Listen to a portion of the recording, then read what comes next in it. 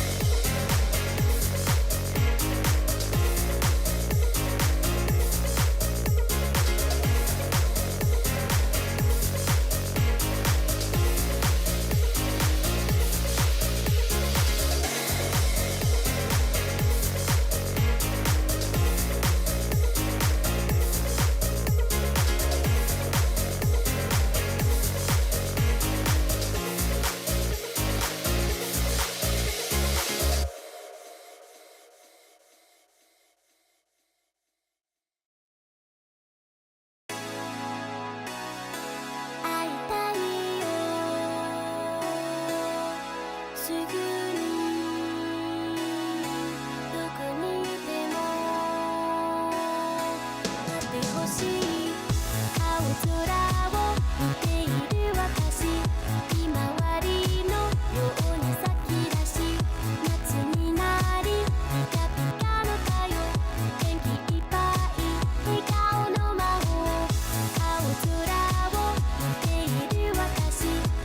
はりのように咲き出し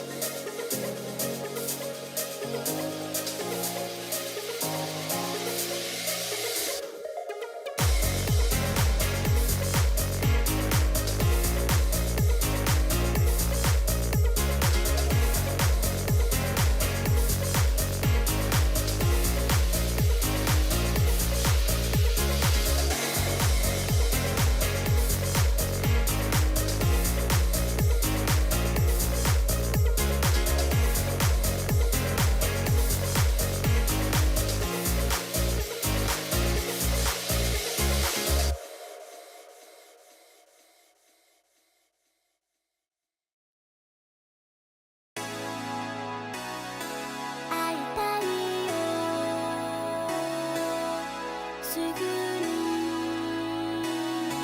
どこにいてもあってほしい青空を見ている私ひまわりのように咲き出し夏になりピカピカの太陽元気いっぱい笑顔の魔法青空を見ている私ひまわりのように咲き出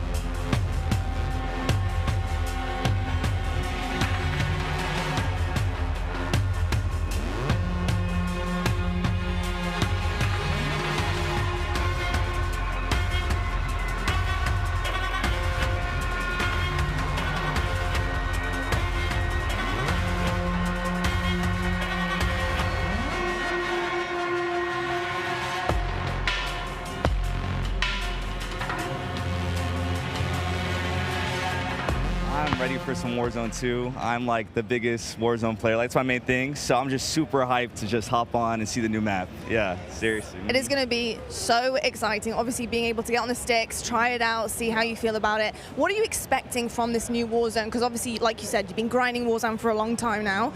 But what do you want to see? What are some of the changes you want made?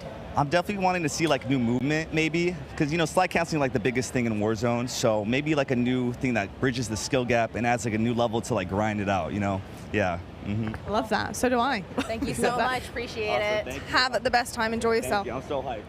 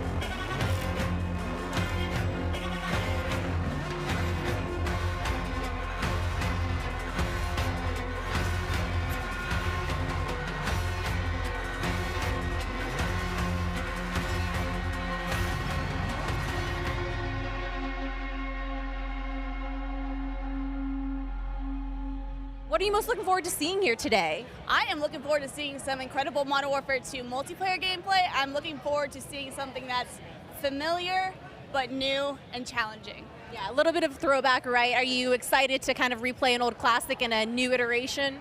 Modern Warfare 2 is my absolute favorite COD of all time. 2009, that was my very first Call of Duty that I ever owned. I am so ready to experience just that nostalgia again.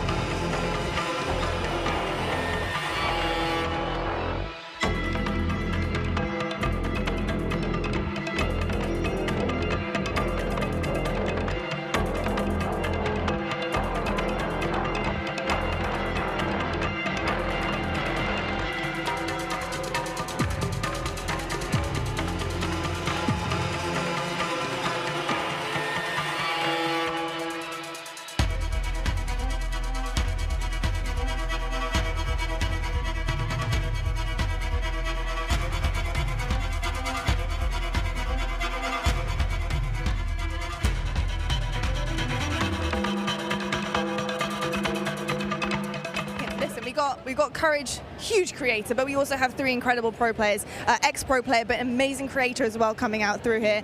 Modern Warfare 2, this is huge for you guys and for the rest of your career, of course. So going into your new season, what do you want out of this big game? Because this is massive for you guys. I'm a simple guy when it comes to Call of Duty. I just want to see the best COD of all time being played. And I personally think that MW2 will be the best COD of all time. Oh, yeah, it will. You know what? I think it will be. It will be. You know what? It will be. So he was saying earlier he wants like nice and fast-paced. I'm looking for the opposite. I want a nice, slow-paced game. I can sit a little further back, watch over my teammates. I'm 25 and I'm proud of it.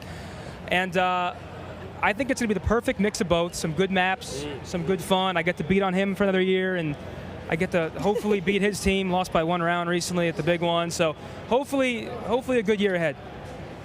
Yep. Cool. Anything you'd like to add? Yeah, I'm just looking for good maps. I mean, I want to see just a different variety of maps. I think it'd be really cool. And we could switch it up between fast and slow. I just want to see some creativity in the map. So that's what I'm looking for. Can we go play? Go on, off you Go go. on, get out of here. Okay, thank you so much, gents.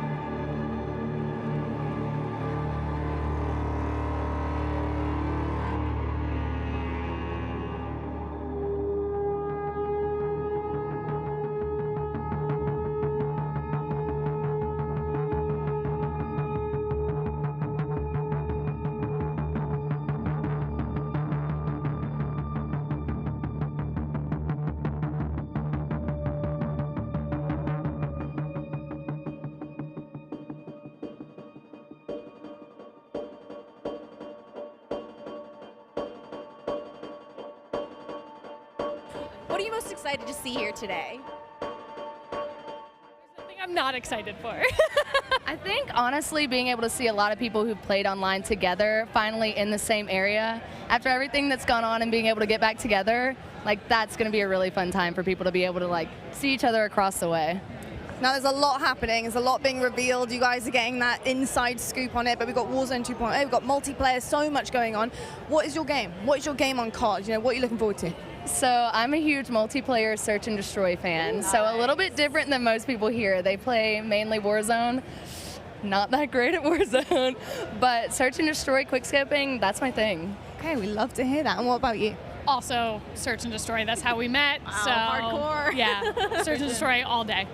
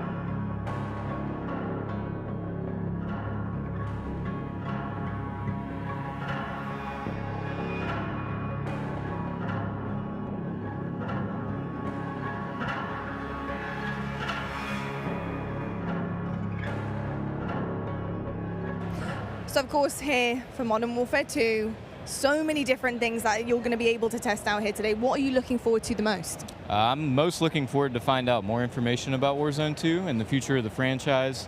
I think that Warzone has really helped adapt to a casual audience, whereas the CDL has been growing the more competitive side of things. And I just want them to see them, you know, be able to refine it, come in with Ricochet this time, not have any of the issues we did with Verdansk, and really be able to, you know, just hit the ground running this time. As we look ahead to Warzone 2, do you have any favorite memories on Warzone?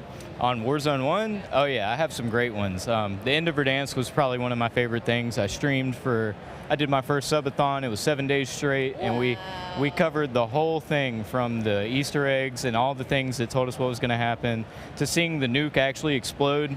And I don't know if anybody keeps up with Modern Warzone, but I had been saying since Verdansk came out that it was going to be blown up by a nuke. So to see it happen was just euphoric for me. Nice. Well, I can't wait to see if your predictions come true for this next game as well. Thank you so much. Thank you.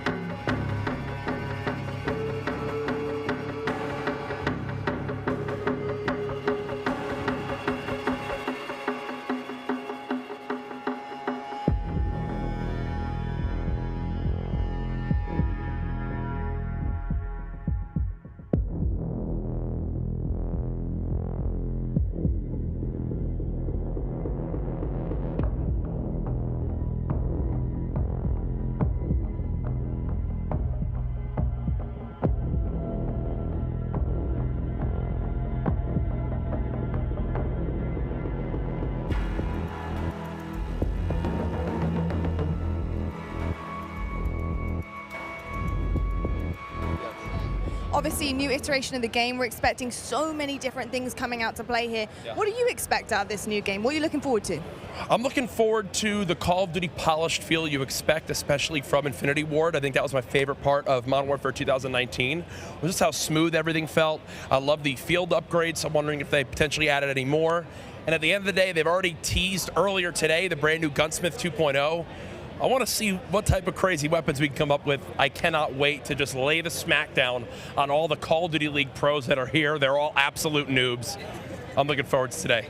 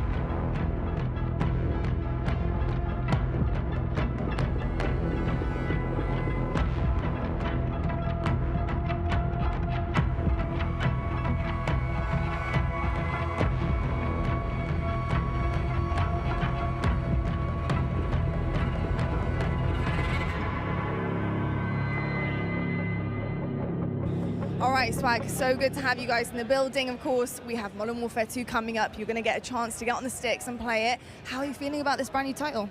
Really good, man. I mean, MW2, the name itself has so much hype around it, and it's just so exciting to play a game. Infinity Ward is my favorite company to make the game, so I'm super excited. Amazing stuff. So, gents, how are you guys feeling? We've got Warzone 2.0. Our first event here, so I mean, we're really excited to be here. I'll pass the mic around. Okay. Anything you'd like to add? How are you feeling? I'm feeling good. I'm super excited. This is the first Call of Duty event, like said, this is our first ever event, so this is really new to us. Really exciting. I don't know what to expect, but I'm just ready to play. You know what I mean? Any favorite memories from the original Modern Warfare 2 that anyone wants to share? I remember. I remember the first nuke I ever got was on the map Estate, and I was hype. I was like 13 years old. Silence ACR going crazy. I mean, I didn't play it either. I went back and played it, but it was already too late.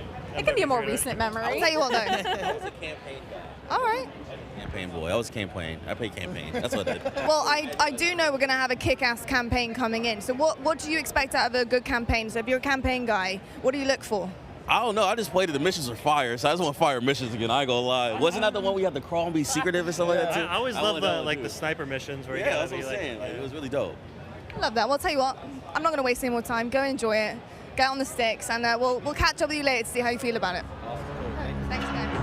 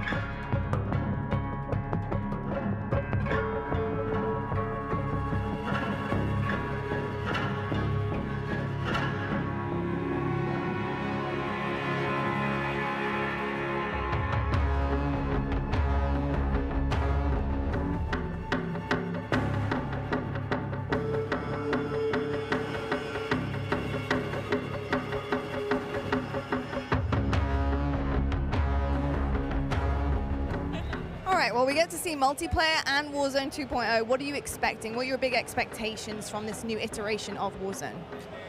I'm excited. I'm excited to see the map.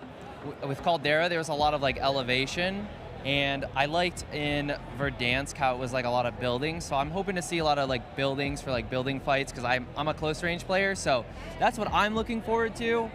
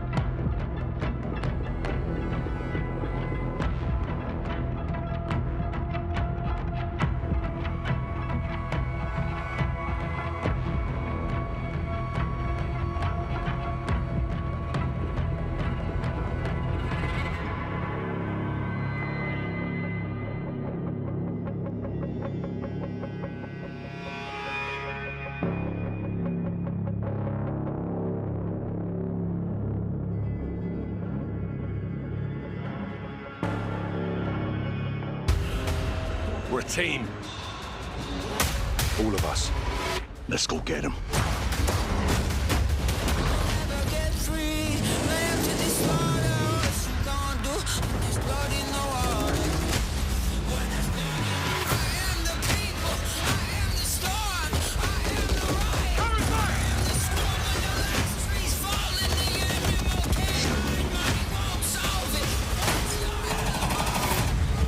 Listen up!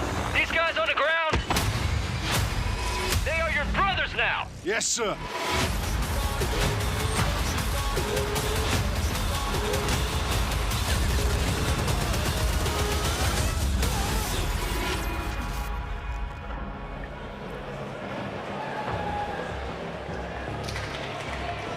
Hello, everyone, and welcome to Call of Duty Next.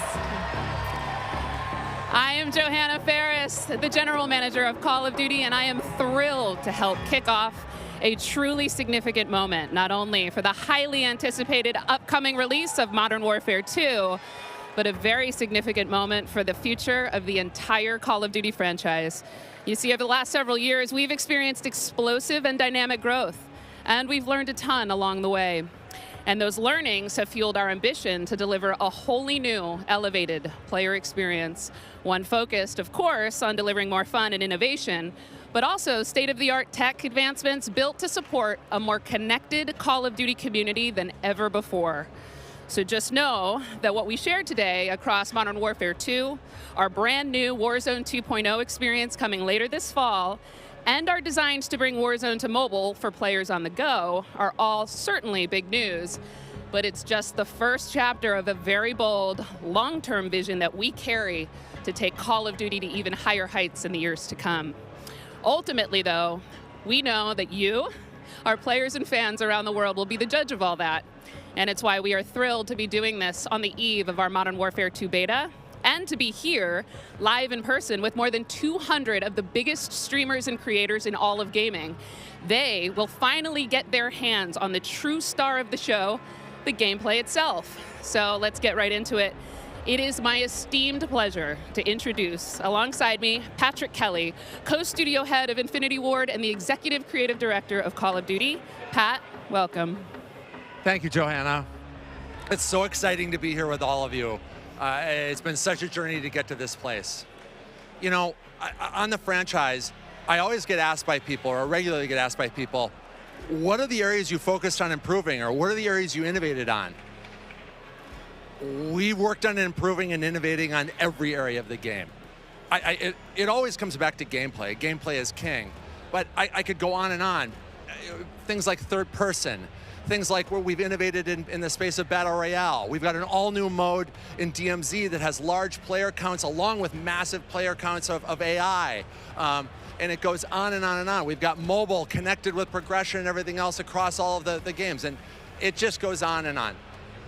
But you know what? It all comes back to one thing. It comes back to fun. Everything we do is in the service of fun. Whether you're a hardcore player or a casual player, whether you are somebody who likes to play with your friends or you like to play alone. Wherever you play it, be it on console or PC or mobile, however you play, whether you're a camper or a slayer, we've tried to think about fun for you. And hopefully today you're gonna see that and play that, and fun is what you come away with. Absolutely. You know, fun is definitely what we're going to be heavily focused on. And I'm particularly excited about some of the social features that are coming as part of this launch. Things like proximity chat and new gulag twists. There's definitely going to be instances where players will interact not only with their own squads, but may even have to work together with other players in unexpected and pretty fresh ways. We've already seen some hilarious interactions, in fact, during play sessions, and I can't wait to see how these new ways to connect evolve over time. Now, Pat, what can you tell us about weapons? Oh, wow. So we've completely innovated in the area of connecting you, the player, to your instance in the game, making you feel more in the game. And I guess you can think about it as starting out with the camera. The camera represents your eyes, right? So connecting the camera to your body. We've done that with some inverse kinematics and some physics and other things like that. We've connected then the body to the hands on the gun. again, with some sophisticated inverse kinematics. We've connected the gun with the actual bullets coming out of it. So now, wherever that gun is pointed, however it's pointed, the bullets are coming out of it exactly from the barrel. There's no disconnect there. And that's before I even get into what we've done with the new gunsmithing and how you build your weapons and the platforms, etc. But look, you're going to play it, and I hope you'll love it like we do. All right, well, we've taken up enough time, but before they kick us off the stage, can we tell them about raids? Yes, thank you. So with the beginning of Modern Warfare 2, and then shortly after that, Warzone 2.0, and then very shortly after that, for the first time ever, we're going to release a raid in Call of Duty. It's a very different kind of gameplay. It's very intense. We think it's very fun, and we're super excited about it. And by the way, there's one other thing I want to talk about for all of you hardcore players out there. I heard so many of you talk about what kinds of gameplay challenges can you give us beyond just winning, which, anyway, I won't go off on that, but we've got a whole series of quests and gameplay challenges that occur when you actually win in Warzone or you hit different milestones that you'll have an opportunity to do. And believe me when I say everyone in the match will know when you're on them and if you prevail at them. So look forward to that. Big things ahead. And now, before we kick it over to Miles and team to carry the day, we are extremely excited to give you the world premiere of the Modern Warfare 2 multiplayer trailer. Thanks again and enjoy the show.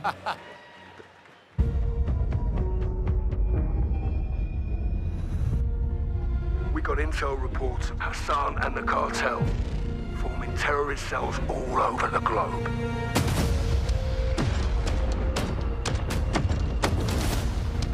We've never seen activity on this scale before.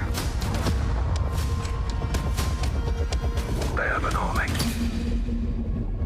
but we have each other. The world is a vampire.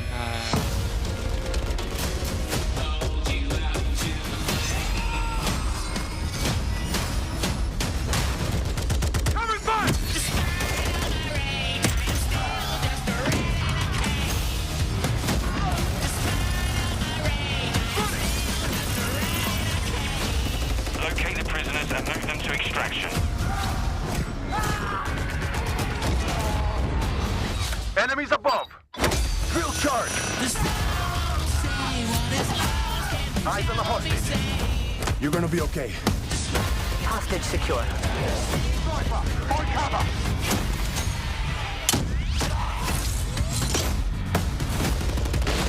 Decoy! Gotcha!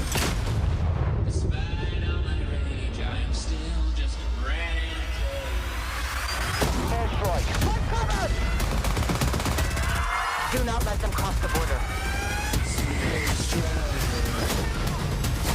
Take him out!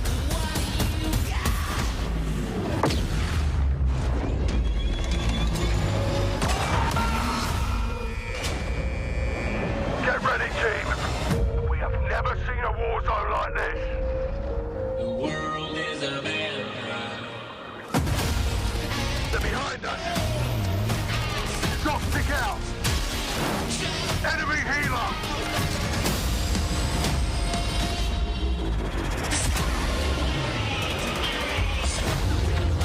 Take out that boat!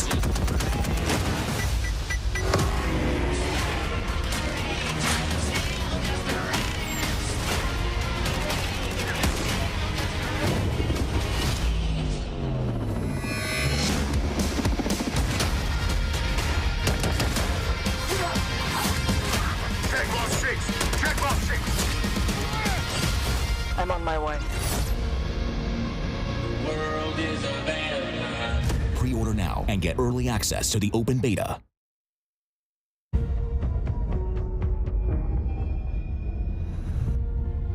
We got intel reports of Hassan and the cartel forming terrorist cells all over the globe.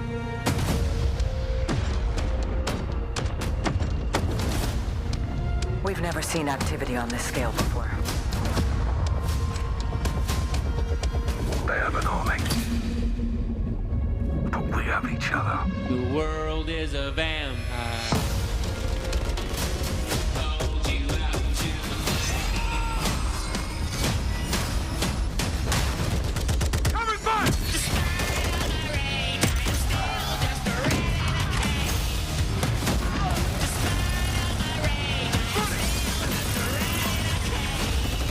Take the prisoners and move them to extraction. Enemies above. Field charge. Eyes on the hostage. You're gonna be okay. Hostage secure. Sniper, on cover.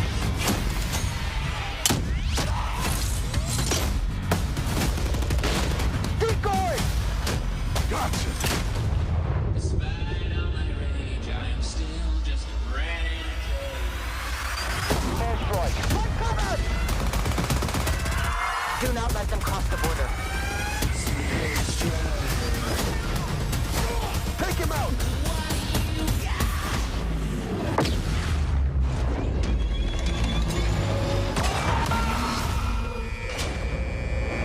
Get ready, team.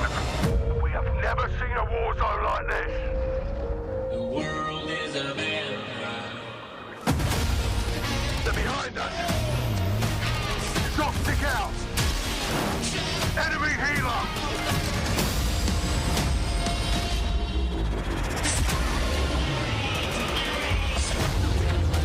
Take out that boat.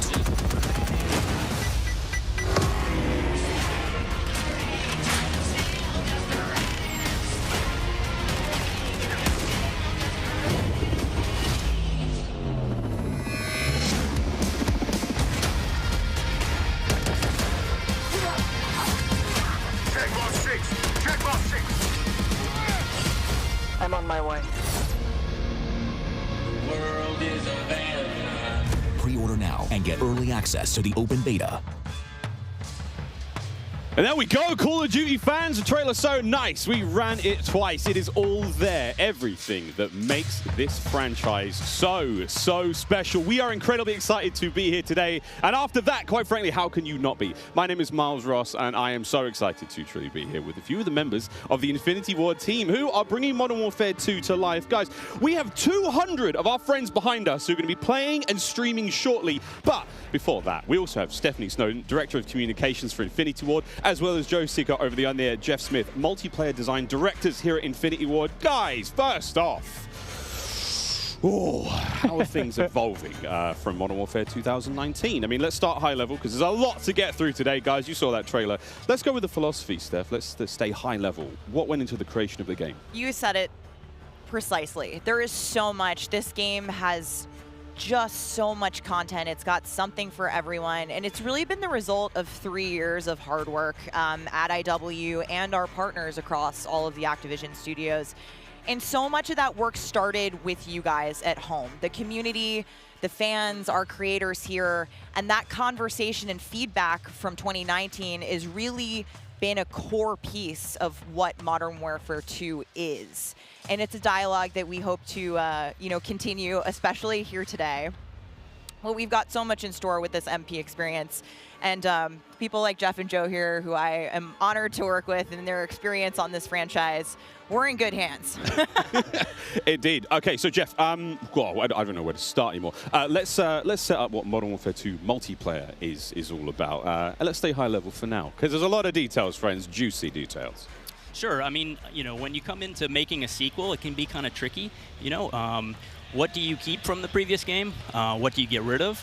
And where can you add new things in and not mess up this kind of nicely balanced ecosystem that we had? And so we came up with a few methods. One of them being player behaviors. And I say behaviors and not play styles. I think a lot of people will say play styles, but that can kind of change during a match. But behaviors are more ingrained in how players play. And we just put them into 3 big groups. We call them rushers, which are just aggressive players. They just want to find the action and go. And then we have sentinels, and these are defensive players. They want to just kind of hold down a building, maybe keep a little overwatch. And then we have stalkers, which are reactive, and they kind of hang back and try to read the field and read where spawns are. And really, we just kind of use these as filters to keep us honest with the content that we're making. So they're making enough toys and equipment for players to be successful playing our game.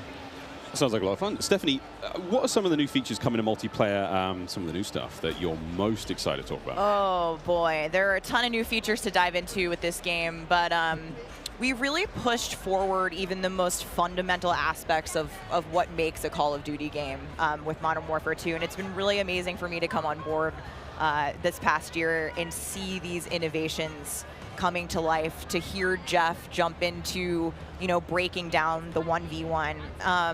And personally for me, water. Our water, I've seen the memes, we love water. It's really hard to make in games. But the aquatic combat, some of the things you're able to do with vehicles in the water, I think that level of immersion is really going to speak to fans and has been something that I've really enjoyed playing the last couple months. Aquatic combat. Steph loves to swim. Joe, sure can we go into some details about our water-based adventures in MW2? Yeah, I mean, last game we really wanted to add water, and we knew we didn't have time, right? So in Verdansk, we froze the rivers and we made the outskirts just to kill trigger. In this game, as soon as we started Modern Warfare 2, we leaned into water, both visually, beautiful caustics, there's waves with white caps, but we also, the gameplay side, there's unique ballistics underwater. You only can use certain weapons underwater. Your pistol is your weapon underwater, otherwise you can't use your primary weapons.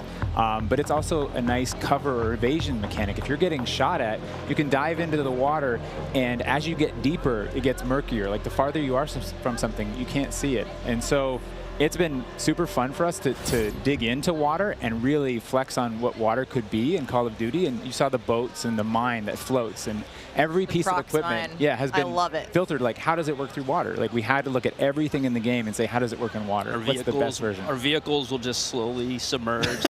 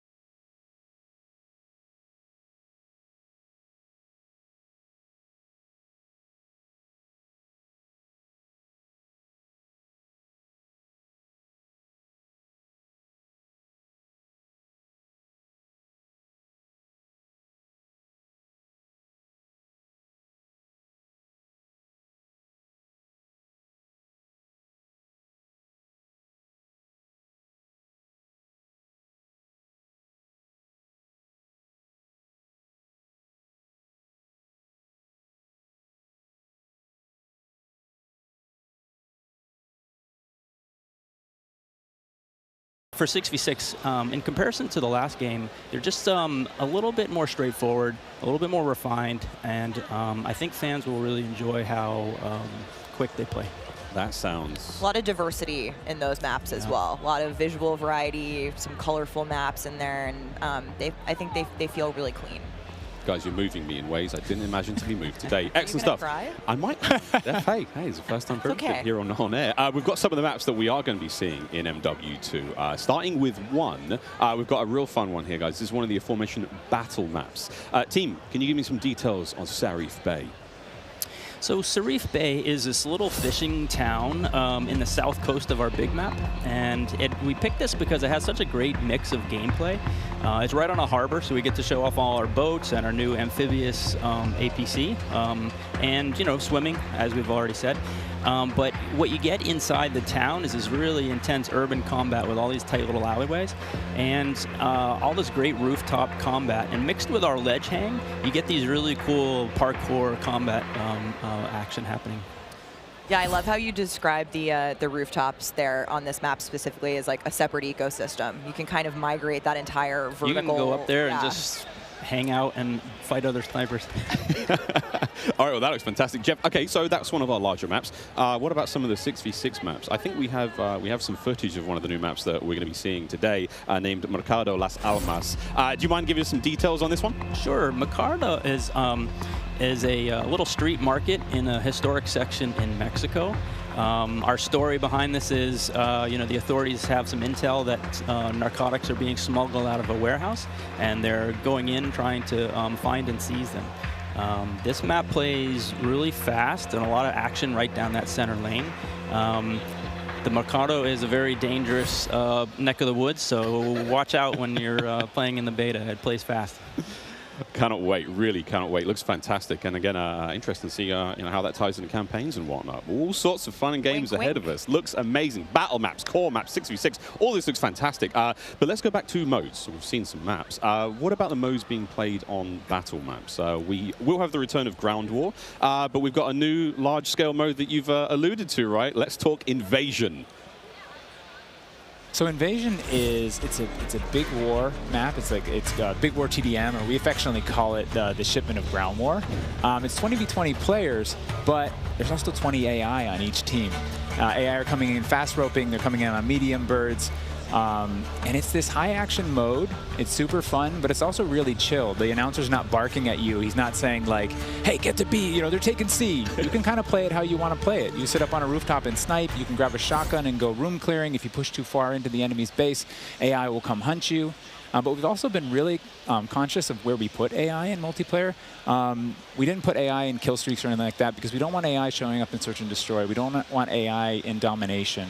This mode, though, however, was built for AI, and it's a super fun mode. Can't wait for people to try it. Kind of a funny aside, you know, we took the name Ground War from a playlist in MW2, and that was just large-scale TDM and DOM, and we kind of did the DOM in the last game, and now we're able to add kind of the sandbox TDM, and so we're kind of completing the cycle of that that old playlist. Yeah. Well, this large-scale stuff looks amazing. This looks so awesome. And okay, so what about the new 6v6 modes? Let's keep dialing it in closer and closer. Steph, what have we got? Yeah, so we also have 2 new 6v6 modes that you're going to be seeing here played today, and they will be in beta in Prisoner Rescue and Knockout. Prisoner Rescue. Okay, let's go into Prisoner Rescue first, Joe. So Prisoner Rescue is an attack and defend mode. It's a round-based mode. The defenders have 2 prisoners. They're kind of spread out, and they need to keep hold of them.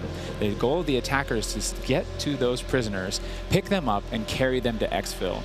When you pick them up, you enter what's called a wounded carry, where they're up on your shoulders and you can't use your primary weapons. Instead, you have to use a pistol if you brought it, or you're just stuck with fists. But the way that we give the attackers an advantage once they grab that prisoner is they get a radar sweep for their team, so they can call out where the defenders are. And the objective icon over the prisoner goes away as soon as they scoop them up. So now the defenders have to basically rotate back to the exfil and set up defensive positions. And it's this heart-pounding, adrenaline-pushing like mode once you grab that prisoner and try and get them out. Yeah, that hero run to the exfil is definitely, you know, big S&D energy in this mode, which resonates with me in my time in esports. So this is my personal favorite of the new ones, and also sort of the strategic revives that happen happen. There is a revive mechanic, and so you are able to pick up your teammates. And I've seen some pretty wild comebacks in our playtest so far. It was a lot of fun. We got to play a tiny bit yesterday. It was amazing. Incredibly fun, and I know the community is going to love diving into it over the next week. Okay, I can hardly believe that there's actually a lot more content to get through, but there's one more thing I have to bring up. I have the honor of officially announcing that third-person view is finally coming to Modern Warfare 2. What are the details behind this one? We got a little teaser of it on stage from Patro, but what are the details? Yeah, you saw a little hint of it in the trailer, too. It's been a pet project for us, right? We've always wanted to do third-person, and all we're working on all this other stuff we've been kind of lifting up and doing third person in each mode. And the cool thing is that it's a modifier on our game, right? We can just turn on third person. In the beta, we're playing it in Hardpoint, but we want to try it post-launch in S&D. We want to try it in VR. And we have, you know, camera work. The camera collision's been reworked. It handles tight spaces. There's a water camera. There's an interior camera. You can feel the weapon shake when you're firing with it. And it's just, we've put a lot of work into it, and we're excited for people to give it a try. Incredible. I can't wait to see what third-person COD feels like in 2022. Sexy skins and everything. This is a lot of information, Steph. Like, there's a ton here. I tried to warn you. They were delivering a lot of new features for you guys to try out ahead of release. And I said we were going to be bold with this beta, and we are, but there's even more to come at launch. So this is just a taste. How is this just a taste? How can there be even more? I mean, we haven't even got to Warzone yet. Not even, okay. Okay, so what about this year's third mode?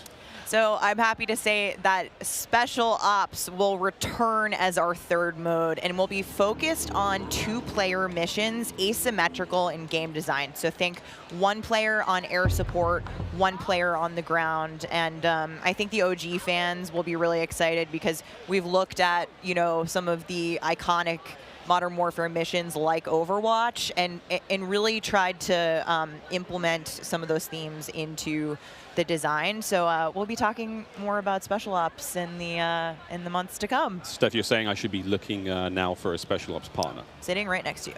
Yes, you are indeed. Well, I'm all set then, Stephanie. I do believe we have one more surprise for PlayStation players out there. What's that? Indeed we do. Let's roll the clip.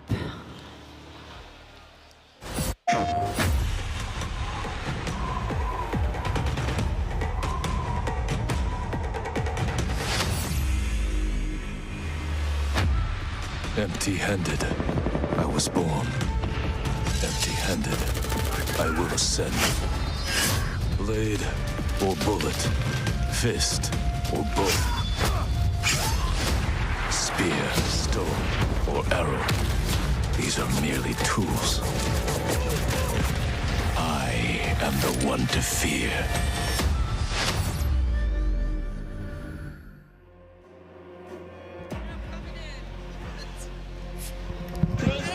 Take Miles ISO. Fix your mic. PlayStation players will receive an exclusive operator, Oni. Oni is a warrior and gun for hire, descended from centuries-old samurai clan and torn between country and family, just like me. This is such an awesome-looking operator, guys. Oni is going to be playable on day 1 for all who pre-ordered through the PlayStation Store. Plus, he comes with a high-level weapon blueprint, playable in multiplayer and Warzone 2.0. Steph, badass. Oni is awesome. I myself am a PlayStation player, and so I will be becoming Oni main day 1 for this game. And it's been really awesome to see our narrative team building out his lore, really bringing this operator to life with the creation of his backstory, his motives.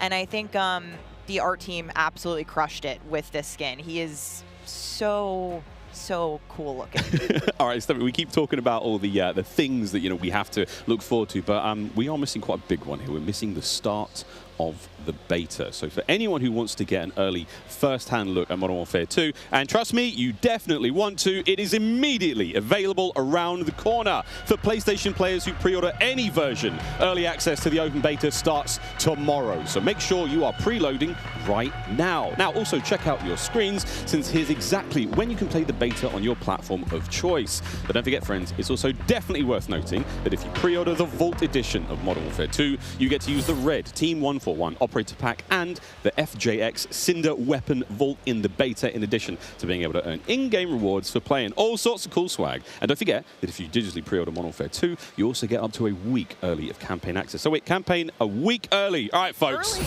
I hope you enjoyed that first look at Modern Warfare 2's multiplayer.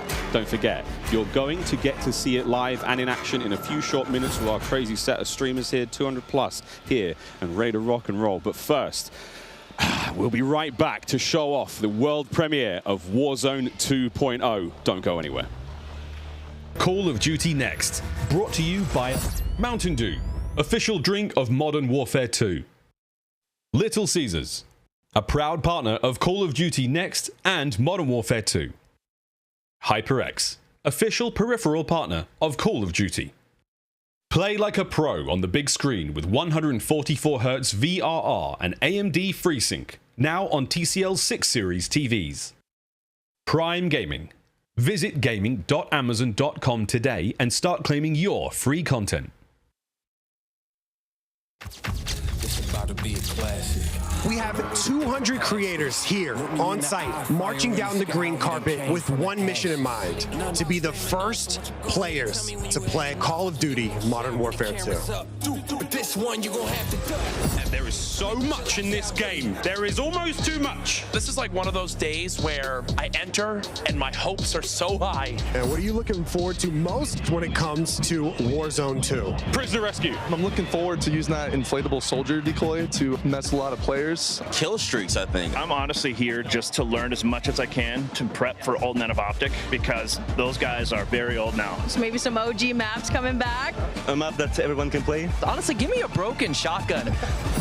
What's your favorite game mode and Mountain Dew flavor combo? Search and destroy Code Red. Capture the flag, Code Red. If I'm going hard with the boys on a long night at S&D and I'm trying to get some nasty in-game comms, I'm drinking Baja Blast all night. Terminal or high rise? Easy terminal. Ooh, terminal. Most people have terminal nostalgia. Terminal. Terminal, 100%. I just replayed that recently and I realized that spawn trapping is horrendous. Easy. Strike. High rise. High rise. Terminal. What's your favorite flavor of Mountain Dew? I've grown up on Code Red, so it's still Code Red for me. Honestly, I like the basic one, just Mountain Dew itself. Dang, I was gonna pick Code Red too. Can I get a second one? All right. Baja Blast.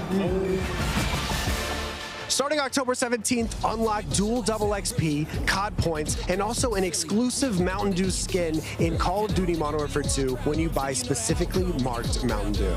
You thinking you getting me? Is you kidding me? Ripping everything and I'm beginning to show you.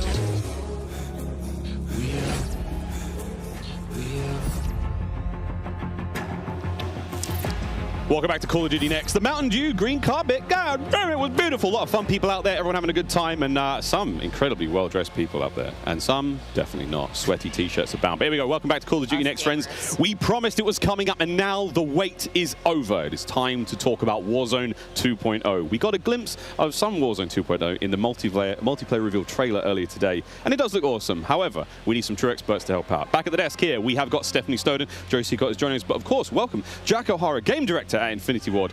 Joe, how are we feeling? We ready to party here? I mean, this is a lot. We need to know everything. Warzone 2.0. Stephanie, the world cannot wait.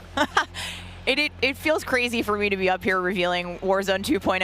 I ended up at IW as a fan of the game, and so this moment is absolutely bananas for me. But Warzone 2.0 is everything that we loved about the original Warzone, right? Where it's based on the same experience that we all had, that fun, all of those moments, and it's a return to shared tech across the universe for Modern Warfare 2, and that's going to create a really streamlined player experience. And I think the key innovations that we discussed for multiplayer, those all exist across Warzone 2.0 as well. So we're bringing it back. It's all connected.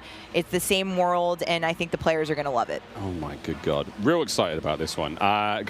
Again, there's a lot in this one. Jack, where do we go from here? So MW2 and Warzone 2 have been developed side by side since the beginning, right? Since we started down this road, and they're part of the same universe. Like Stephanie said, they share the same mechanics, the same weaponry, and even more than that. But the centerpiece of all this, of course, is the new map that we've been working on since 2020 with teams across the globe. It brings together our philosophies on map design, it brings together new technologies in order to do it, and lots of artwork to make it happen. And we've learned so much from players experiencing Verdansk and playing in Verdansk over the first few years of Warzone, and we're really excited for them to land in Al Mazrah with their squad. There's a wide variety of points of interest for players to explore in this map, and we're really looking forward to seeing everybody in there. Well, here we go. A brand new map to explore and traverse. I cannot wait. Stephanie, let's take a look. That's right, Miles. Welcome to Al Mazrah. This is our new map for Warzone 2.0. It is a really interesting mix of geography. It is expansive desert settings with a mix of industrial areas, towns, a city, and of course, water. It looks way better on this screen than it did on Twitter. But you're gonna find a lot of really cool elevation, rocky peaks, caves, subterranean spaces. This map is beautiful, and it's actually the biggest BR map that we've ever made. And I am so excited for all of our streamers here to jump into Al Mazrah later today. It's huge. Look at the size of that thing. Okay, so that was a big picture, and it's a great way to see it from a sort of top-down layout. But let's take a better look at some of these points of interest. So when we set out to create these spaces, the team works to make it feel like a real space, right? So that there's infrastructure in between all the different, what we call points of interest along the map. And if you're paying attention, you might even see a few that seem pretty familiar out there as well. And so as the team works through these, they're trying to find some variety on each point of interest to make them something that the players will want to drop in and get the particularity of that single point of interest and find the place that they want to drop and where they want to play, whether it be a high elevation observatory at the center of the map, whether it be the big city that's at the top right, and whether they want to explore that, or whether they want to work in some of our POIs where we have water intersecting with geometry here. So we have in this one... Ooh, that looks familiar. That does seem familiar. And there's a river system that goes through all of this. So you'll be able to catch in a boat and drive between the different POIs. And here's one of our favorites, Sawa Village, which is... That's my favorite. Colloquially called Sunken Town. I mean, I love to swim, so you find me there. Absolutely. I'm curious what you guys think, Jack and Joe, on what the hot drop will be today, right? We've been talking about this the last couple of days. This is our first time seeing other people who are not us play Warzone 2.0, and so I'm just very curious where you think everyone's going to immediately drop today. I think some people are going to drop to Observatory just to go back to home, you know, go have some fun. They're coming home. It's always nice. You're moving through the map and you kind of hit a spot and you're like, wait I've been here before. I know what this is. You have all these flashbacks.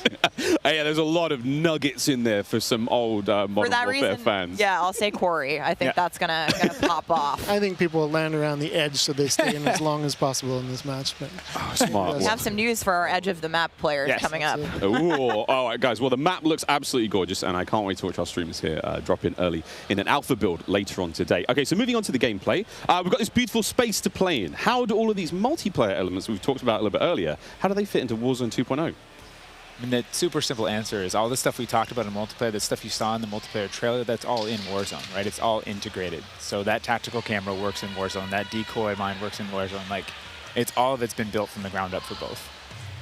The slide, the dive, the water, like... More swimming. Yeah. Oh. This is a great taste of some of the water combat. I can't wait to go full Captain Miller, you know, Apocalypse Now coming out of the water, knifing people. I mean, this just looks... Yeah, the rendering team made some work, so you come out, you're looking all wet. Yeah. See the caustics on the bottom. Yep. I'm not even sure what caustics are. I have no idea, but it sounds great and it looks incredible.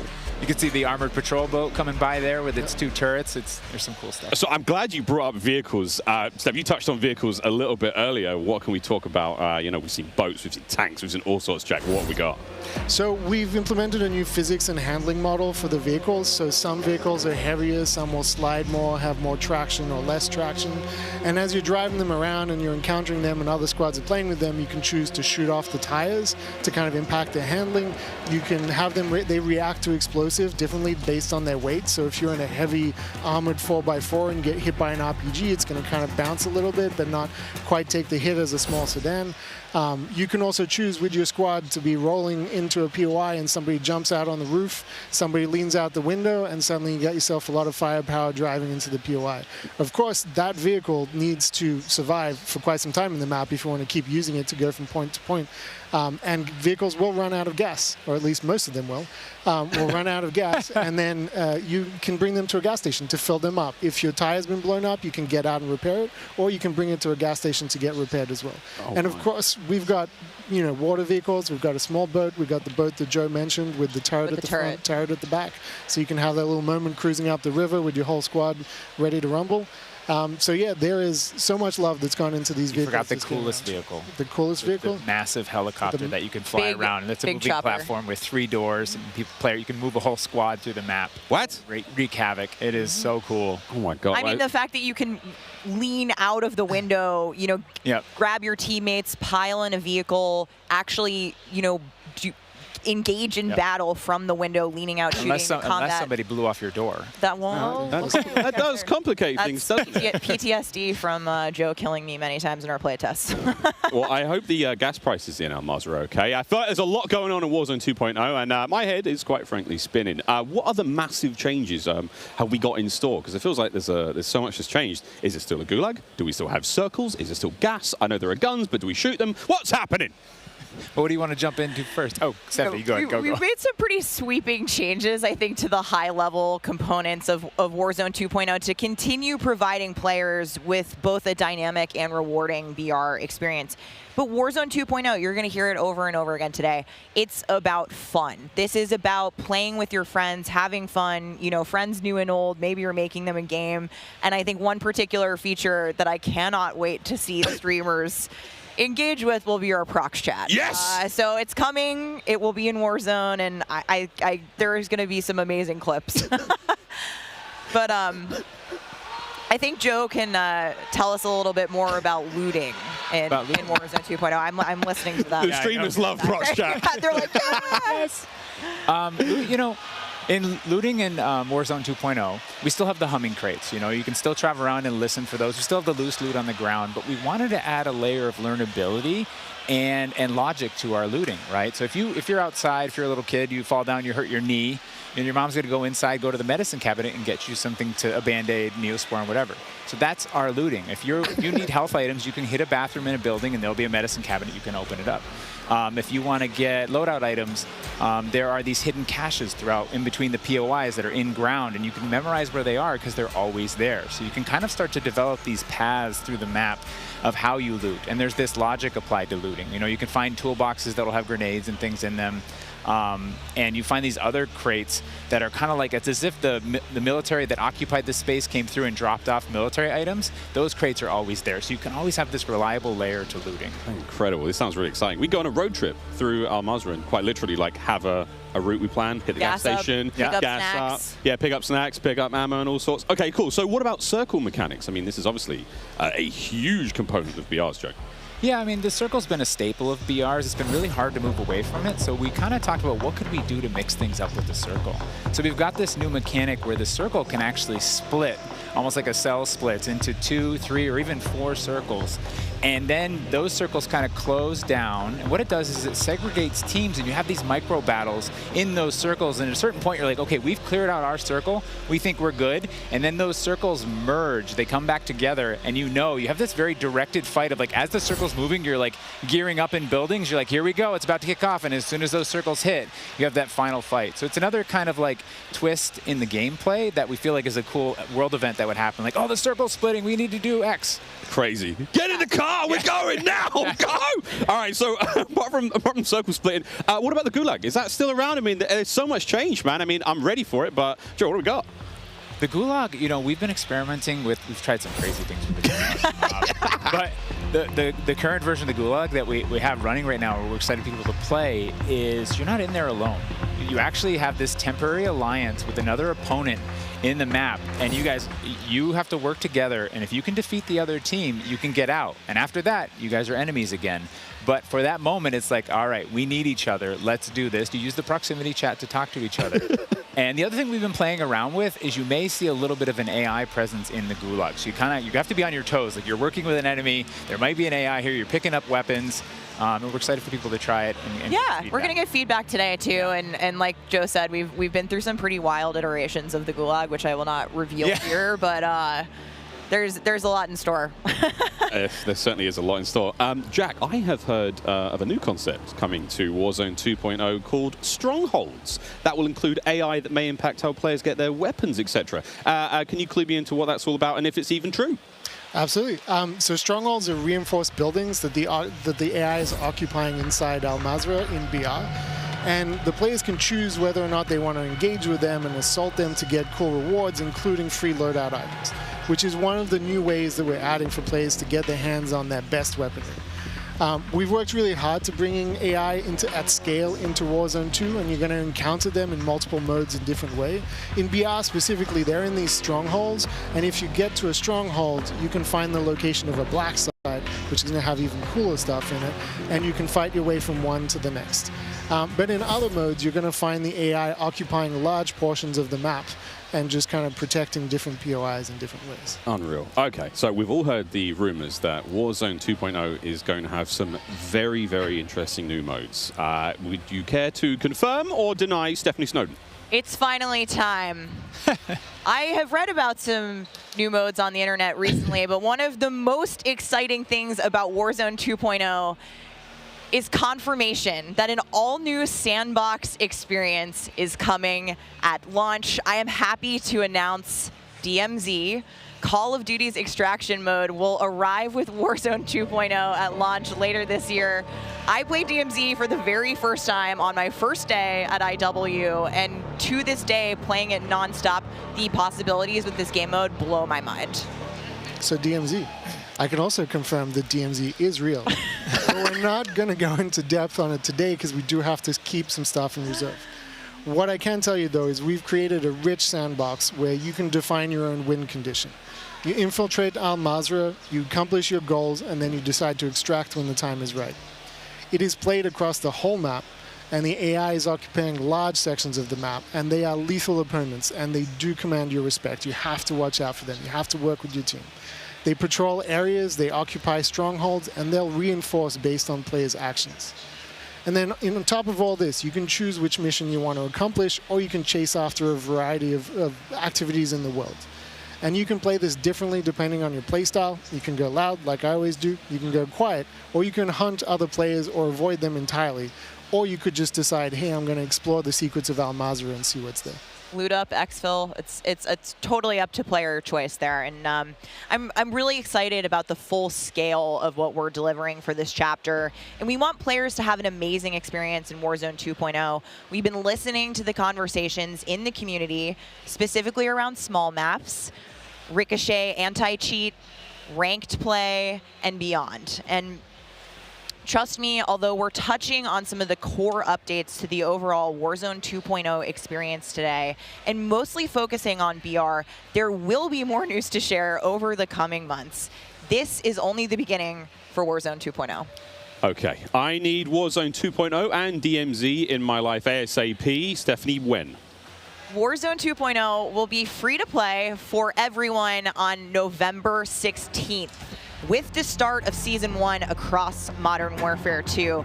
Mark your calendars, that's about 2 weeks after after Modern Warfare 2 launches. And we had 125 million players in the original Warzone, and I cannot wait to see all of you and hopefully more of you in Al Mazrah for this experience.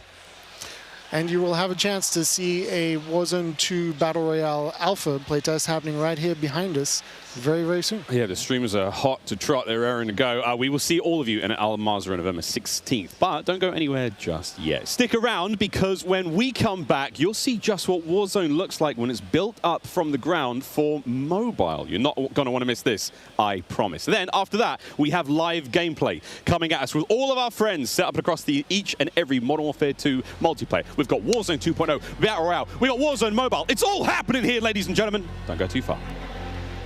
Call of Duty next, brought to you by the GMC Hummer EV pickup, the world's first all-electric super truck. Intel, built for the next generation of gaming. Squad up sooner with Xfinity rewards. Get early access to Modern Warfare 2's open beta. Jack Links, squad up with Sasquatch. Jack Links is good with it. Eureka Ergonomic, leading designer in gaming furniture and proud partner of Modern Warfare 2.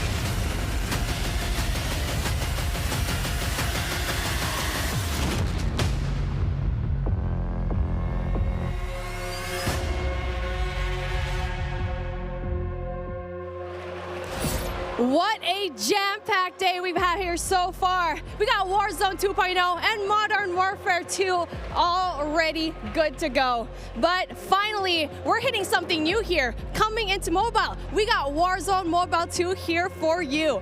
It's me, Beef Mommy, and I couldn't be more excited to be here with none other than Chris Plummer. And Chris, what do you have for us today?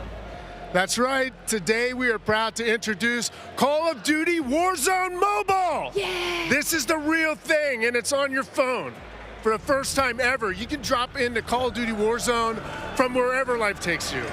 Let me quickly point out the gameplay you're seeing today, it's still alpha, so it's only going to get better. And for Warzone fans, you will recognize this drop sequence right away.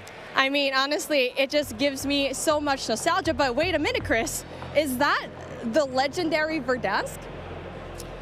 You know, this is where Warzone gameplay was born, and we're bringing the legendary Verdansk map to mobile for the very first time. From its hallmark vistas and these dense urban areas, they're just so much fun to play in. Wide open fields, ready for battle, and intimate, close quarters combat environments. There's so much variety in Verdansk. It's famous for good reason. Teaming with fan favorite locations like Boneyard and Superstore, even TV station.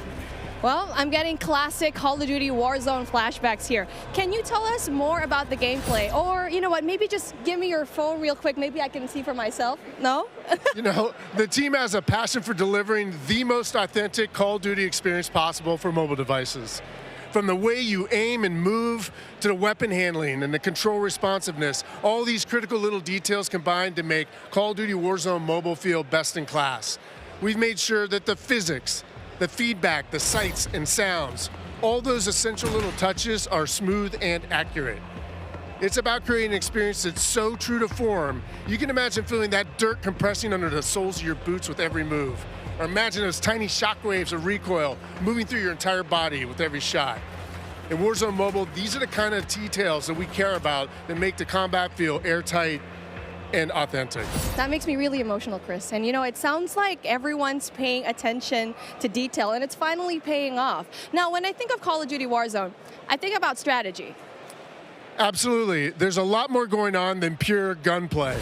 For example, when you're out there exploring the map and evading the gas circle collapse, you can try to sneak up on another player and pull off a finishing move. It's like ultimate bragging rights. And if you're feeling more strategic, you and your squad, they can complete contracts, use that cash at buy stations. There's a ton of variety there, including lots of different abilities like bringing back a fallen squad mate. Now, that contract economy, it adds a ton of depth and strategy through risk and reward. I really like that you brought that up, because if you're talking about risk and reward, I think about the kill streaks. I think about the gulag. Are they going to be there too?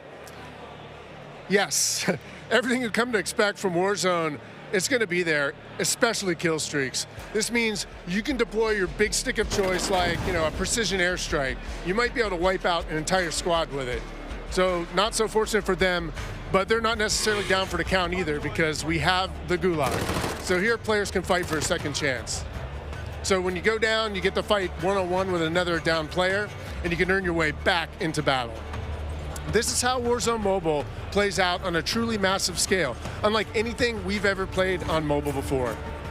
For this reason, we're pushing way past the envelope on high player counts to make sure each match is jam-packed with our signature style of combat. So we are supporting up to 120 live players in the single match. Wait, hold on. Did you just say 120 players? Or do you mean bots? Because it seems like in Battle Royale games on mobile, they're usually loaded up with boring bots. Well, we believe it's critically important and a lot more fun to play with real, live, human opponents. And that is our focus. So for anyone who's tired of playing with nothing but bots, we hear you. We're talking up to 120 real players ready to hunt you down with real human skill and real human emotions. That is Call of Duty Warzone Mobile. And we hear you in the crowd. Everyone's excited, and absolutely it is huge. And I don't think there's a game on mobile that can top that, in terms of real player count, of course. But how are you able to even pull that off?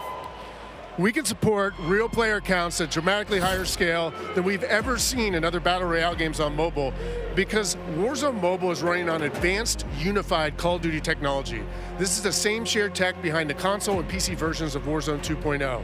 It gives us a ton of advantages, like these incredibly high player counts, authentic Call of Duty combat and gameplay systems, and it opens the door to a much more connected experience across all platforms. So when you say more connected, does that mean that Warzone Mobile will share content and features that will be in the console and PC version of Warzone 2.0? Exactly. Delivering a deeply connected experience, it's been a strategic pillar from the beginning of development. Now, we know that your time is precious, and your investment in playing is now recognized across Modern Warfare 2, Warzone 2.0, and Warzone Mobile. So wherever you're playing Call of Duty, it is time well spent, including on mobile. Even your friends list and chat are shared across platforms, so you can stay in touch with your friends, whether they're playing on console or PC or mobile, wherever they choose to play. I mean, that is so exciting. I totally get that. Now, one of the coolest benefits of having this kind of connectivity is that Call of Duty Warzone Mobile is loaded up with the same authentic Call of Duty weapons and operators you'll recognize from Modern Warfare 2 and Warzone 2.0.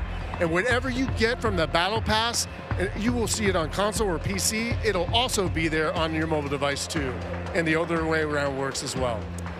I really love to hear that. And as a matter of fact, I saw some of the same weapons and operators being shown earlier today in Call of Duty Warzone 2.0. Are you aiming to make it exactly the same on all platforms? You know, that's a great question. See, the team's incredibly excited about how deeply connected and authentic the experience is in Call of Duty Warzone Mobile.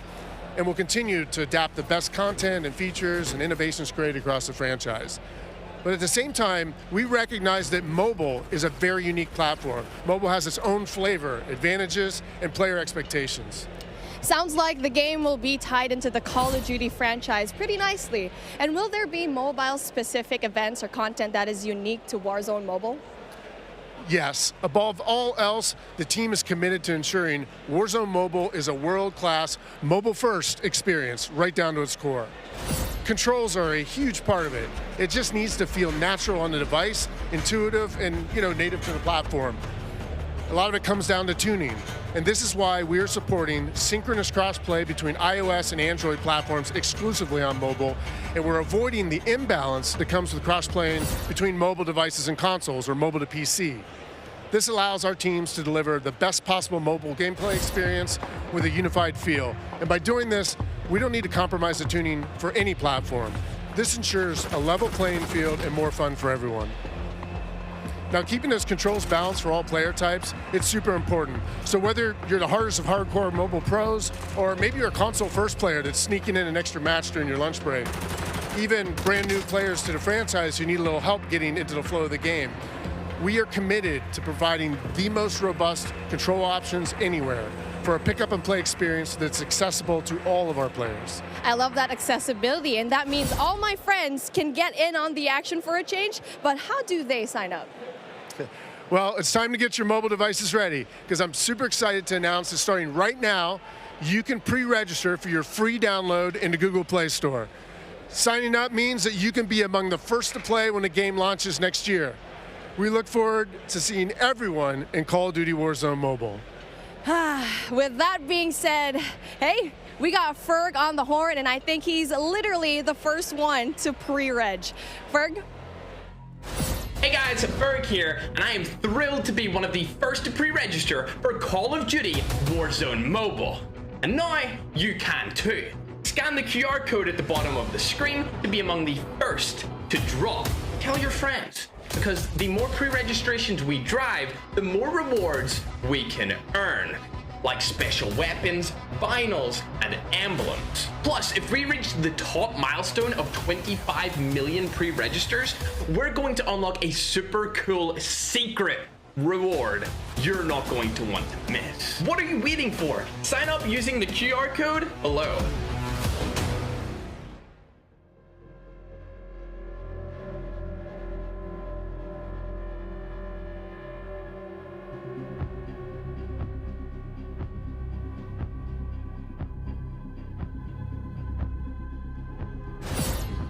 We are back. It's Miles here, joined by Maven, Alicat, and Nameless Studio. What? Oh, guys, the adults have left us alone on the desk, and now it's our time to have some fun. I don't know about you guys, but okay, it's been a pretty litty day so far. Yeah. Where do we even start? I mean, dude, mobile, bro. It's a new era of Call of Duty. Listen, Miles, I've been addicted to Call of Duty for over a decade. You're telling me I could be in the airport playing Warzone now? Back in Verdansk? That's lit. Also, Al Mazrah looks absolutely incredible. Oh, it's insane. There's no shortage of crazy stuff coming my way. Ali, Yeah. I mean, lay it on me. Multiplayer for Warzone, for Modern Warfare 2, insane. It's incredible. We actually got to load up with some of the players yesterday in a little bit of a pre-test, and loading into Gunsmith 2.0 was actually so aesthetically pleasing, and I think everybody at home, once they also get their hands on it, they're going to love it just as much as we do here. Truly. Maven, my good friend, you've played more Warzone than most people on the Northern Hemisphere. Yeah, how you feeling? 8 hours a day for years, it feels like. It just seems fresh, man. The map, like everything about it, triple circles, the water, the boats. I mean, I was like kind of the proximity mine king for a while there, placing them under vehicles, trying to blow them up and set booby traps. And now you're telling me I could do them in not only land, but also the sea. I'm with it. It's going to be something, man. We really have seen a lot so far today. We've seen, Warzone Mobile, of course, multiplayer there, and a bit of Warzone 2.0. Cannot wait. But, guys, it's time to get into business. Let's now get into the command center.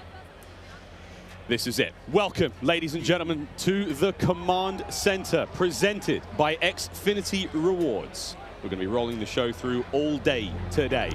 Xfinity customers, they can start playing Modern Warfare 2 sooner with Xfinity Rewards. Visit xfinity.com/rewards to get your code for early access to the open beta. It's free and it's easy to join. Guys, I mean, every time I sit down, I take a breather, I'm like, there's so much. But first and foremost, guys, before we get into this one, there's so many streamers here. We need to give a big shout out to Intel, who's powering all of the streaming PCs here today. Massive shout out to those guys. Clint, there are 2 PCs on every desk. Explain. I couldn't believe it. Cloaksy is here. Like, the fact that he actually made the trip out, I figured they have to have something special.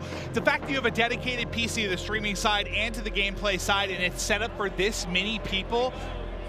Intel, thank you. Ridiculous. This is incredible. It's incredible. Ridiculous. We're actually almost ready to get into the gameplay, guys. I mean, Ali, you teased it a little. Yeah, you just played, a little. A little, yeah. We played a tiny I bit. can have an accent, too. She did. I'm getting mocked here.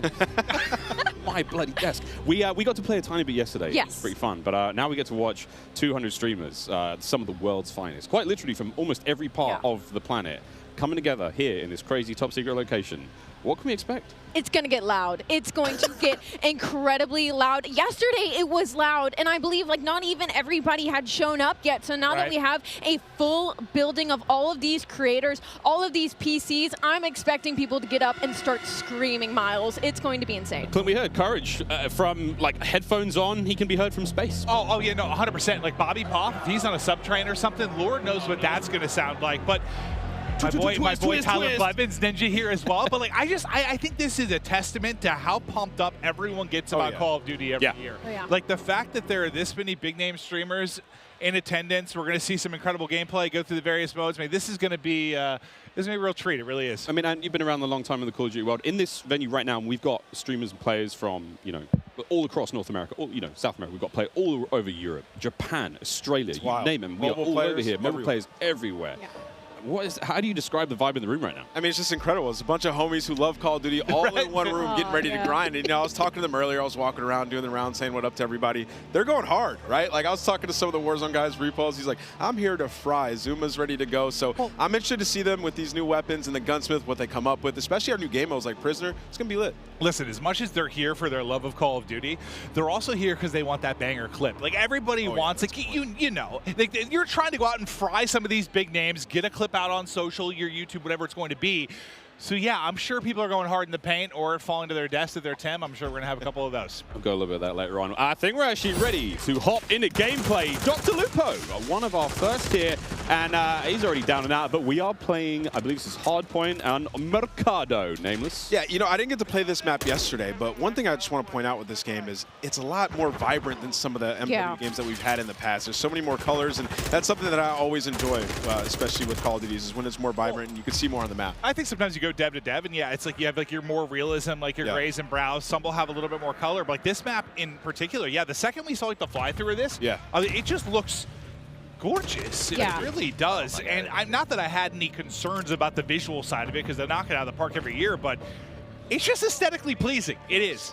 It's very, very pretty. That is, of course, Dr. Lupo. You can watch him stream this live. Every single member of the crazy, I don't even have a name for it, the stream pit here, COD Next, all of them live on their own channels, and unreal, man. Yeah, it's unreal. I mean, all these guys are going hard. You can see he's locked in. Talking a little bit about the game and the movement, though. When I first hopped on yesterday, the movement felt so much different than Call of Duty's in the past. You know, it's not that slide cancel. You got to complete your slide. The dive mechanic, it plays out so much different when you're going into a gunfight. You can dive out of a window. Miles, it was a lot of fun. We were getting into the mix. We really did get into the mix. I'm going to tell this now on air in front of God knows how many people, but last night, Ninja wasn't in the venue. I played on his setup. He wasn't quite here yet. And I found there is an in-game like whisper feature. So I was sending messages to other creators as Ninja, talking horrendous, man. Like horrendous trash talk. All very good-natured friends of mine, you know, but it'd be kind of weird to get that from Ninja, right? Yeah, does Ninja know you did this? He has no idea. I walk up and slap him. I walked past him today and I was like, good morning, dude, how you been? He's like, hey, man. Not a single word. Ali, not a word. But not a word. I actually got into a game against you specifically. I was on, I believe, Nate Shot's streaming account. I don't believe that he's here today, but I was getting disrespectful with some people on the map. And I believe that you were in my last game, and the second I killed you, you left. I remember looking at the leaderboard, and that wasn't me. That was Ninja. A quitter, Miles. That was Ninja. Over to Courage now, who's having a good time. And, you know, we're Listen, he is, as much as he's like a fun, good-loving, like everyone takes a Jack, as just like this great-natured guy, he is one of the most competitive human beings I've ever met. Like, he gets pissed, bro. Passion. Raging passion. And look, it's me on the right-hand side. No, it's not. It's Ninja. And I will have to say, to test to what Ant was talking about earlier, about the game mechanics, something else that I noticed that I don't feel like I felt in other Call of Duty games is how kind of realistic the movement with your gun is, if that makes sense. Like, there's obviously always going to be recoil, your attachment's always going to mess with that, but when you peek corners and stuff, the way your gun moves with you is very, very realistic, and I think that's going to be something a lot of these players are going to notice and have to get used to very quickly. And you saw a taste there of when you're spectating a player, you get that kind of like over-the-shoulder, like tactical camera view, and it just adds this insane level of like, it's like realism, but like it just looks so exciting to watch. And when you're, enjoying like, maybe seeing your teammates play or whatnot, it just looks so cool. It's a nice new feature here in the game. And sorry, Clint, this is the new knockout mode. I don't think you might not know what this means. I haven't seen this one yet. I haven't played it yet. Yeah. No. I mostly, I was watching some of the guys play. I just wanted to kind of live react and enjoy it. Yeah. Like, there's so much new stuff. Like, I've just been looking forward to seeing what's going to be on the table. But let's see if Jack can actually step up this time. No, not going to happen. Just getting destroyed. I'm sorry. Superior positioning, Jack. You are awful. Oh, was that too hard? He's my. No. No. Yeah. He's doing the classic. He's going to a set. He's doing the classic. It was something else. It wasn't. My sensitivity or something. What is it? No, Jack. Whoever he's spectating is using my favorite SMG, by the way, too. I think that's the Hurricane. The Hurricane. What do you think, by the way, just about the changes to Gunsmith and now having 5 attachments and not having, So, I saw the rumblings on Twitter and stuff like that. I think it's amazing, though. I mean, when we jumped into Modern Warfare in 2019, when they introduced the Gunsmith, it was a lot to take in. But now everybody's familiar with it, especially grinding Warzone, switching up those attachments. And it's just a better version of that. Seems like a good middle ground, It's just a better version of that, right? Like, the gun moves around with you as you're in there. You can switch out all the different attachments. And, for the class of weapon that you have, like, you can change it up. Turn an M4 into an SMG. Like, that's really cool. Oh, that was nearly a snap. That was nearly gross. One of the all-time greats in the competitive Call of Duty. One of the maybe the, if not the. Yeah. I don't know why I said it that way. Like the all-time great. Yeah, Ross, he's the greatest. But there we go. Swag now getting involved as well. And to your point, Ali, about Gunsmith. I mean, it's at this point in time, obviously, it's quite hard to recognize, but that is a part of the M4 platform right now. That's his primary weapon. Yeah, I mean, it's awesome. Like, you can switch it up. Like, you can make it into a sniper, I think is what I heard as well, right? So it's going to be crazy. Even with the AK, turning 74U, just make some crazy different loadouts. Some of these guys, J-God's going to have so much fun with that. 9.5-hour-long attachment video from J-God. Oh, God. He's so excited about that. And I want to talk about the map aesthetics for a moment and, like, the layout. Is the rooftops, like the new ledge, how you can jump and then you can hang off the side of the ledge. That was a new thing that you can add into this game. you can jump from rooftop to rooftop, and like you can jump further than you think. And I found that out very quickly. Like I would get to an edge of rooftop, and I was like, I wonder if I can make this jump. You can make the jump. You can make it across like the map if there's tall buildings. You can make it across the map without ever having to touch on the ground. And I think for snipers, that is going to be their absolute playground. Speaking of snipers, Pomage now, who's having a great time here. I mean, we've seen a lot, Clint, of the weapons so far, but surely a sniper. Well, I heard Pomage too. Like I stepped up. I think it's when he was first walking in. He was walking with Irrational and some people, and he was like, I'm going hard, bro. Oh, yeah. He's like, I'm going hard. I could just hear like the competitiveness in him. He's looking hard. right. And this is this knockout game is not going very well for the red team right now. Pomage's team obviously winning this one. Again, secure the grab, the money bag, hold on to that bad boy. Oh, I forgot, friends, here at COD Next, it's all going on. Mobile gaming right side of your screen. We've got all of it going on. Really, a celebration of everything that is Call of Duty, and even Courage, he may have just sworn. Do you see the gloves on the thumb? Yeah, they're And professionals, true professionals. Wait, do I probably need to get this. I've been playing some COD Mobile, Diablo Immortal. Like I've been grinding more mobile games. I have my iPad and I'm loving it. Do I need to get little thumb sleeves? I think you should, yeah. You know, sometimes it gets a little bit slippery. I need thumb sleeves. What are they called? Thumb sleeves. You're in the right place to ask about that. There is an army of professionals. I'm looking into that. No, that's actually an issue. It's like it's a little bit slippery, you know? So they're playing some hardpoint here, and you know, obviously, us coming from the esports side of things, we love hardpoint. Miles, we were talking about this morning, when there's a hardpoint and there's some elevation above it, you can dive into it, turn around, land on your belly, and just absolutely fry. So, you know, there are some movement mechanics for you speed demons out there if you want to make some plays. Yeah, there's a lot of talks about, you know, the way slide works now, and of course the dolphin dive is back. I don't think we're not officially calling it the dolphin dive, Joe Scott calling it the dive itself. I mean, it's a really fun mechanic. It's fast. We get to see some gameplay with it. I've actually been walking around talking to some of the sort of the CDL pros, been like, hey guys, try to stop sliding, try to dive a bit more. Come on, Butters, show us the dive. Showed us the slide. Now we're looking for the right out the window. Just dive out the window. Send it. And all the windows are built to be diveable through. Like, that's the way the game is. That's what Joe was kind of saying, right? Like, they've seen it so much in playtesting, and Nate goes into a window. Like, everyone sends it out. So you think like all the exciting moments you're going to have. Oh, here we go. Butters is going to be sniping there. So we have the Hurricane. She's running overkill. That's going to be one of the M4 platforms, and the sniper on the other side. He's and testing we have the mechanic. Look. There we go, testing things out, trying to find the sneakiest, fastest way across the map. Yesterday. I couldn't. I was trying to see if I could break the slide. No slide Well, that works out. Yeah, look at her face. Ooh. She's just like going around, testing out the movement. Someone just runs right in front of her. That works out. Give me a freebie. You know what I'm noticing on this map that I actually like a lot? Not as many doors. Just running through. Not as many doors, I think, in general, is the overall vibe. I mean, most of the maps we've seen so far, quite small, very fast-paced. Again, Jeff talking about that, you've got a very distinct feel. It's just like the battle map is very large. Way more intense action. Of course, there's like the evasion stuff. 6v6 is a totally different flavor. I mean, that obviously excites us more than maybe it should most. Oh, I mean, we love it, right? Like, we're here to see people go hard, try to win, be competitive, and okay. Another thing, we're seeing a lot of elevation on some of these maps too.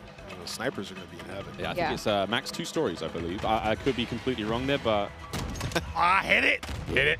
Also, look at that little stock. Did you guys use the sniper yesterday? Yeah, right? No, I didn't. I used it for a whole the cutest little stock I've ever seen. It was so fun. I think we were in the same game, too. Yeah, I was in the back sniping the whole time. I can't wait for the sort of like anime skins and stuff like that, my cute little stocks. Of course, we can put skins on individual attachments now when it comes to making some very handsome looking weapons. Oh, Dylan Price, speaking of handsome. Oh, good. Also, something we haven't talked about yet is the way the perks work. I love the perks because system. it reminds me of back in the day, the specialists. When as you get kills, you get more perks. As time goes on, you're gonna have 2 base perks. You can pick whatever you want. As time goes on, you get another perk. As time goes on, you're gonna get an ultimate perk as well. So it's actually it's completely new. They've redone it, and it's gonna be sweet. Well, the reason I think I haven't really played it yet to deal with it too much to see like how vastly different it makes the gameplay, but I know for a lot of us, when you're playing like the multiplayer experience, I feel like you get a couple perks you like, and you just sort of pick those. They're your go-to. You don't really think about it, right? Like, you figure that out in the first couple days or weeks of playing the game. Those are your perks. Now it's like, I feel like there's more decision-making that goes into it, which I personally think is exciting. Now, I don't know what I'm going to be running, but it does feel like they were saying, what was it, the different type of classes they were trying to put? You have your rusher, kind of your more stealth type player, your sentinel. Like they want to even if it's not like class-based per se, like they want to kind of funnel it with that behind the perks. I think that's pretty dope. But you can also make your own, so you can create it, pick your own 2 perks, your next one, and your ultimate, so you can, figure out what you want. And it's just nice having like a rewarded game, especially when you're frying, getting that extra perk. It really does, change what you start off with a base 2. Yeah. You unlock one after, over a period of time. You get kills, you get points. The game progresses slowly, so no matter how you're playing, you're going to get your perks eventually. But obviously, higher scoring games, you're going to get more. And it's just really interesting again. And the perks are almost tiered. And again, Jeff and Joe will come on the desk later on and talk about this in way more detail. But the idea that, like, the first 2 perks, they're fine. They sort of help out the gameplay. That mid-tier perk, way more sort of impactful. And that final perk, like, kind of like the super perk. That's not going to turn you into Captain America, but it is going to make you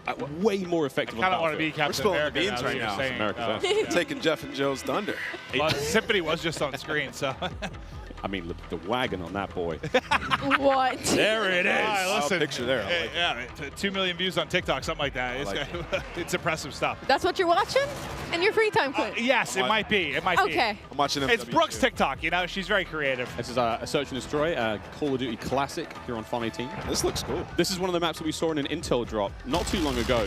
Ooh, let's go. This is Symphony spectating Ash Sanders. Yeah, hipfire. And of course, we're talking about like 3-lane maps. This is one of those maps that felt like a very good hybrid 3-lane map that does really, really well when it comes to a game mode like Search and Destroy. Like you have your traditional outer lanes, and they have their hidden corners, and they have their ways, and then that middle is just pure chaos. It's kind of like a little bit of like it reminds me of like a paintball range with all the walls and the corners that there are. So this is probably one of my favorite maps that we are playing right now in the beta testing. And as you can see, everybody is having so much fun on it. I mean, 4 and 5, everybody's doing pretty okay. It's a close game. Aiden has 14 kills. I just saw the kill board. He's on the other team. Mason just realized he's on the stream, though. He's ready to get nasty. He's going in. He's fully loaded. Look at the bottom. He's got all his perks. He is perked up, quite literally. Come on, Mason. Show me something special. He is flying. Oh, wow. That's what I'm talking about. Oh, no! That's the Fennec. I was loving that one yesterday. Oh! That thing turns... That's an OG weapon. That turns people in a super close range, but Pornyhoff just gave him the business. Smoked him. Nice try, Mason. We still love you. Hurricane OP. Is that what you're saying? Hurricane? It's such a different look. Like when we're spectating these players and they're having gunfights, stuff like the way the player animations are, the sound effects, like the game has just been...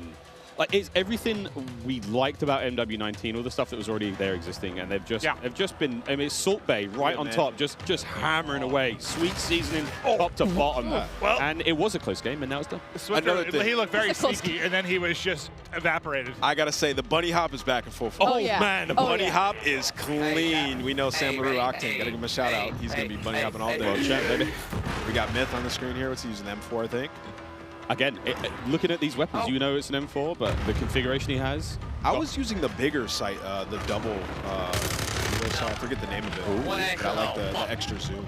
And of course, kill streaks. Cruise missile back. A lot of fan favorites, Clint. I mean, everything you would expect from a Modern Warfare game is there. We get to see one. That'll connect. Myth able to hit it. He's vibing right now.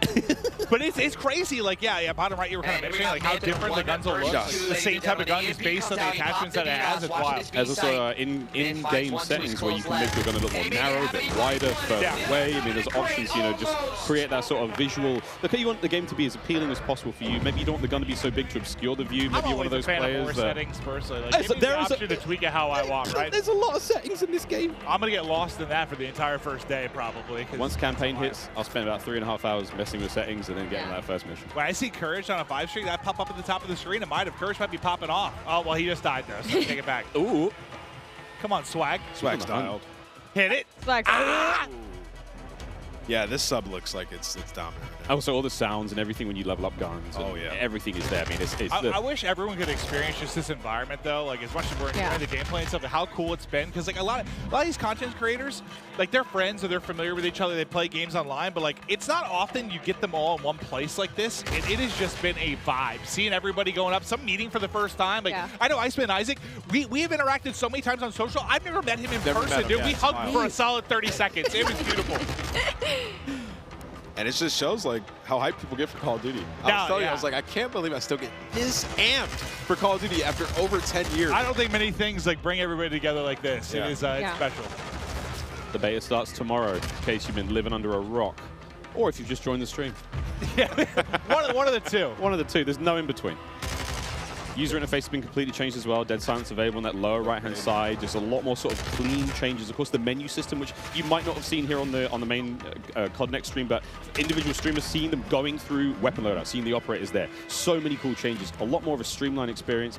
It's sexy. That's not a lot of ways to describe it. I love that, especially like when you click start, you go and you look at your loadout, you switch weapons. It looks good. You can see everything. It's just right in front of your face. You know exactly what's there, digestible, and that's what you need. It's such a fast-paced game like Call of Duty. It's digestible. I also quite enjoy that like it doesn't obscure too much of the in-game screen. Yeah. So if I'm hitting pause, I'm checking stuff out, I still want to have some kind of like situational awareness when I'm in game. Yeah. And I will say in terms of balance of like ARs and SMGs, of course, this is all of our first peeks into it, but they've looked pretty balanced so far. Like the SMGs have been absolutely disgusting up close, whether the AR gets first shot or not. Now long range, the SMGs haven't been ripping as well. The recoil gets insane at that sort of range. So I feel like it looks like the gun balance as well, regardless of your attachments and what configuration you end up coming with, is fairly much there. I love that because, I mean, it just feels like sometimes it turns into this one gun that can do everything. Yeah. Right? and I think everyone appreciates a little bit of variety. Like an AR feels like an AR. That's quite literally what this game is, because you can change your gun up to whatever you want, right? So well, in a way, yeah. But like I think to Ali's point, like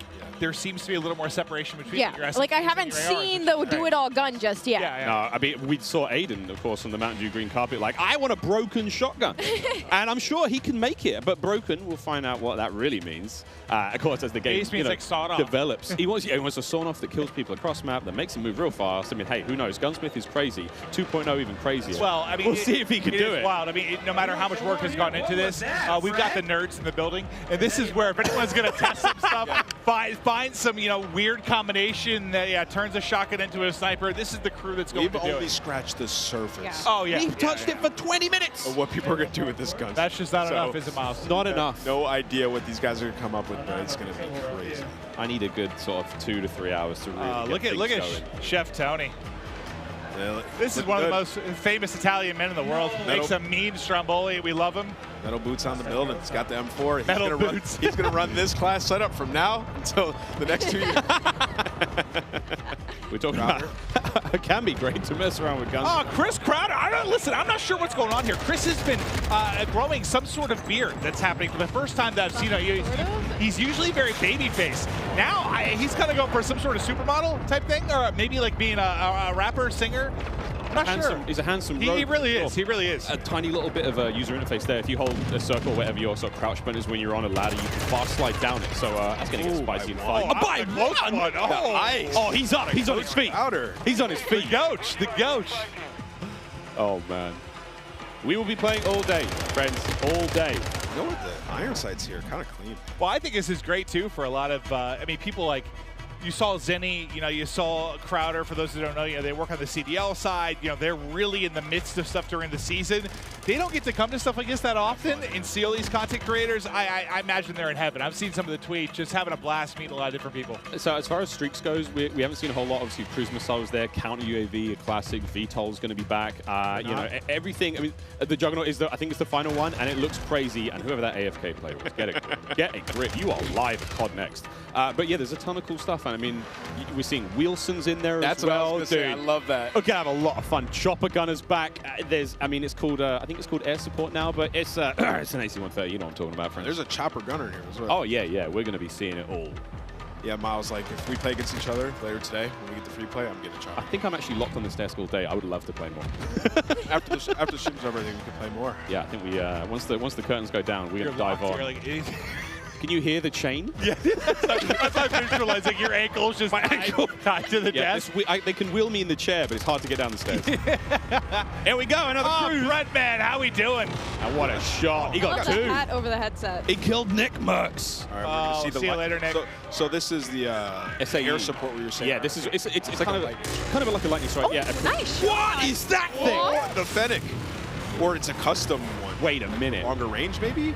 But that looks like the Fennec. Yeah, that's the Fennec iron sight. That boy don't recoil. What? All right, Breadman's already found a winner. Yeah, Bread's got Oh my God! It does recoil, but it doesn't. But he's holding that thing down though. But, Yeah, all right. So going straight, he's on mouse, obviously recoil, long range. You can manage Oh, it a bit more, Jesus. but it doesn't seem like there's a lot. He's just putting them down. Yeah, cameraman, get in there real close. Show me the hands. Show me the hands. Oh, gun him. So we played this map yesterday in the 3P mode. That was a lot of fun. Museum, yeah, this is a lot of fun. We saw a top down of this on socials recently, but There we go. yeah, give me the hands. You hear how that sounds? So satisfying. That sounds scary though. Yeah. When you hear that, that better be on my team. I mean, he is one of the better aimers I've seen, though. Like, a lot of the tournament stuff, when you're talking about mouse and keyboard players, like, he is absolutely nuts with it.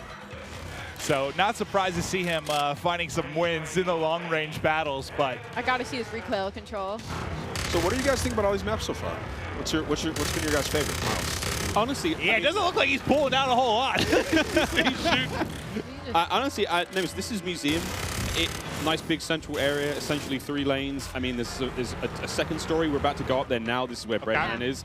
It's nice, man. We've got some decent lines of sight. Snipers are going to have a lot of fun here. We played Hardpoint on this map. We played Prisoner Rescue. Courage and I clutched up big time last night in like a 2v5. I had the Prisoner on my back. I was sprinting. And I can hear Jack picking up 3-4 kills. Let's go, baby! Screaming. I'm there sprinting. I'd be that guy on the team, too. I'd be carrying. Yeah. It was great. It was really great. We had a lot of fun. There's a lot of cool, the opening breaks and stuff. Like he's on a 15 streak, by the way. Excuse me. Yeah, he was frying. He's literally annihilating the lobby. Yeah, let's stick with him. He's on 15 in a row. Another cruise coming in. Bang! This is the Elgato replay of how this all started. Oh, he gets 2 again. Just ripping him. It's the same 2 people. No, sorry, this guy. Oh, it's a replay. Oh, is it? Yeah. I was about to say. Yeah, he was on 15 in a row. I thought he got another one. I thought he wrapped his streaks. It's all good, Clint. Oh, dude, I basically just pulled a symphony, dude, when he was casting the pregame lobby. Oh, and it was a tournament. I thought he earned another one. Glorious. Well, last thing I saw was 15 streak. I was fired up for my guy. So he put a. Oh, so it's M4. His just sounds crazy. I think it's the dubbing of the audio. It might be his stream, but either way, it's his stream. That boy is ripping metal. So, again, it's kind of cool to see there on the bottom side of the screen for a moment there how the perk system works. He's already at his 2nd tier of perks, which I think was Spotter. 19 kills. Let's go, Breadman. And, of course, he's working his way towards that final perk here in this hardpoint. Yeah, it's not that crazy. I thought he wrapped streaks now, is it? He is annihilating everyone. 20. He's farming. Yeah, he's literally farming. Somebody kill Breadman. Wait, do you guys see the movement though that I was talking about? Like how when you're moving, like your whole body, like it's different than other Call of Duty games. It's very hard to put into words, but once you get your hands on this game, like you can tell everything moves with you. Like usually the gun's fairly stationary, but like everything is moving with you at all times. And you can see it, so that's you can see for more of the hardcore players, the players Yeah. that go out there and they're like jiggle peeking, your hips and your head. Yeah, like now. everything's going. So it's a little bit different. When you play the 3P mode, you can get a better understanding of like how that looks, and you'll see that a little bit later today. Just but like the physics of the character. The physics of the character has been reimagined, so it's different. So Yeah, throwing those shoulders. You got to be a little careful. I mean, everyone's like Shakira out there throwing the hips around. You got to be very. I mean, it's the animation. I've been comparing so to Shakira, yeah. I don't doubt that, but you got to look how smooth the animations can be, and it's been so much fun so far. Oh, is this what it looks like to be on the other side of the Breadman? Yeah, that's what I was actually wondering. Wait. We're gonna get up there and kick his ass. Oh! I think that was Breadman. That was Breadman. Yep, I believe that was Breadman. He's got 25 kills. He's got that thing locked down. Squid, get up there and get him. Just go back in there. I mean, this is going on the timeline for sure. Redman's got clips for days. I mean, Destroy's calling the streaks to the SAE above. What have we got here? We got a sniper. I just think about, imagine loading in, like trying to check everything out, run some different guns, and Breadman's just up top. Yeah, no, he just looked dialed in. I don't think he said a word. Hit it! Ah! ADS not quick enough there. 2 posted up on the bridge, just shutting him down. But so he has the pistol on Miles. Remember we were playing with it? We turned into a fully auto sub yesterday. Yeah, Wait, what? But yeah, so of course, Gunsmith is ridiculous. 2.0. Yeah. You can turn your sidearm into something pretty mean, and then of course the ledge hang mechanic. I'm hanging on ledge. Clint, you were singing the Spider-Man song earlier. Hey man, not too. If Spider-Man carried a Glock, yeah, baby. It is crazy to see like how much damage you can do with that thing, and just I mean, it's something that we have to learn now as Call of Duty players. I have to now look at funny ledges and see where players are. Yeah. I was also trying out some of the field upgrades yesterday for the short amount of time that I did have. I tried the camera one. It was so interesting. Just like throw it down, go hide in a corner. You can see when they're pushing at you. It's You hold your own. You hold your own flank at that. Yeah, you got point. your own choke points. That's great. And again, another thing. Oh! Oh, Isaac, he nearly got both of them there. And of course, Isaac, one of our streamers coming in from Europe, made the long trip across. Yeah, I was wondering how many people we had here internationally. I've casted over him in a bunch of Warzone tournaments. He's made some deep runs. Guy's a monster. But as he's just trying to hit some snipes and try some of the different weapons out, Breadman's kind of been annihilated in the lobby. But there we go. Another shot gonna hit. Bang. I'm already really liking the sounds of these guns. I'm liking the way Right? the crosshairs look. Like, this is something I cannot wait to get on. Oh, hello. Breadman just got a 3-piece, and then Isaac followed up with the 4th in the feed. That was very satisfying. Oh, yeah. They are just tearing them apart, it feels like. What's that field upgrade he has there? I can't tell from here. That could be the portable radar. That might, yeah. So that little bad boy kind of gives you sort of a local sort of UAV, but the radius isn't obviously great, but hey man, in a pinch, I'll take it. Dude, look where that bullet hit. Just hit like right on the panel of the window, so the first shot didn't hit. Second one, that'll go through. I was using this yesterday. It's a powerful shot. It Got feels, a couple collabs. oh, wait, somebody saved him. Oh my god! It was Breadman. Oh my god. Nick Merckx was trying to assassinate Isaac. All right, get us out of there. Over to Crowder. Here's the Fennec. You run so quick with this thing. I mean, look how different this POV seems versus like the sniper POV. Yeah. Right? Like you're moving. You're going. That. Oh, wow. Doesn't matter though. Okay, Sean J. Sean fries him. Again, this is that sort of idea of like the different, maybe not play styles, but kind of like player attributes here, what you're going for. You know, Crowder is obviously, he's way more aggressive, you know. He might be hitting flanks soon, but the way he's kicked himself out. Whoa. He's in the mix. I think something that you could learn a lot, that all these creators are going to learn very quickly, is there a lot more paths on the map than you know about. Like on this one specifically, behind Crowder, there's an underground passageway where one of the flags are, and like I didn't even know you could go down there. Like I had to wrap the entire building before I figured out how to get underground. So there's a lot more angles and a lot more passageways than I think a lot of these creators are expecting, and that's why we're going to see possibly a lot more assassinations, possibly a lot more cruddy corners, and people just popping out of literally nowhere. Crowder is locked in. And that is the power of the Fennec. That player didn't stand a chance. Yeah, he's in the perfect area to use this weapon. It's like going out, getting peeks, close range combat. It's a lot of fun to use this one, man. I was using it in the majority of the games. I mean, they're not doing a great job in-game. They've got the lead for now, but again, classic Dom. Capture the flags. UAVs and all sorts, kill streaks coming up. No one's, I don't think it was going too crazy with any of the kill streak choices. We did see Crim6 with a VTOL earlier. Again, classic from MW19. Yep. I wonder if we're going to see any more today. Oh, you saw that? He yeah. I can imagine. I mean, this is the chance to test everything. Run through, try different weapons. I mean, as much as I say that, we know how a lot of these people are. They're going for crazy clips. They want to drop bombs. They want to have high kill games. So some are going to find stuff they like, little combination they feel comfortable with, and they're going to send it. But Crowder, yeah, he's in the mix right now. Movement, I mean, he seems pretty comfortable so far. Just with little hop chows. Yeah, the bunny hop. Freebies. Like earlier, just hopping around. You can even hip fire this one. He's picking up a ton of kills. He's loving this class setup. He switched it up from last time. So one of the big things, I mean, before the show started, I walked around and talked to as many of the streamers as I possibly could, and I was just like, you know, you've had a tiny bit of time with the game. How you feeling about this? And almost every single one of them said, I'm really struggling not to slide everywhere. They've been so used to doing that. Get used to it. From MW19 all the way through to Warzone when, you know, we're on Caldera. It's not the same. It's not the same. I can say that just from all the Warzone I've played, like, it's going to take, like, my hand, just the muscle memory of it. Like, I'm just so, I've been slide canceling now for years across the map. It's just going to take a little getting used to, 100%. Yeah, but I do think my hands are going to be very happy, though, not having to do that constantly across the map. Yeah, if you try to slide around now, you might even be slower than just sprinting. Honestly, yeah. That's how it looks. Again, it's how you use it. The dive is a really great mechanic for escaping. The slide gets you into different positions, obviously. I like to leave in my head, you know, the ball head. So I think the diving thing's going to be good for me. Just like a bowling ball, you know, Miles? Just sending it through a door, sitting it through a window. Maybe diving into someone.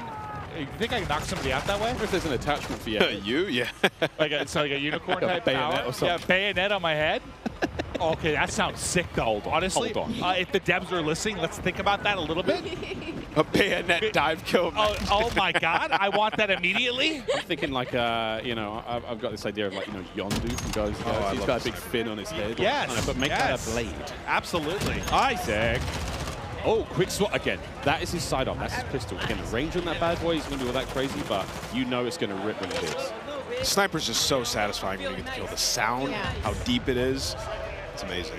It feels like there's no drag in the sniper. When you were using an ant, did you have to lead your shot at all, or was it a direct hit? It felt like an invasion, like I had to lead my shot a little bit, but that could just be because I'm rusty. Oh, that's fair. And I was trying to shoot across the map. That's But you can get some feeds, man. Like I got a couple collats with this gun. Super powerful. Sniping is back, friends. Not to dub. Snipes feel fast and fun again. 64? What? We thought Bread was popping off. Destroy's up there frying. He's got double the score of everybody in the lobby. Ooh. All right. Look at this. Oh man, through the door with the pistol. A lot of windows on that map as well. A lot of glass above those door frames. I found on, keeping the teasers at it, but like opening breaks and stuff. A lot of sweet nade spots already. I can't wait. I cannot wait. A little peek at the menu here now as well, of course, while Isaac gets ready to get into his next game. So much in Modern Warfare 2. We're almost actually ready to keep the show running. Jess, you're down there with Zuma. Tell us how Tommy's doing. Miles, that's right, I am right here with Zuma, Tommy Properado himself. So, I mean, you have now had your first taste of Modern Warfare 2 here at COD Next. What did you think? Oh, it's incredible. The game feels super smooth. The gunplay is awesome. I like the time to kill, and the maps are dope. A lot of close quarter gunfights, and I've been having a blast, man. The chat's loving it as well. They're loving it.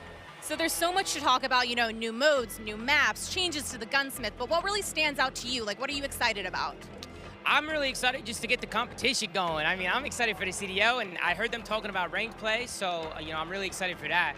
And Warzone 2 looked incredible as well. I was talking to Repulse. We're going to be the Warzone duo this year, so I'll be bouncing around between the both. But I'm just excited for something new, a new game. And it's been a lot of fun to play, and there's so many amazing creators here. And just thank you to everybody, and thank you to Call of Duty for the opportunity to be here. It's awesome. And then, real quick, with Modern Warfare 2 on the horizon, what does the year ahead look like for you? Man, just a lot of shows, man. A lot of flanks, a lot of streams. I mean, the content's gonna be pushing all year. So excited, man. Zumafi's gonna take over, and we're gonna have some fun, man. We're gonna have some fun. All right, well, thank you so much. That is all from me for now. I believe I'm handing it off to my dear friend Lottie. Thank you so much, Jess, and it is so good to be here. My name is Lottie. First time on the desk, first time, of course, being in this incredible arena. I have a lot of wonderful folks on this desk, but it is now time to chat about an epic giveaway from our friends at Jack Links. Each Jack Links supply drop includes a brand new copy of Modern Warfare on the platform of your choice, delicious Jack Links limited edition products, and brand new epic in-game items that I promise you'll be dying to get your hands on. So check this out on how to enter. Looking for an epic way to celebrate the launch of Modern Warfare 2? Jack Links has got you covered, giving you the chance to win the ultimate Modern Warfare 2 supply drop. Keep an eye out during the broadcast for the Jack Links Sasquatch to appear on screen. If you see it, grab your phone and scan the QR code, following the prompts to qualify for entry. Tune in to Call of Duty Next. Squad up with Sasquatch and level up for the ultimate viewing experience, courtesy of Jack Links. Terms and conditions apply. All right, folks, so keep your eyes peeled to spot the Sasquatch on the screen throughout the show. Scan that QR code and enter all your information for a chance to win. But it is my absolute honor and pleasure to be on the desk, of course, alongside Maven. But we also have Jeff and Joe on here to talk all things Modern Warfare 2. Of course, our multiplayer design directors here.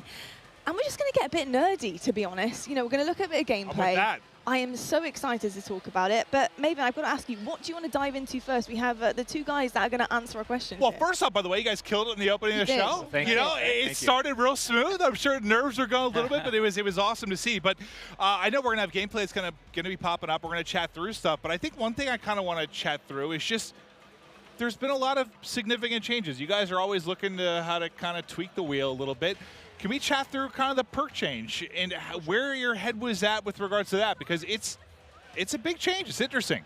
Yeah, perks haven't really been touched for a long time in the series. And I guess by nature, they're passive. And so most of the time, we found people just, find the three that they like, and that's it. They kind of forget about the... I said that earlier. That's me. Yeah. Like, I find a few I like, and that's my class. There we go. We just wanted to come up with a system that was a little bit more engaging, and so we grouped them into 3 different categories.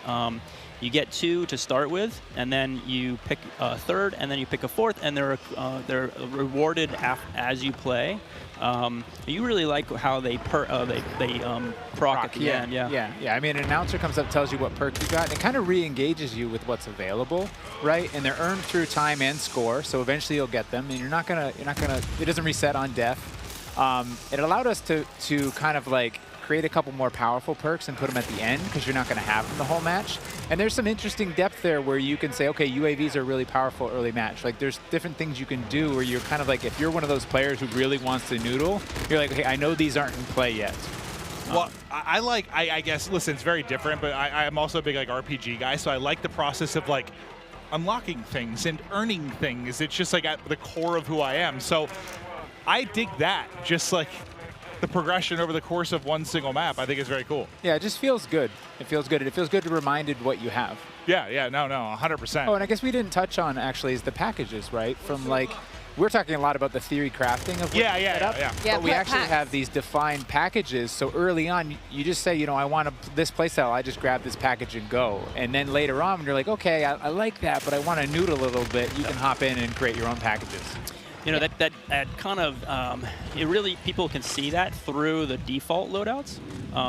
And we've packaged in, based on those kind of player behaviors we were talking about earlier, we've usually shipped 6 or 5 default loadouts, but we have 6 with this one. Okay. We found 2 for each behavior. And so those perk packages are already in there.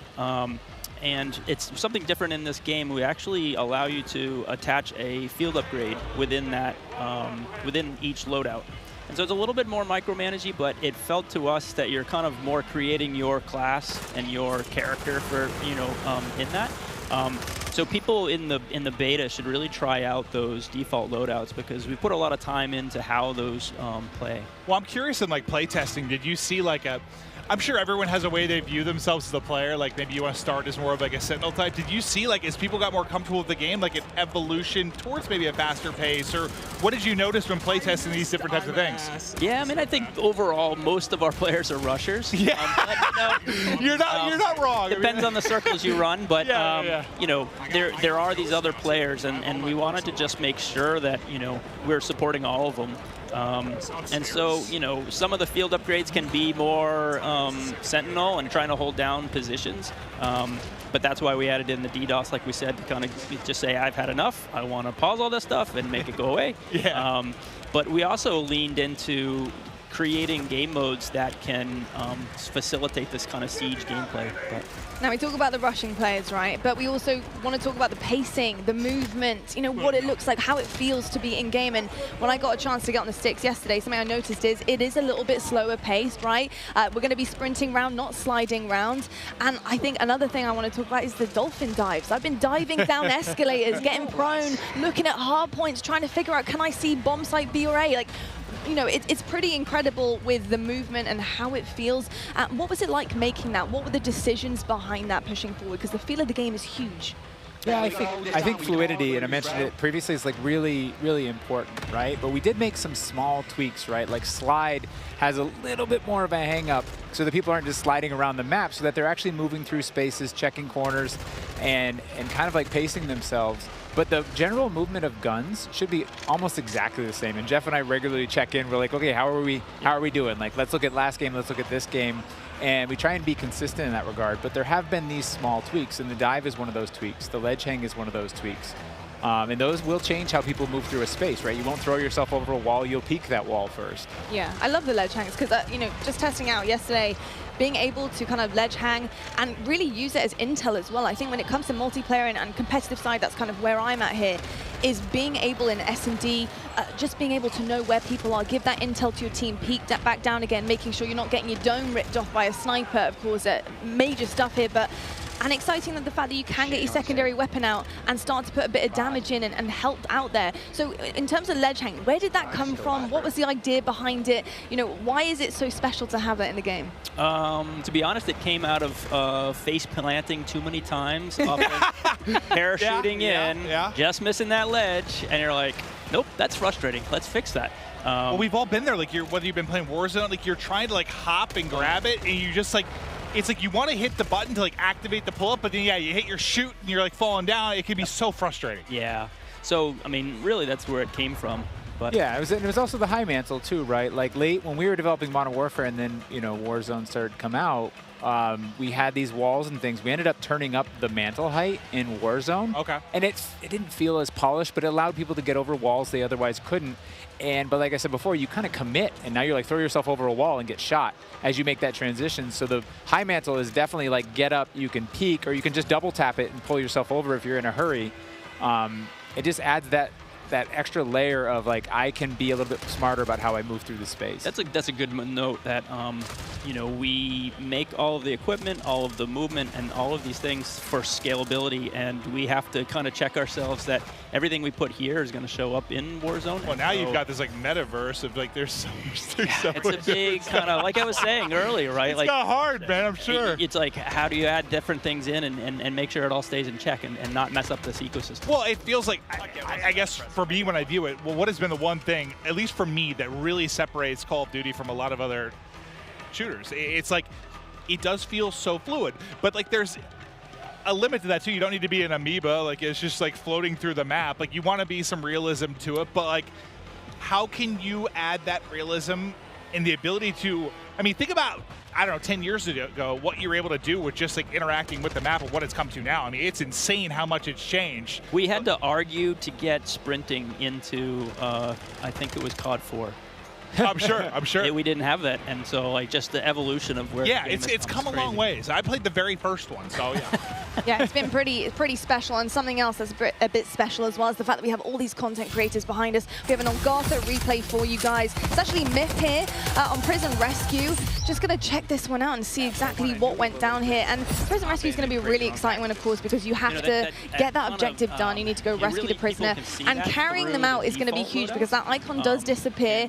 You know, how did it work with this prisoner, being able to put them in the game, knowing that somebody's going to have to run this prisoner back and extract them, and having that defense to be set up later on and have to completely and utterly change the game, go to that defensive mode? What was the kind of makings behind that? So it was actually kind of a hard mode to make, and we went through all these different iterations, and we had these problems where we're like, hey, the modes around rescuing these prisoners, but people, they weren't able to, right? We're like, hey, do this heroic thing, and rounds just kept ending in elimination because it was so hard. And that's why we added the radar sweep that you get when you get the prisoner, and that's why we took the icon away when you pick the prisoner up.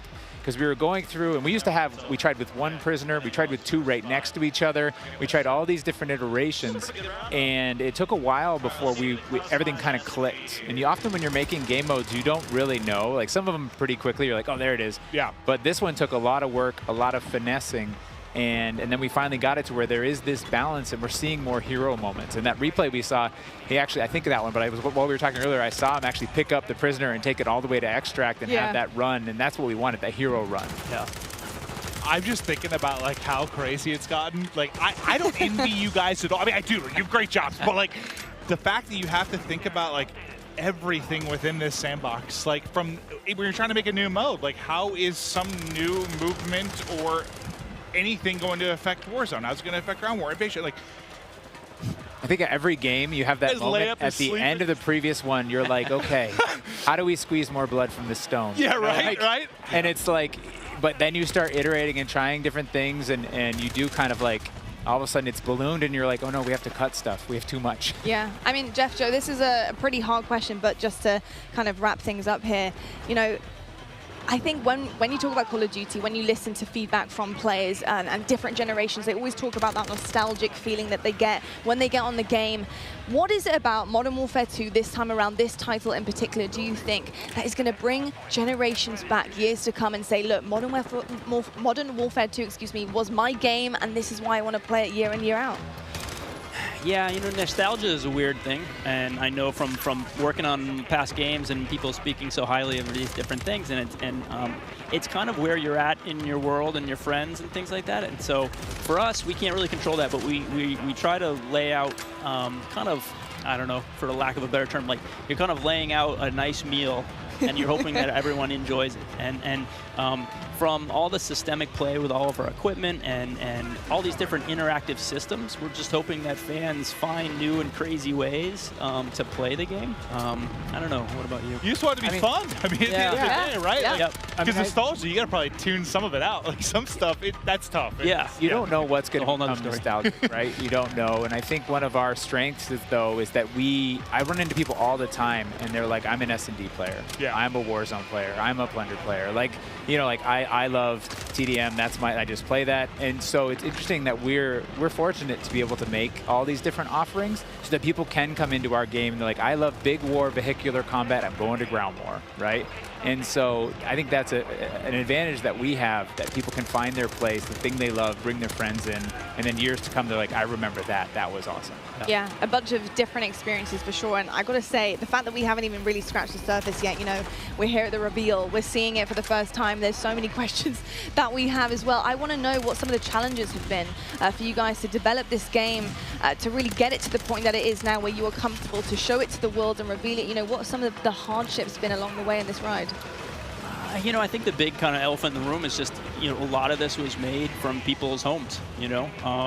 You're looking at people's art and work that, you know, people in their home spaces is their living room. Wild. It's wild. I work out of a shed in my backyard. Like, there's people in their mom's basement. I bet it's a cool shed, though. Not really. But it's hot. You know, but the fact that we can get this done through, you know, millions of Zoom meetings and millions of kind of keeping everybody up to date and so many different studios, not just ours, you know, all these different Activision studios to kind of keep on point and make sure that everything is, you know, good and great. It's been tricky. Yeah, I think it's I think it's a great segue to, like, we have a really talented team. And we're up here representing that team, whether it's the multiplayer team, the engineering team, the animation team, the art team.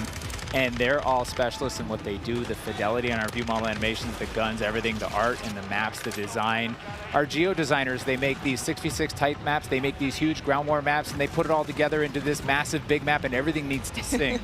And so all we can do is thank them and do our best to represent them. I'm kind of curious, were there any, like, positives for me from a creative standpoint with, like, the fact everyone was in the office and, like, everyone was kind of, like, away? Like, I almost feel like maybe that would lead to some interesting ideas. Like, when everyone's maybe not in a room and, like, maybe one idea kind of takes precedent, like, everyone's just kind of isolated a little bit more. I just wonder if there was any, like, creative advantages there. Yeah, I think a lot of people were worried that kind of like productivity would go down by living at home, but we just found that everyone was so passionate about, you know, making this game that they could either play a game or their PC's sitting there and they could make the game better. And they're, you know, consistently working way too much. And we're like, hey, calm down. We're good. Let's get, you know.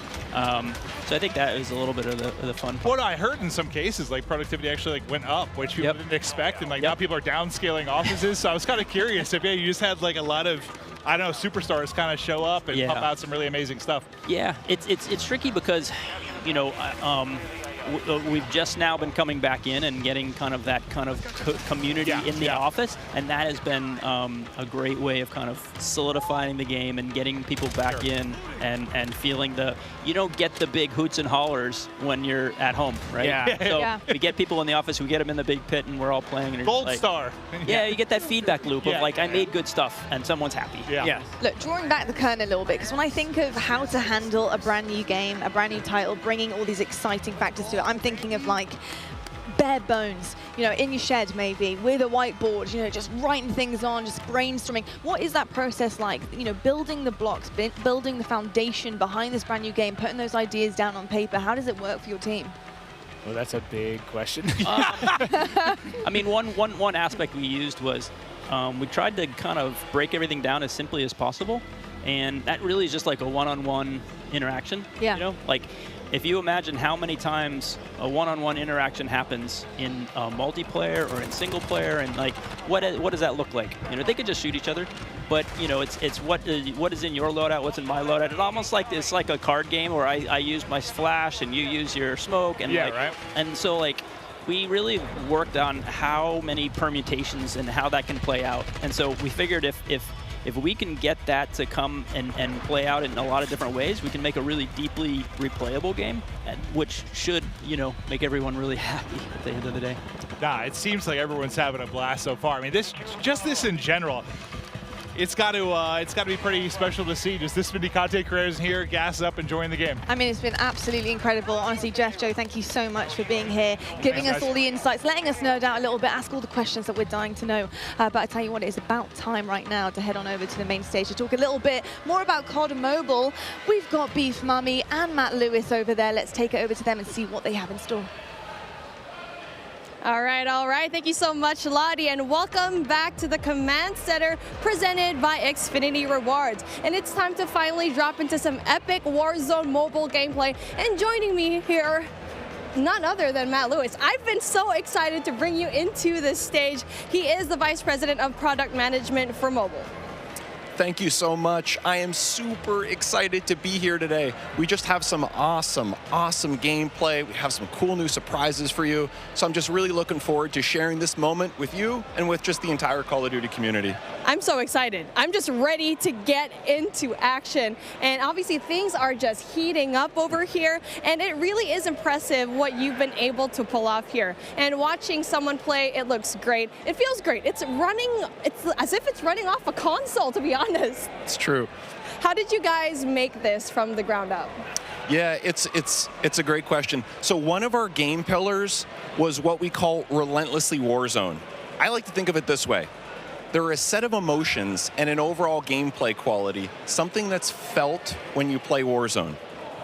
And for us, you know, that's something, it's a product of these proprietary combat and movement systems, the Verdansk map, tons of vehicles, and some unique Warzone mechanics, things like the gulag and in-game loadout drop.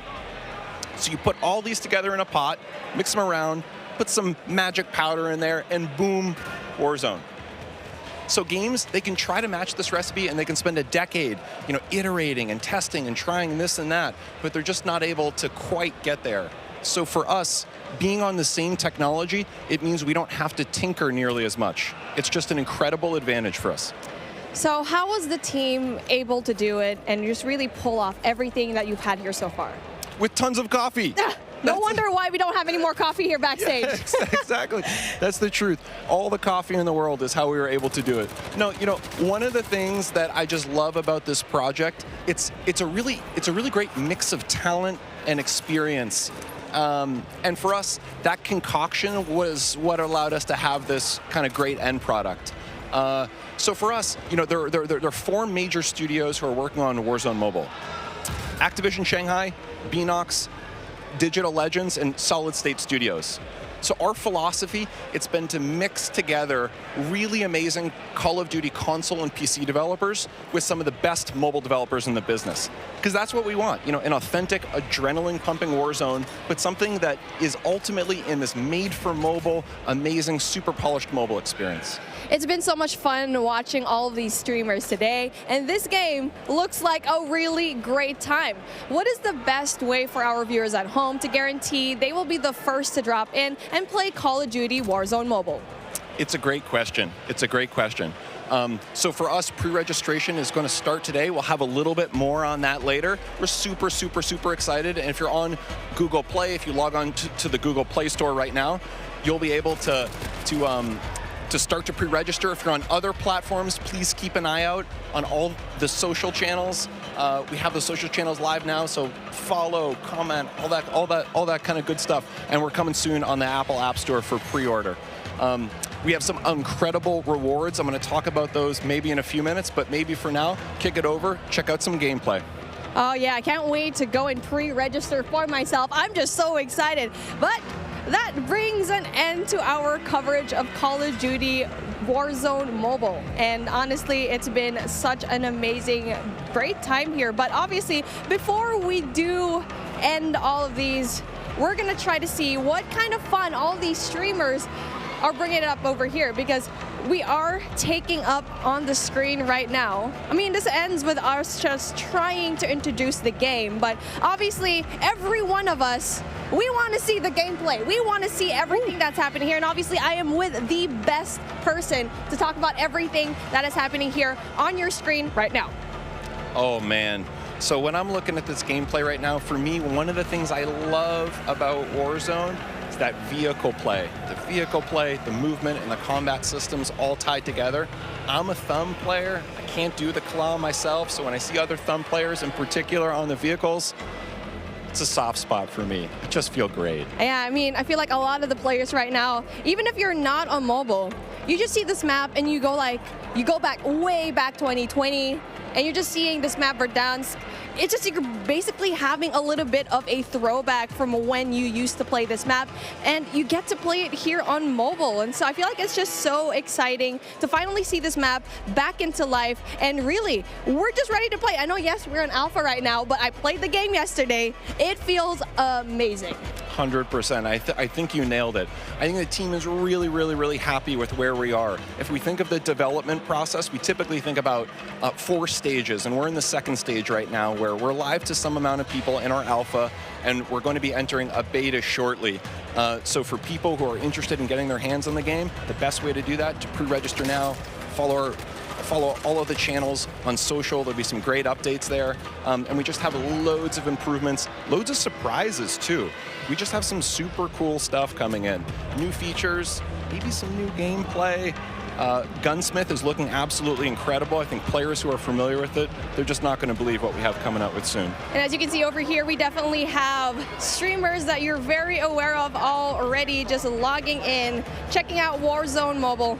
And it looks and feels amazing. As you can see on your top left screen. We were talking about this beforehand, right? One of the POIs that we really love to talk about is Boneyard, because for me, in my experience in Boneyard, it's great. It has so many chests. You definitely can get a lot of money, but the moment that you drop in, you already know there's a bounty on your head, most likely. Me too. Boneyard for me is my favorite. I'm a player. I like to equip 2 things. I always like 2 primaries for myself. A shotgun is a must, and I like my shotgun and my sniper. People make fun of me for it, but that's what I love. Boneyard allows me to do both those things. I tend to like to hide out myself in some of those little airplane shells, wait for unsuspecting people to come in, and you know, sometimes I'm lucky and sometimes I'm not. But that's me, Boneyard all the way. The fun thing for me too, we've been noticing some people, we've been noticing Bobby talk about this a little bit earlier, is, you know, being able to go back into some of those points of interest that you like, in particular ones that were former MP maps and previous Call of Duties. It's just one of the things that makes Warzone awesome. I know people were talking earlier like, oh my God, Superstore, Superstore, Superstore. Oh yeah, speaking of Superstore, I mean, I like dropping in there because I feel like I'm going on a shopping spree, grocery shopping, all the weapons that you need on the ground, they're over there. You know, but the thing is, it's in the center of everything. You're in the middle of everything. So if you want to go and just go away into safety, you're going to have such a hard time because you're worrying about people up top. Airport is right there. Boneyard is right there as well. So I feel like for me, like since we're seeing Boneyard right now, it's kind of like a safe little spot because it's right off to the side, but you still get really good loot as well. Totally, well said. And for me, one of the things I love about Verdansk as a player is there are these mix of different ranges. You have really close quarter, inside combat, things like Superstore. You have some long distance sniper areas. Some people I know like to go on top of dam and try to pick off some enemies. And then you have things that are great for AR, you know, that mix of ranges. So it really is kind of like, you know, choose your own adventure. How do you want to have that kind of gameplay? Well, talking about the gameplay that we have right now, we definitely want to have a little bit of a look into the different streamers that we have, because obviously you can see here the duo. We got Hawks, we got Bobby Plays, and they're definitely really known in the scene, especially when it comes to mobile. And so it's really exciting to finally see these guys enjoy the game, because we've been talking about this for such a long time. And I really asked Bobby, are you going to be here in this event? I saw your invite. I wanted one as well, but obviously I sneaked into the COD Next event and was finally here, finally able to you know, see the alpha. But hey, since we're here, taking a look at what's going to happen here on the right side of your screen. You're taking a look at the map, and it's like, it's exactly what we saw in Warzone. Totally, and it's getting to one of those end crunch periods. This is my favorite. The circle started to close, not yet final circle, but it's definitely that time. You got to be a little bit strategic and smart about your choices. There is a penalty if you get a little bit too aggressive. And now speaking of being aggressive, it's like we were talking about it. It's really a matter of where you drop, because obviously the tier 5 loot zones, the tier 4 loot zones, you'll always have that risk, but obviously the reward is a little bit more high. I mean, especially if you're going to be dropping at the very ends of the map, at the very end sections of it, where yes, you might not have better loot, but you might have a better time not really looking for those kills. But the best thing here is you need to find that middle ground in every BR game that you have. For here, cash is king. You need to buy out, go and find a way to buy your fallen teammates, because we've already talked about it before, or maybe even meet them in the Gulag later on. I'm really hoping to see a Gulag feature over here. I want to see it. Me too, and looking at the mini-map here, There were just quite a few red dots around. Something tells me we're going to see the Gulag pretty soon. And now we're talking about the weapons that they have over here. Obviously, it's something that we've seen already. The Fennec, I feel like it's going to be a really good gun. And speaking of, there you go, gets one. So that's a really good start for him. So hard up. We can see Bobby Blaze. I mean, it's just like Bobby Blaze has been such a tremendous name here in the mobile scene, and now he needs to get out because he's going to be in big trouble, especially going out here with no cover whatsoever. Yeah, I don't know. He's living dangerously. I don't know, Bobby. I'm worried for you, man. Yeah, Bobby and Hawks, they need to find a way to, you know, just get some cover. There you go, finds one. Gets the kill, and that's going to be really good for them so far. So, again, so far so good, and I'm really looking forward to kind of just talking to the guys later on after this gameplay, right? I feel like they have a lot to say. Me too. Super curious to hear. Also curious to hear how this interaction here ends. I want to go back to one thing you were saying earlier with the loadouts. One of the things for me that I just absolutely love about Warzone is being able to have this little in-game economy and the strategic choices that happen as a result. Sometimes I want to get my own loadout. Sometimes, no, I'm all about buying a new score streak, leveling up, helping my squad that way. There's a really nice element of strategic choice, and it's ones that we know players in Warzone 1.0 on console and PC, they just absolutely loved. And, you know, in mobile, there's really nothing quite like it. So just can't wait for players to get their hands on that. Oh, most definitely, because I had my hands on it yesterday. I'm not very good at it, and that's why I'm being a shoutcaster. I'm just kidding. But really just playing the game and playing Warzone in general, it feels as if you're playing the same thing on console and PC. And so that's such a huge deal, especially since you're putting it in such a tiny device, tiny but powerful device, and to have the same thing here. Not only that, it has its unique aspects as well. I think we've already mentioned it before. Mobile, yes, even though you already have it, Warzone is here, it has its unique features. Big time. And when we started making the game, we listed out all these options. We could make something that was totally not connected. It was its own mobile experience, no connective tissue to Call of Duty console or PC. And on the other end of the spectrum, we could do an exact port, something that felt exactly the same, had, you know, same experience, same economy, same everything else. What we decided in the end was, you know, there are different principles that we want to achieve. We want to make sure on the core game, so here, the moment-to-moment gameplay, it feels just as good as Call of Duty console, because really, for us, that's the best shooter in the world. We want to make sure that we're rendering that properly on mobile. We just think there's nothing better. At the same time, for mobile players, there's certain customizations that are really important. Sometimes on the event side, or what we call internally the live ops side, but also just on the controls. So we want to make sure we're taking those best of both worlds and adding them together into an experience that just feels like nothing else on mobile. We think we're on the right track. Yeah, well, speaking on the right track, Noah from YouTube getting these kills already, and it's our first time seeing him right now. So again, where he's at, it's going to be a prime spot because it's not going to be too crowded, as you can see here, but you can also get really good loot. So that is definitely one thing that you want to have. And now for him exploiting all of these, I can see the movement is very much like Warzone. I feel like for me, that was one of the bigger questions. It's like, what's the movement going to be like? And you can see here, it's good. He's done. He's already kind of felt the game pretty right to the fact that he can get a lot of these kills.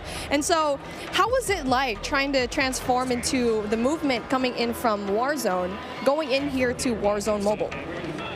That's a great point. We thought movement, that's one of those things. Movement and really the whole combat experience, it's something that we just felt like we don't want to mess with it too much. It's so special. It's what makes Call of Duty Call of Duty. So for us, it's about rendering that in the right kind of way. And again, not totally there, but man, we're pretty happy with where we are at this alpha stage in the development process. I'm just so excited to see every one of these streamers just battle it out, especially at the very late game where you get to see the circle just kind of closing in. But obviously we only have a set amount of time, and that brings an end to what we saw when it comes to the gameplay of Call of Duty Warzone Mobile. And it has been really fun, really exciting to see all the streamers playing the game, and we still have way more lined up for you. But with that being said, let's bring in Xavier for a special sideline update. Yeah, what's going on? WWE superstar Xavier Woods, aka Austin Creed, here with the only, the man, the legend, Myth. I'm here with Austin Creed. Woo! Having a good time. Good to see you, man. Good to see you. How you been? Brother. I've been great. Good. I'm having such a good time so far, man. It's crazy. Well, I love to see you. Now, first things first, we've all been at home for a long time, and now we get to come out to come do an event like this. You get to see all your buds, play Call of Duty with all of them. How does it feel being at this event right now?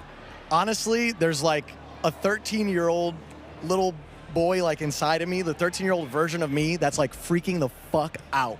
Sorry, I don't know if that's allowed or not, but my bad. I won't do it again. But like, I am losing my cool. Like, I think it's awesome to think about the fact that like I'm at a Call of Duty event and one of this scale for a game that's this big. Right. Yeah. Well, since you got to play the game with a bunch of people so far, what's your favorite thing? Ooh, my favorite thing, an individual thing. I think so far what I've come to really like is I feel like they took everything that I loved about Modern Warfare and elevated it to the point where like the visuals, the gunplay, the feel of everything is just really polished and tuned. And that's part of what I really, really loved about Modern Warfare. Nice. Now, you're going to get into some Battle Royale later today. Is there anybody here that you are excited to find and take out on the battlefield? Give me Give me Symphony's Pidgeotto ass. You know what I mean? I want to take him out because he's known as the cheater, the Warzone kid, and he's my good friend of mine. So I feel like it'd be legendary if I was able to just smoke him in the new Modern Warfare 2 Warzone. Well, there we go. We're going to be watching. Yeah. We're going to see if you get it. All right. Appreciate you guys listening. Back to you, Lottie. Great job, guys. That was awesome. Did they freak out back there? Awesome. Yeah, that was great. That was so fun.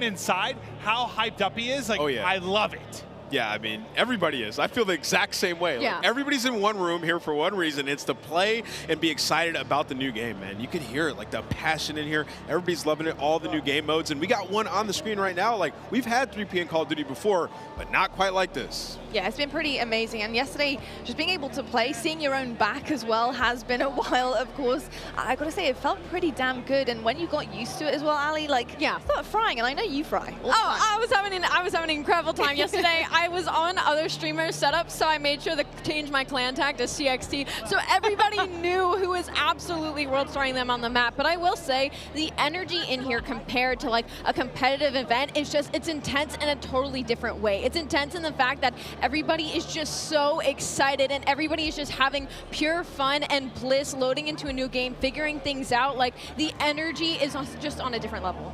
It really is on a different level. This looks sick. It does. Yeah, what I like about this, Clint, is in 3P, it's 3P, you use the corners, get that advantage. But when you aim in, I was worried about... It feels really natural. It looks really natural. Yeah, I was worried about how seamless it would be from like going from 3P to aiming in, but it's perfect. Your centering feels on point. If that's how you play the game and try to keep your red dot in the middle, you can play like that, right? So it's really nice, man. It works. Well, the only time I'd really mess with it too much for me was the COD Mobile BR, like the first iteration of it, like that kind of that 3P to first person. That was the first time I really had messed with it much, and it felt great. So it's really cool to see them try to double down, create a game mode here. Yeah, and you can also kind of looks really seamless, like you said. You can also kind of see how your character moves. Remember we were talking about earlier, Ali, where it was like the character, the movement, like it feels different. It's reimagined. Like when you're jiggle peeking, you can see the hips, the head move, everything. Yeah. You can really see that in the 3P. That's what when I had that realization, I was playing that earlier. I was like, okay, I'm gonna have to play these angles a bit differently. And if you're a little bit more of a tactical player,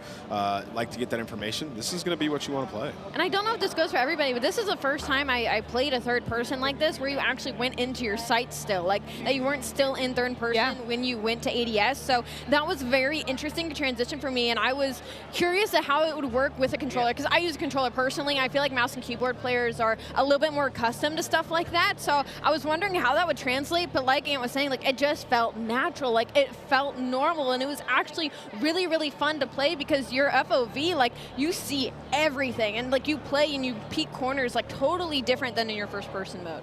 Well, the one thing I really like is, like, one thing I'll struggle with sometimes, like, you get this really cool operator or something, right? Like, a battle pass comes out, like, this really dope operator, and you don't really get to see him that much, right? It's more about, like, your gun when you're in the first person. Yeah. But with this, like, if you get something dope or some of the different emotes you can do, like, Your skins. You want to show off. You get to see what you look like. I think, going back to quickly your point there, Ali, about getting used to kind of the zoom in, then into the ADS as well. It does take a second to get used to, for sure. How would you handle that, though? Because I think, traditional Call of Duty games, straight up, first person, you can snap really quickly, right? Your ADS, you can put perks on to make sure that ADS is as fast as possible. This takes a little bit of time. So are you pre-aiming when you're going around? Like, what are you doing to try and kind of combat that? Well, I'll tell you right off the bat, when we first loaded into it yesterday and got a little bit of a taste, I thought it was a bug. Like, I thought you weren't supposed to be able to ADS. I was like, oh my gosh, no way. Like, oh, they're going to be playing tomorrow and this is going to be happening. But it was meant to happen. It was such a smooth mechanic. And talking about getting used to it, I was pre-aiming quite a bit, but as you got used to it, the hip fire on a lot of these weapons is actually incredibly accurate. So if anything, you're going to find yourself hip firing a lot more than ADSing when you're playing this game mode. Again, my leaning towards the mouse and keyboard players who are more used to not actually. I think your centering is just your centering. Your centering is Listen, incredible. guys, I'm not gonna lie. I've played tournaments 3P on Call. Yeah. We had it back in the day. Like I've grinded 3P Call of Duty. It's actually a lot of fun. We used to have search and destroy tournaments all the time. I think these guys are having a lot of fun with it. I mean, you can see like it's a completely different play style. Where did you come from? Hitch is surprised. Yeah, he's not happy with that for sure. But it's absolutely incredible. And another thing, you get a different kind of FOV feel for the map as well. You see things in a different kind of scope and bigger picture here. I'm kind of curious to see what things look like in terms of like hanging from ledges from third person and how that kind of works as well. Like they put in so much work into the game. Like IW, I see you. You want us to see everything. And that's kind of what 3P is for. Like Clint, that's a really good point. Like with your operator, like I want to see that swag. Well, I miss like it was a simple thing, but back in Blackout, like the first iteration of the VR, you had like these emotes that you could do, like a hula hoop or something that would go out to third person.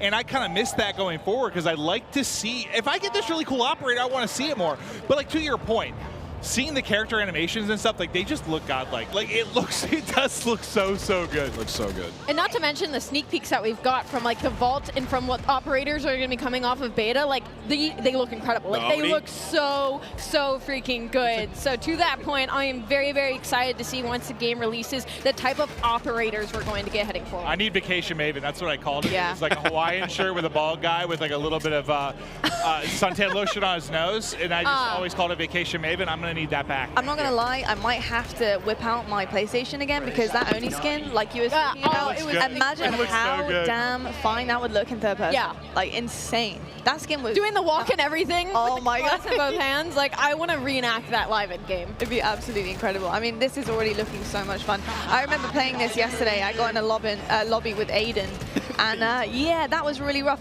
I was actually playing on Cloaksy's station, and I've definitely given him a bad name. I've got to say. You said that you thought Aiden had a personal vendetta. I did. I mean, this guy, he really doesn't like me. He really doesn't.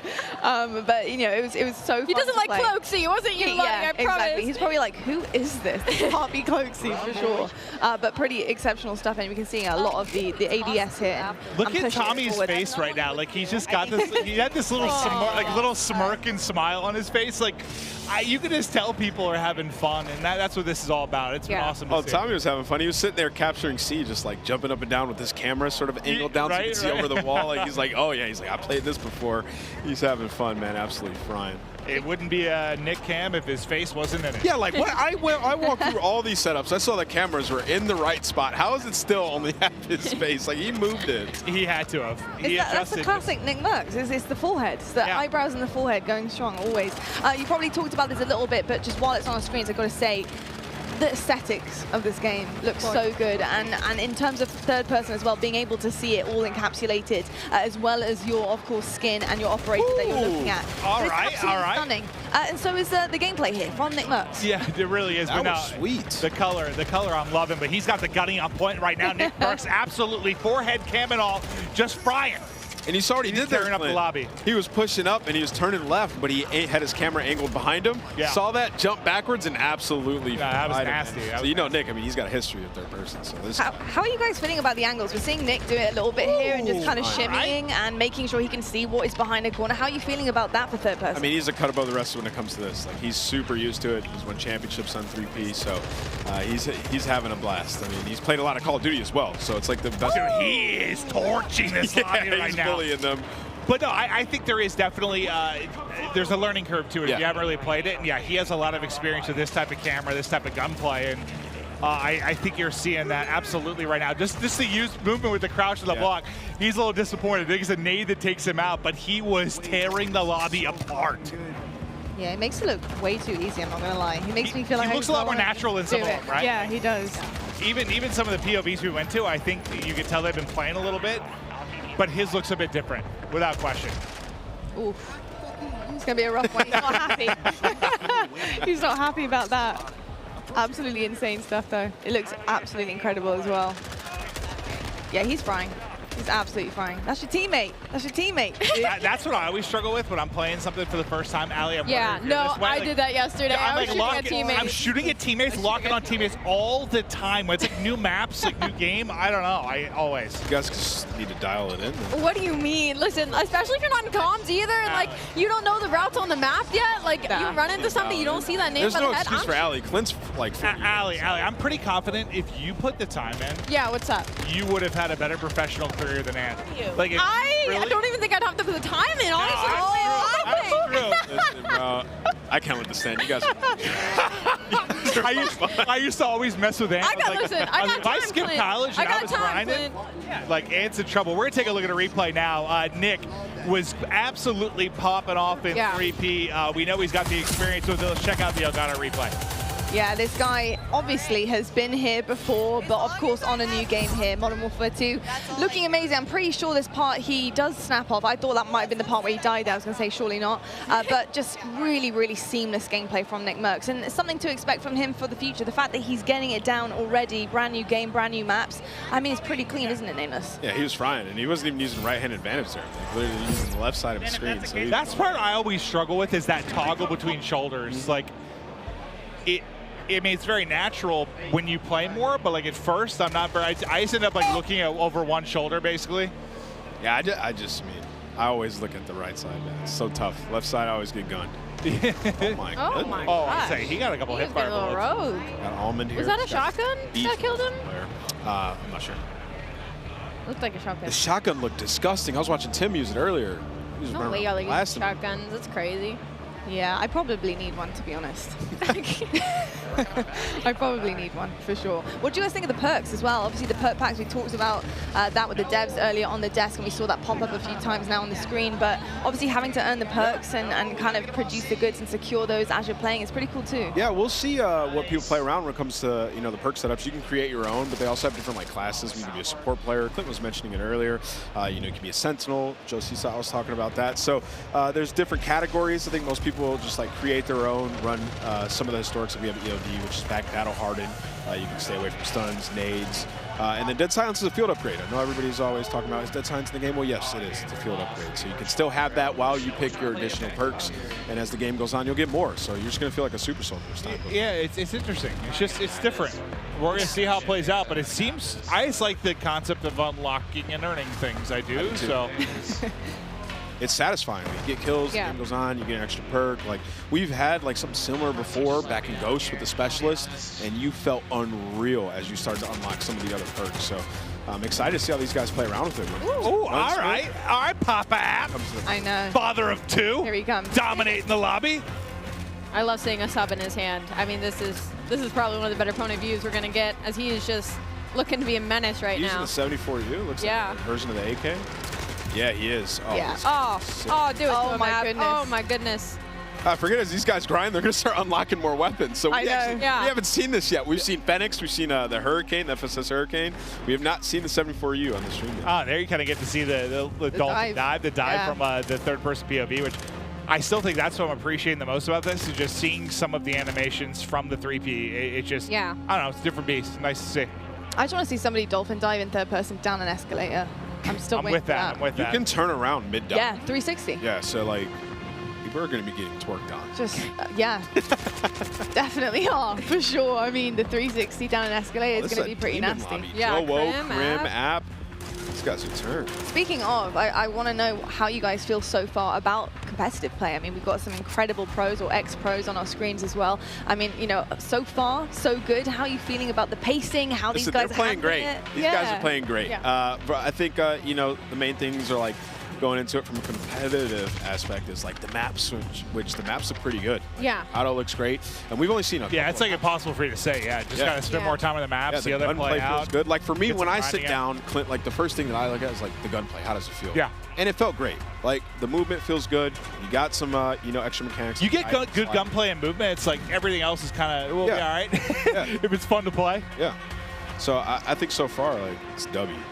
See, and I'm on the other end of that spectrum where I'll look at the maps right away. Like, I'll go through my attachments and like, all right, I'll try this one out. But really, when I first load into the game right away, I'm looking at the map layout. That's kind of like my forte. And I will say, the Mexican Village, that map, I love that map. And like a competitive aspect, it gave me a little bit of like a 3-lane, as well as the paintball map that had the middle section of Chaos. I was talking about how there was the underground passageways. It's giving, again, like a 3-lane hybrid. So with the maps that we are given to play with on this alpha test, I am looking forward to the game release. I'm looking forward because for competitive side of things, at least my personal opinion, things are looking bright. Cool. Amazing stuff. I love to hear that. And I'll tell you what, I love to hear from some other people in this amazing arena. We've seen a ton of action so far, of course, our third-person mode as well. But it's time to toss it on down right now to Gina Darling and Stephanie to give us an update on how things are on the floor and what is going on over there. Hi, Stephanie, and welcome back. Now listen, we've heard it teased a couple times today. Raids are coming to Call of Duty. Now, would you mind letting the people at home know what they can expect for this new experience in Modern Warfare 2? Thank you, Gina. It's so exciting. I feel like I have been able to announce so much cool stuff today. So this is sort of the cherry on top of the sundae for an awesome stack of all of the Call of Duty content that's coming your way this year. But Raids, an all new experience, different gameplay than we've ever really brought to fans. And this mode is ultimately all about communication and coordination, the things that you expect from a raid. And we're actually going to be looking at episodic missions, all of them sort of a couple hours in length, starting with Season 1 and the launch of Modern Warfare 2, and then having that narrative, which will actually, play in with the campaign, continue to play out across every chapter. Exciting. Oh, I'm so hyped for this. Now, can we get a little bit more detail on the gameplay itself? Yeah, so we're looking at 3-person teams. And like I said, this is all sort of a mix of combat, of narrative, and puzzles. So those sort of core mechanics of what we know and love from Raids are coming to Call of Duty in that style. And like I said, I think the way that the narrative will continue to evolve seasonally across each encounter and each mission. I'm stoked for everybody to get a chance to see these. Now, listen, as a longtime Call of Duty player, lined up during midnight so many times, and the still streaming at the Best Buy.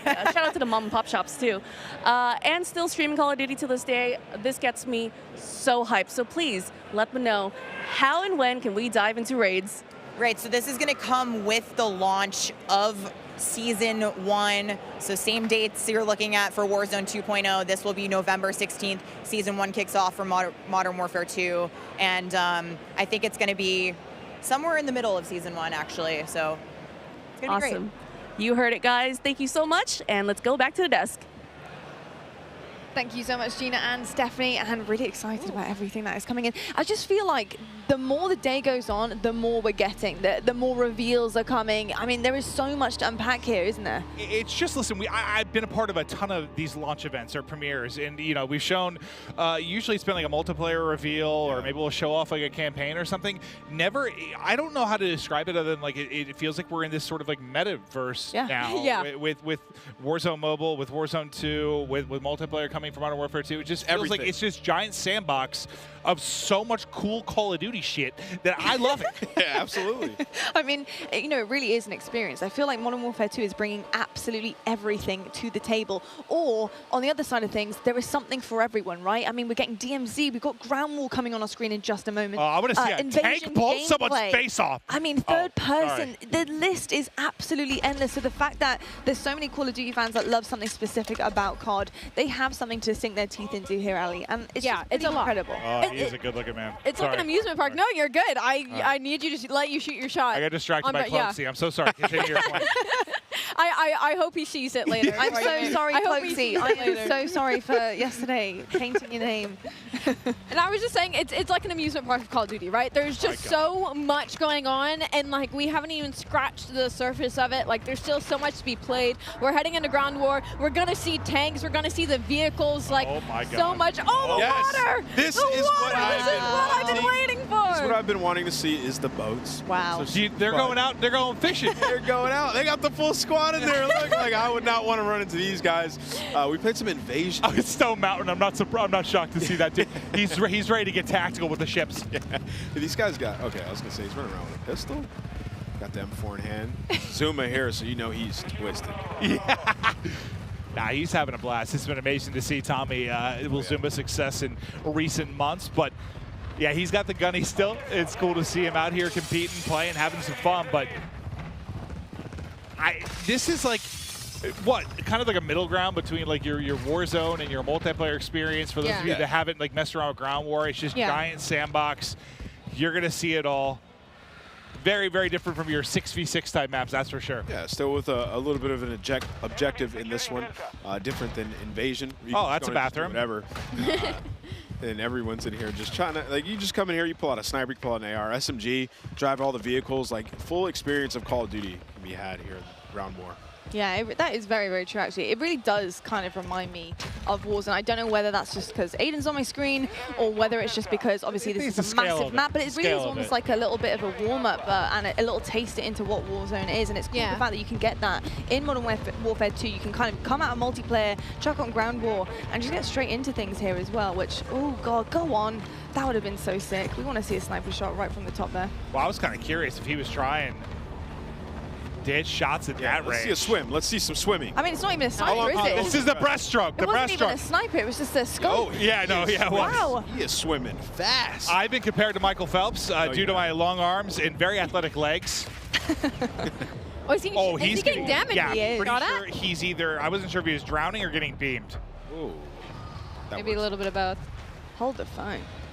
I love how the movement with Aiden, like you can tell he's playing it like Warzone. Like when we were first watching him, like he was busting doors open, looking at the ground, looking for high ground. And so I think that's like, it's so interesting to differentiate the play styles between all the players and creators that we have here. Yeah, it's very interesting. And you can see right now he's just obviously selecting his loadout here, and it's something we also got into earlier on. But Ground War, what kind of loadout do you want? Obviously, it's very different from multiplayer. It's so much bigger. You know, what are you thinking? You gotta have have an AR with. You saw he just put a bigger scope. He just hit himself in the forehead with that nade, I believe. Split. Hey, listen, it happens to the best of us, Aiden. It happens to the best of us. Not me, but it happens. I love that you can select your spawn as well. But yeah, you're gonna want like a sniper and overkill AR. Nice movement. Yeah, this spawn selection is huge, by the way. That is such an interesting and cool kind of push there into Ground War. Listen, this is what I'm doing all day. If I'm not in the back sniping Ground War, like I'm in a tank, 100%. Like, look how fun this is. This guy's just driving around, just blasting people. Nothing but vibes. What song do you think he's got playing in the tank? That is a good question. That's a very good question. Yeah, I would say it was some like AC/DC. Usually in the trailers, I feel like there's usually some. Oh, he's trying to rock shoot the water. anthem. See what Wait, drive the tank in the water. I want to see what happens. I would love to see that, please. Well, what's the one? Is it the ATV that's like can do both? It's like amphibious, right? I believe they talked about it. I think in like the opening of the show, there are some vehicles that you can take right to the water. Like this is some James Bond stuff. They said they sink slow now when you drive a vehicle in the water, which I want to see a tank sink slow. I know. It's kind of cool just to see people diving in, by the way. Isn't it? It's kind of cool to see people jumping into the water. Stuff, Dip your toes into it. And just like when we it's scale hot. out, They're in the desert. when we come out of game and we see the view like this, it just blows my mind that they were able to set this up. Oh, just like, the venue everybody itself. grinding, like everybody in a ground war, queuing up. It's been absolutely amazing all day, man. You can hear everybody's getting loud, passionate. They're ready, man. Oh yeah, there's been a fair amount of trash talk. Just, I mean, a lot of these guys know each other. They're in the same lobbies, just screaming at each other across. They just redeploying on a giant heli? I've not seen that. Oh, I was looking away back behind us. I didn't even see it. It was Stone Mountain on a giant helicopter like 3 other players. Super high. Oh, here we go. Yeah, I was kind of curious how much you got to lead. Yeah. That's what I'm saying. I was playing. Oh, how is that not? I know. I literally was like, how? And I was leading my shot, not hitting him. I was like, surely that was on the dome.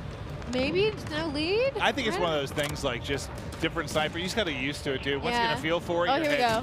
Yeah, well, up close and like medium range, I was fine with sniper, but from range, it just felt harder. It's going to take some time to get used to. It'll take a little bit of time. I mean, I'm kind of all for that. I'm kind of hoping, at least just from the amount of like Warzone I've played, and I know we're in ground war right now, but like your really long range stuff, I'm hoping with a reduction in attachments. Like this? Oh, yeah, what is going on here? This looks awesome. Yeah, well, what sort of sniper perch is this? It's like a chopper gun. Like, this looks lit.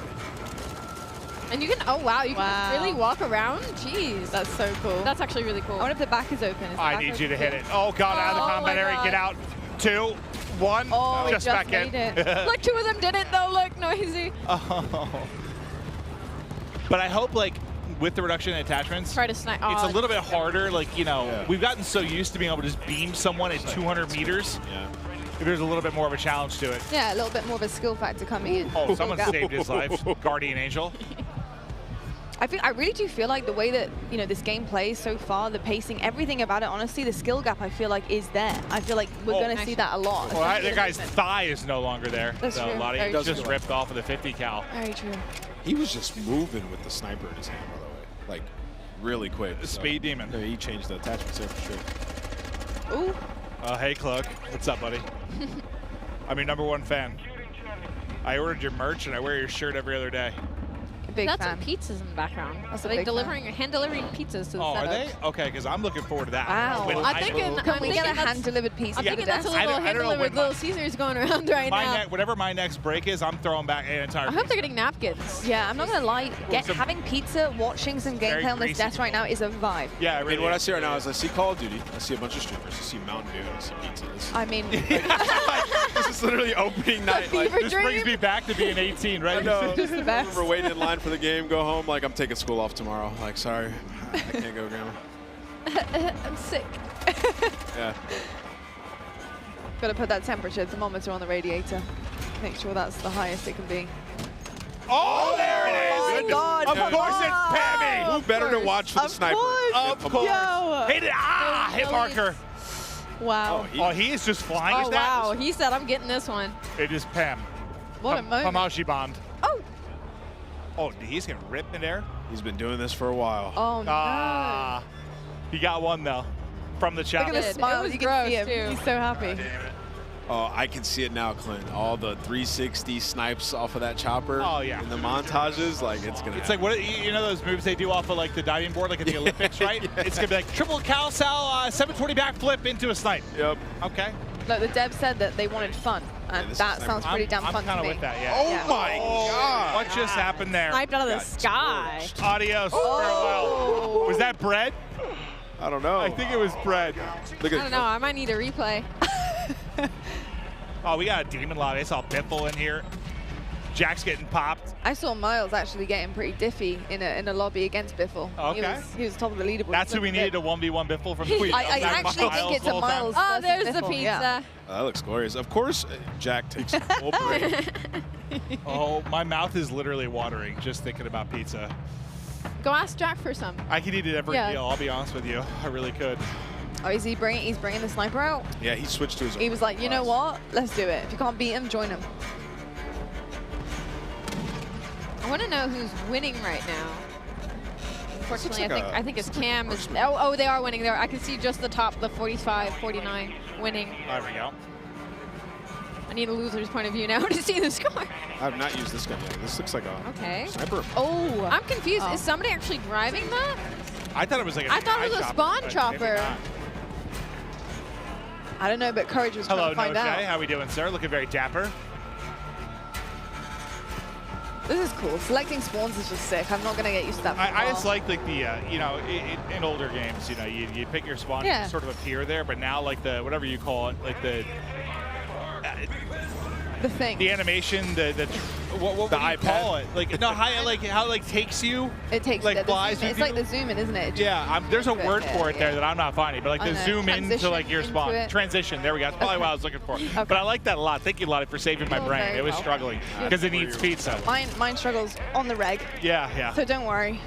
Yeah, no, I think it is really, really cool. to see that. And I think it just suits Ground War, honestly. It really does suit Ground War. And I think in terms of the objective work, you have a huge map here and you have to cover so many different areas. So the fact that you can choose your spawn spot is pretty sick. I love it. I think Myth hybrided his pistol to like an SMG. Whenever he switches to that, look at it, because that looks the auto, right? Insane So there's an auto version of that pistol, and he has it on, but he has like a stock on. Nice. He's got it pretty loaded up. It's the attachments that you can really make it your own. Yeah.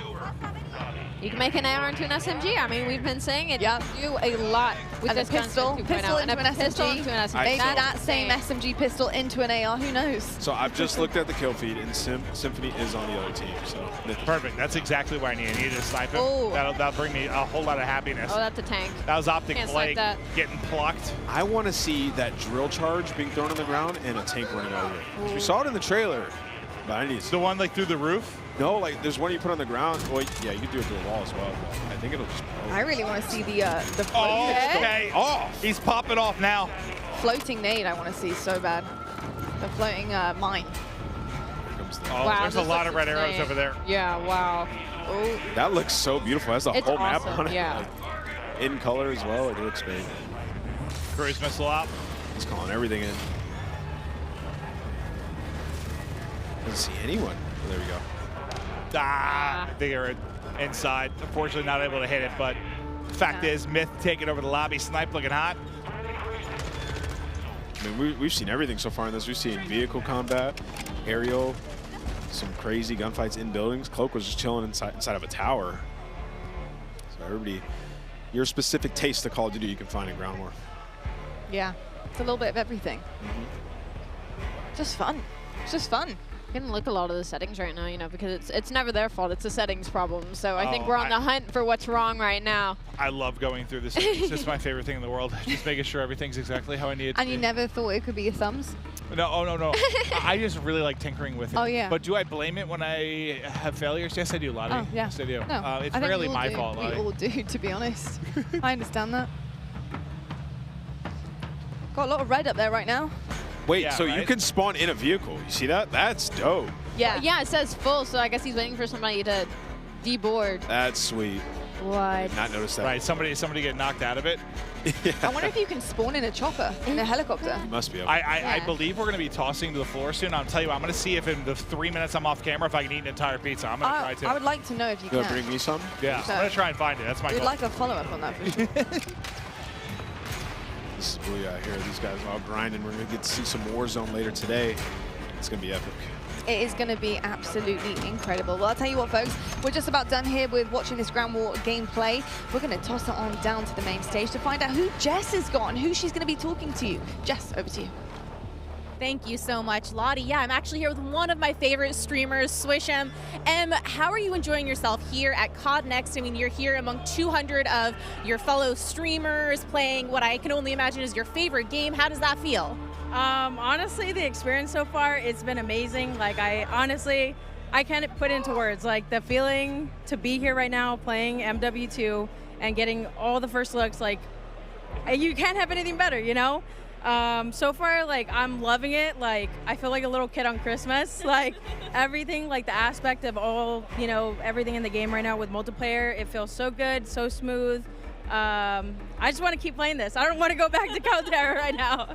Well, we've had a little taste now of, 6v6, Ground War, different maps, different modes. Kind of what's your main takeaway here from this game? Honestly, I'm loving third person right now. It's like, honestly, I didn't know if I was going to like it or not because, we've never had third person, with the past COD. But honestly, I'm loving it a lot. And I love the maps. Everything, is really good right now. And it's feeling, smooth. All right, final question. I mean, what is next for you and your stream and your content? MW2 grind. That's all I'm looking forward to. Can't wait. That makes perfect sense. Well, thank you so much, and best of luck. Have fun out there. Lottie, babe, back on over to you. Thank you so much, Jess. And you can see right now there is so much happening behind us. All the creators, you can see the ring lights for days. So much Modern Warfare 2 being played. But my name is Lottie, I'm on the desk, I'm joined by Maven. But I also do have two very special people to talk about Modern Warfare 2 and what it took to make it look so damn glorious. We've got Mark and Joel joining us. And guys, I mean, studio animation director, and we've got studio art director here. I gotta say, first and foremost, this game is stunning. Awesome. Like, it is absolutely beautiful. The colors are incredible. Yes. I just want to dive in IRL, to be perfectly honest with you, but it's not really just beautiful. brown. It's not just brown. It has some color. I promise I didn't joke about that already multiple times today. But no, seriously, there's been a lot of like gray and brown sometimes. There are many hues. We got our hue chart out. We put that in there. It looks vibrant. I'm loving it. It just feels good when you're out there slaying. It looks absolutely incredible. I'm so excited to dive deeper into that. But folks at home, if you didn't already know, we've got an epic giveaway from our friends at Jack Links. And each Jack Links supply drop includes a brand new copy of Modern Warfare on the platform of your choice. Delicious Jack Links limited edition products. Brand new epic in-game items from Jack Links. So if you want to find out more, check this out. Looking for an epic way to celebrate the launch of Modern Warfare 2? Jack Links has got you covered, giving you the chance to win the ultimate Modern Warfare 2 supply drop. Keep an eye out during the broadcast for the Jack Links Sasquatch to appear on screen. If you see it, grab your phone and scan the QR code, following the prompts to qualify for entry. Tune in to Call of Duty Next. Squad up with Sasquatch and level up for the ultimate viewing experience, courtesy of Jack Links. Terms and conditions apply. All right, folks, keep your eyes peeled to spot the Sasquatch on the screen throughout the show. Scan that QR code and enter all your information for a chance to win. And trust me, you certainly want to. But back to it, though. Of course, Modern Warfare 2 is where we're at. I'd be good as a Sasquatch, though, right? It's hard to mocap Sasquatch. To be honest, people might honestly get that confused with you. Yeah, there is that problem. I'd be really good as that. There is that problem. Anyway, I'm so sorry. You can throw the razors out. You don't need to worry about it. But I tell you what isn't a problem is the color palette on this game. It's absolutely stunning. You know, I looked at Mikado earlier on, and I was just floored by how good it looks. What does it take to make a map? You know, how from scratch, you're looking at the color schemes, you're looking at what you want to put in, the details. It's very finely detailed, and I think that makes people really want to dive into the game and start grinding it. Well, I think like it's important to create an immersive environment, go out and capture reality, but you know, at the end of the day, it's all the details. And what's funny about making stuff like this is it's about what you leave out. You know, the real world isn't completely cluttered all the time. It's very, you know, kind of understated and things like that. So kind of holding people back sometimes because they want to keep going, and you know, especially in a game space, you know, that's important to pay attention. And then AI, putting AI in there and having a living world. And I mean, that's just insane. The AI part is something that blows my mind, and I think it really brings such an incredible aspect of that realism, you know, that realistic effect that you guys are trying to achieve here in Modern Warfare 2 and in COD games in general. What does it take to make that happen? Oh my. Well, it takes a lot of like just research and reference that we use. Like all of us are mad action movie fans and you know, cartoon anime and all that stuff. But that's the action side of it. Yeah. But we have to have that authenticity where we deal with our military advisors, all different branches of the military. We ask them questions all the time. We're always asking, hey, would you do it like this or would you do it like that? Most of the time they'll say, yeah, nah, I wouldn't do it like that. That's Hollywood. You know? but they know that it's an entertainment product, so they definitely, you know, are in it to win it, always giving us the advice that we need, plus the extra, you know, pointers in here and there. Then we bring them into the mocap stage. Yeah. Get them suited up. You know, a lot of them never been in anything like that. You know, they're in spandex, you know, with the dots and stuff. Big tough guys, you know. So, but once they get going, I mean, it's amazing when you see a lot of the movements that they do. You know, they're like, wow, man, that's going to look good in the game. Yeah. You know? So yeah, it's just a lot of like effort and magic that goes into it. Mark and I go back on this all the time. It's what you're looking for also in the performance is the human mistakes. Yeah. You know, when people get scared, when AI gets scared, how do they react? When a soldier, like, you know, sometimes all these consultants do things perfectly. Right. Right. And they rehearse it. It's muscle memory. But you want those moments where they're making mistakes and they don't do it perfectly. Imperfections. Human, yeah. You know? Well, I feel like the hard part, at least from the outside looking in, is just like finding that fine line between realism and fun. Because I play games, and I'm not going to call it any other games, but like they try to have like sometimes like a realistic weighted movement to it that to me is just not as fun. Like I want more arcadey sometimes because that's just we're playing a game at the end of the day. It's a fine line. It's got to be very tricky. You can't go too overboard and, you know, WrestleMania or anything like that, and you can't go too, you know, I don't know, whatever. It's contrast. Still real. Yeah, It's- but we see that. I mean, with the Oni skin we saw earlier, the way that the guy was walking the operator, we having that fun, that exciting That's aspect. you? Was that you in the That was suit? me in the suit. No. Was it really? No way. Yeah. Oh, dude, that looks dope. Oh my! Well, I'm a big Yeah, fan he for a did that. start. Big Awesome. fan of Awesome. the Oni. That looks awesome. But I mean, That was fun. we are bringing that fun element to operators like Oni and having these exclusive skins that you're able to put on, and it changes the whole character that you are embodying in the game, and that's where the fun aspect comes in. But you do have people who want to stay true. They want that realistic kind of approach and feel to the game, and I think the balance is really difficult, but something so far we've seen is that you guys have done that so well. Where does the decision making of the AI come in? I know the intuitive, creative part of the AI is so important to you guys, and having them making those decisions and become actually a vital aspect of in-game play. How does that work? Well, that's a balance between the programmers. The animators, we want them to do everything. So Yeah. we just have them running around, but then Cooking a meal. the hanging out. design, Jeff and Joe were like, we don't need it like that. Can you guys switch it this way? So there's a lot of balance between design, code, and animation. The art. How many times do we go back and forth on silhouettes? And because you want the AI to be identifiable. Right. In that when you mix it up, you need to get It's that a stuff. little difficult, but it's a balance between that triad of design, code, and animation, where we have our vision in our head, and we just have to come together and compromise. Well, how much? I guess I feel like adding the third person kind of put a spotlight on you from an animation standpoint, because we've all seen when you're in first person, you don't see a lot of the animations you do, but when you're fighting somebody online, every now and then the animation can be janky due to whatever desync. You're playing on the internet, but when you have the 3P, it is a spotlight directly on the animations of the character. The animation department and programming went to town. They had to, right? and it's so awesome to see it. Our animation director at the studio, Bruce Ferris, I was just talking to him today about it. But it's really awesome. So I was just sitting down here on the floor watching it a few minutes ago. I was like, wow. Man, it looks so good. That's what I was thinking. Vehicle mounting and all the stuff that goes on with that, the way that you mantle on things. You've got a nice system where the feet are falling on the terrain the proper way, on staircases and things. It's I don't know. It's just awesome to see. It makes the characters look great. When you see someone else doing it, that makes you feel even more badass. There's a power fantasy seeing it happen. That's all I could think about in the 3P part was the character animations. They look so. They knocked it out of the park. It's awesome. They really do. I got to ask you just a personal nerdy question for me, but I love finishing moves. I think they're so sick. How does that get created?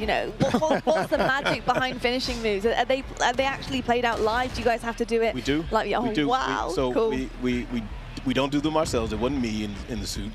We go get stunt people, and we kind of map it out first, draw sketches. Hey, maybe it's do it like this, do it like that. We get them on stage, and then we kind of just go through it together, to kind of just bring that action and that feel, that same thing that you just felt. Yes. We did it last project. This time we were like, all right, we need to up the ante a little bit. Love it. So violence and aggression. I'm going to put pressure on both of you if this isn't in yet. So listen, this is going back to, we were talking about the fact that one thing that's tough with first person is when you get cool operators, right? You don't see them as much. And finishing moves is one where you do, but going back, this is back to Blackout, but when you would do, there were different emotes you could use where you would dance and you'd have the hula hoop and stuff like that. So you'd kind of see your avatar more. You could show off. You could do a lot of taunting type things. Yeah. Right. Is that in that, or can you add it for me?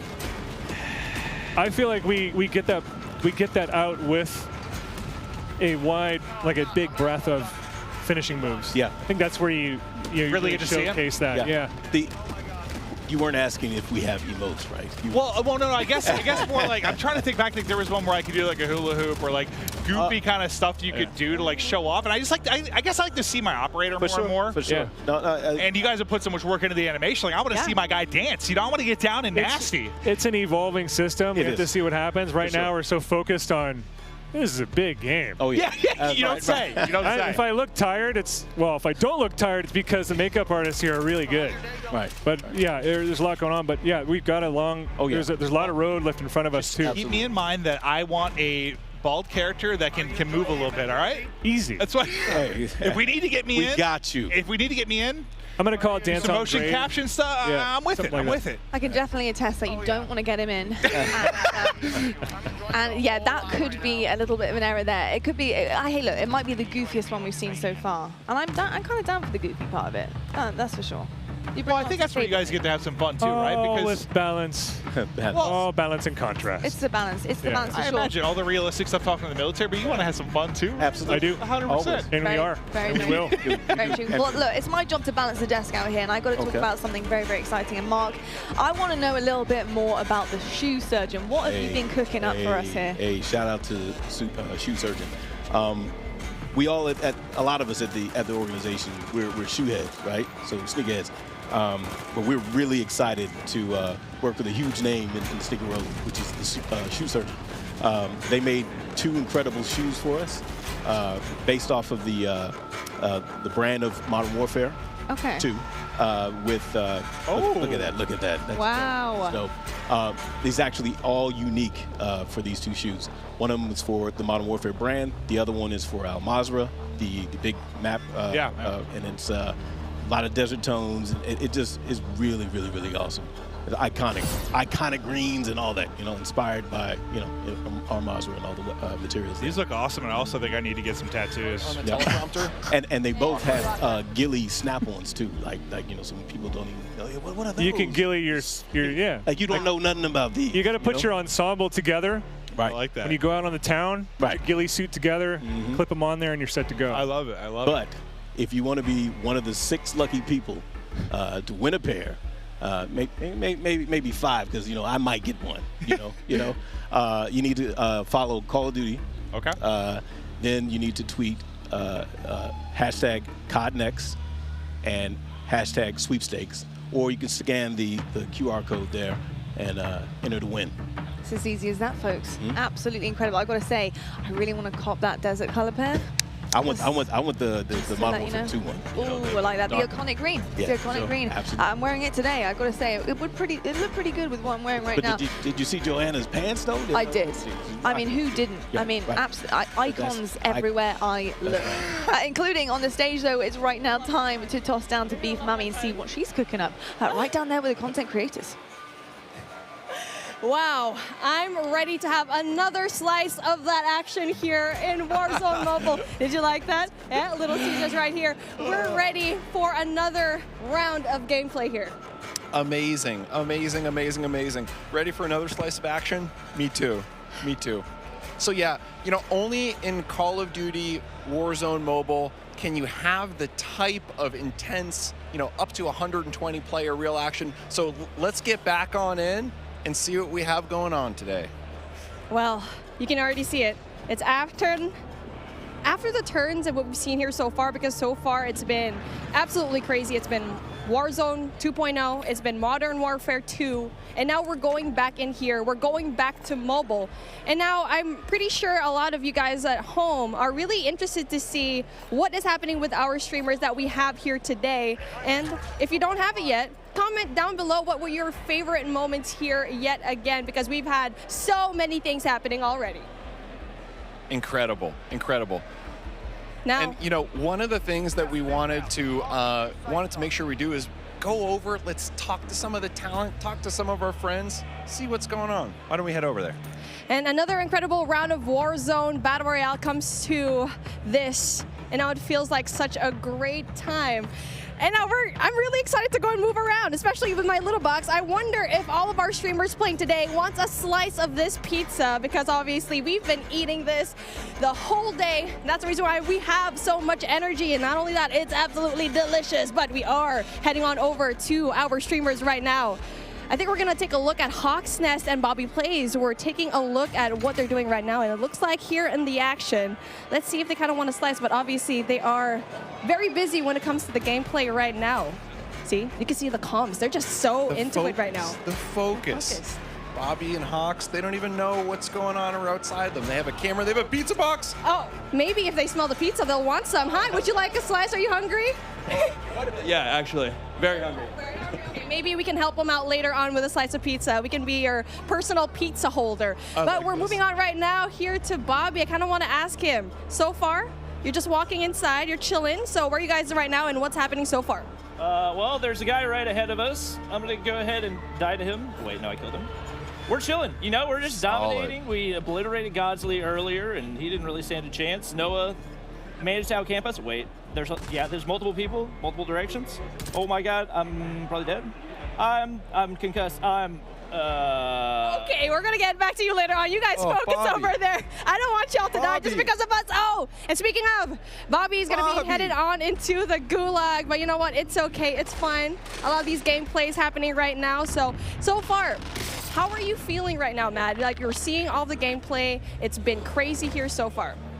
Great question. You know, feeling really good. Feeling really good. We still have so much longer to go in terms of development, but right now, you know, we know people are loving the game. We know people are excited to get in there, and more than anything else, at this point, we want to make sure the moment-to-moment action is just good.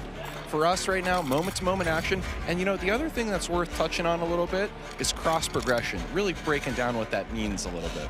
Absolutely, that cross progression. If you are at home, if you're playing Warzone 2.0, if you're playing Modern Warfare 2, that progression that you have over there, it can transfer over into Warzone Mobile, where if you want to grind for the Battle Pass, you can do so at the tip of your fingers. Yeah, that's right. If you have things going down at home, you can definitely bring it down into wherever you are. If you're on the car, you can grind for it. So again, so many new things. And for me, I think it's such a revolutionary thing for this to happen. Yeah, exactly. You know, we were talking the other day around like, well, what does that mean? If I'm a player, cross progression, how does that benefit me? And there really are a handful of experiences we think are just made better by cross progression. So I want to talk about those just for a little bit.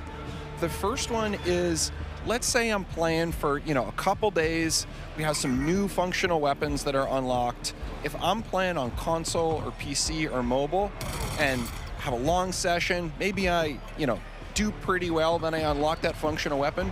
That time investment that you just made, that now carries over to all the other platforms, regardless of where it happens on. So think about the time save there.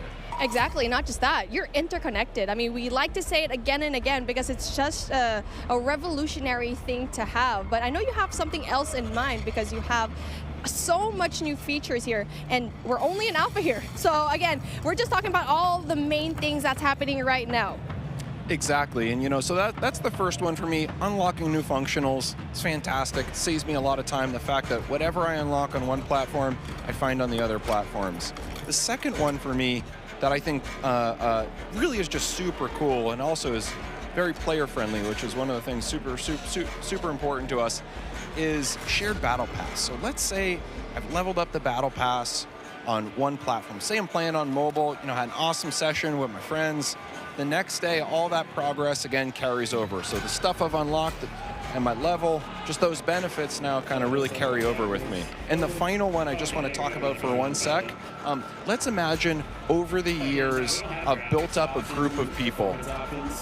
Now, some I know in real life, maybe others I've met playing. That friend group, so the chats and the larger social experience, now they're going to carry over across platforms and across our sessions.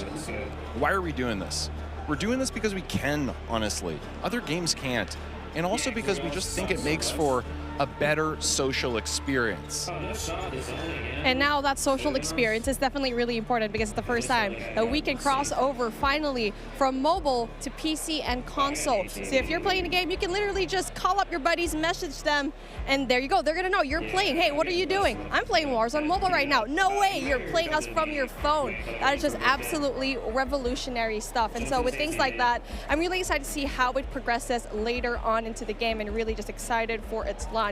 And now, speaking of, we're taking a look at our duos yet again. So we're going back into the gameplay where we're taking a look at Jokesta. And with everything so far, I don't think we've touched up on vehicles that much anymore. So, I mean, yeah, the ATV, you got it right over here. You have the classic vehicles that we got to see in Verdansk the first time. Exactly. One thing I love about the Verdansk vehicles too, a lot of differences. Helicopter, slow trucks, fast, quick ATVs. You really have the whole experience. There's nothing better for me, too, than helicopter. I don't know about you, but I'm a helicopter person. I agree with that. I mean, it's the fastest route to go in there, but if you need to be ready, you have to go and drop right now. Especially if there's going to be a javelin just pointed at you, you make sure that you get out of the helicopter ASAP. But again, when it comes to finding those vehicles, you need to know the map very well. I mean, you can already definitely look online where to find like the great moments and the great spots. And for me, I feel like that's going to be airport. Around airport, you're going to be having a lot of vehicles right now. And so right now for this particular time, now they're slowing things down just a little bit. We've noticed it. And for me, like I feel like for this duo, they prefer just going into the outskirts just a little bit. Exactly, yeah. I think they're smart that way. They loot, they get what they need to do, always staying together, but then occasionally, once they have what they need, they're waiting for the next circle to collapse. They're finding those areas in the map where maybe the action's a little bit lower. After all, you know, last people alive win. Exactly. I mean, it just depends on what kind of gameplay you really like. Are you going to be aggressive? Are you going to be dropping down Superstore, Boneyard, downtown, or do you prefer the outskirts and beyond the mountains and try to see what is going to happen when you are going to see just a little bit of a step back? But obviously, it does have its risks. You won't have as much loot going into it, and you won't have as much kills. Exactly. Final thing, getting into Storage Town, circles collapsing. For me, this is the intensity that I'm looking for. Man, it's my favorite. Same. I mean, it's really just a strategy that you can play for me. I'm the type of player that goes outside of the circle, going into the smoke, going into the outside of the zone, and try to have like a better angle there, because once the circle's zoning in, you don't know that anyone's going to stay out there. People are just going to assume everyone's inside the zone, right? Exactly, 100%. Those are the real savvy players. That gas mask, slow lagger behind. Yeah. I die to them all the time. I mean, prior to this event, I was looking at the top 200 Warzone clips of all time, and I just saw one.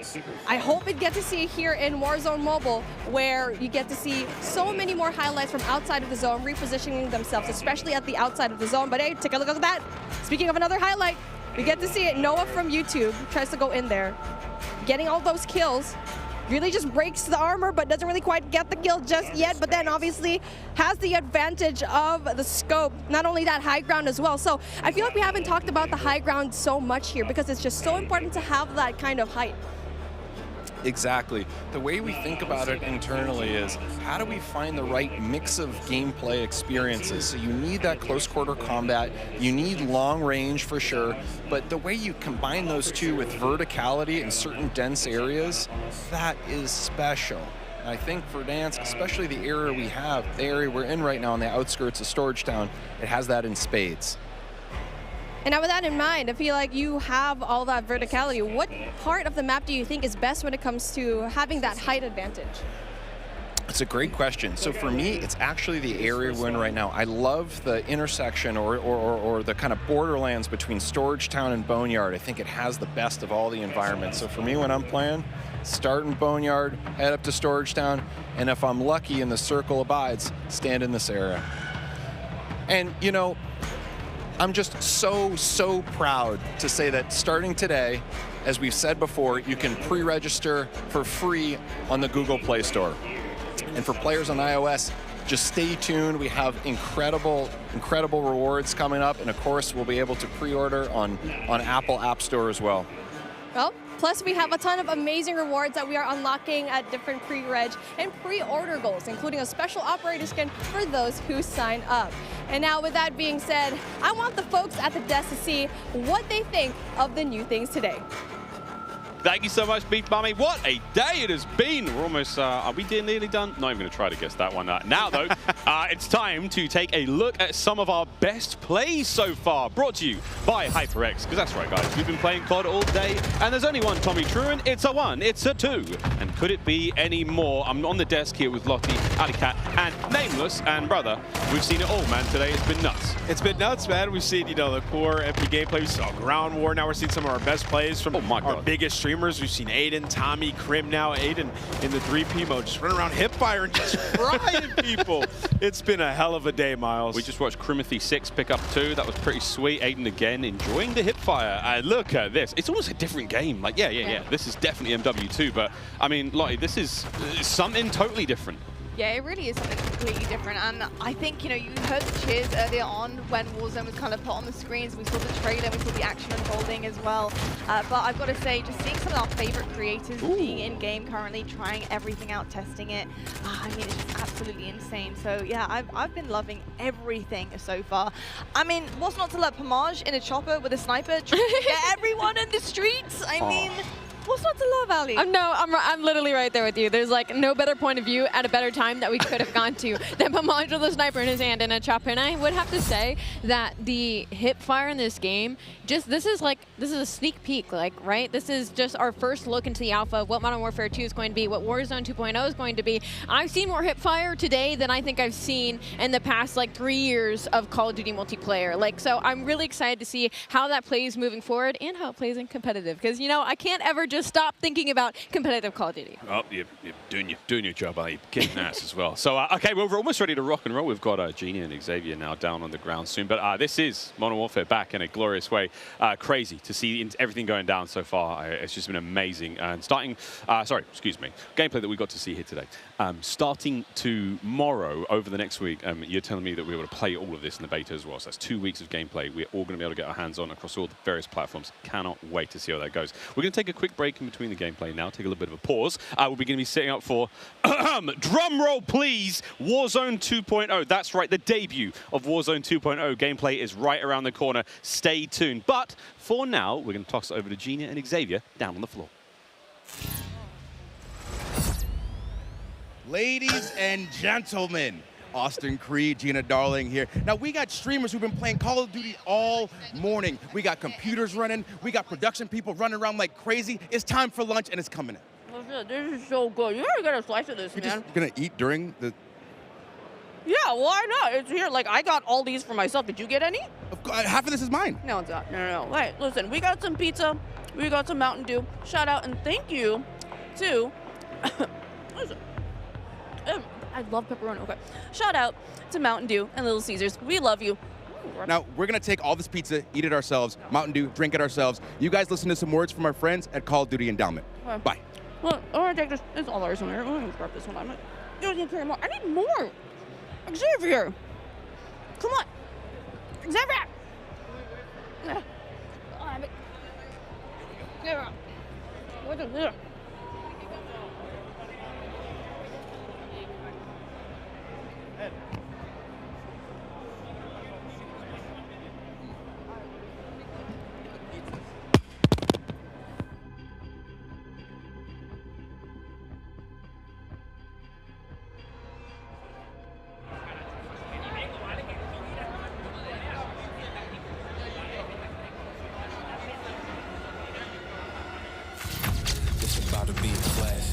We have 200 creators here on site, marching down the green carpet with one mission in mind, to be the first players to play Call of Duty Modern Warfare 2. And there is so much in this game. There is almost too much. This is like one of those days where I enter and my hopes are so high. And what are you looking forward to most when it comes to Warzone 2? Prisoner rescue. I'm looking forward to using that inflatable soldier decoy to mess a lot of players. Kill streaks, I think. I'm honestly here just to learn as much as I can to prep for Old Men of Optic, because those guys are very old now. So maybe some OG maps coming back. A map that everyone can play. Honestly, give me a broken shotgun. What's your favorite game mode and Mountain Dew flavor combo? Search and destroy Code Red. Capture the flag, Code Red. If I'm going hard with the boys on a long night of S&D and I'm trying to get some nasty in-game comms, I'm drinking Baja Blast all night. Terminal or high rise? Easy terminal. Ooh, terminal. Most people have terminal nostalgia. Terminal. Terminal, 100%. I just replayed that recently and I realized that spawn trapping is horrendous. Easy. Strike. High rise. High rise. Terminal. What's your favorite flavor of Mountain Dew? I've grown up on Code Red, so it's still Code Red for me. Honestly, I like the basic one, just Mountain Dew itself. Dang, I was going to pick Code Red too. Can I get a second one? All right. Baja Blast. Starting October 17th, unlock dual double XP, COD points, and also an exclusive Mountain Dew skin in Call of Duty Modern Warfare 2 when you buy specifically marked Mountain Dew. You thinking you getting me? Is you kidding me? Ripping everything and I'm beginning to show you.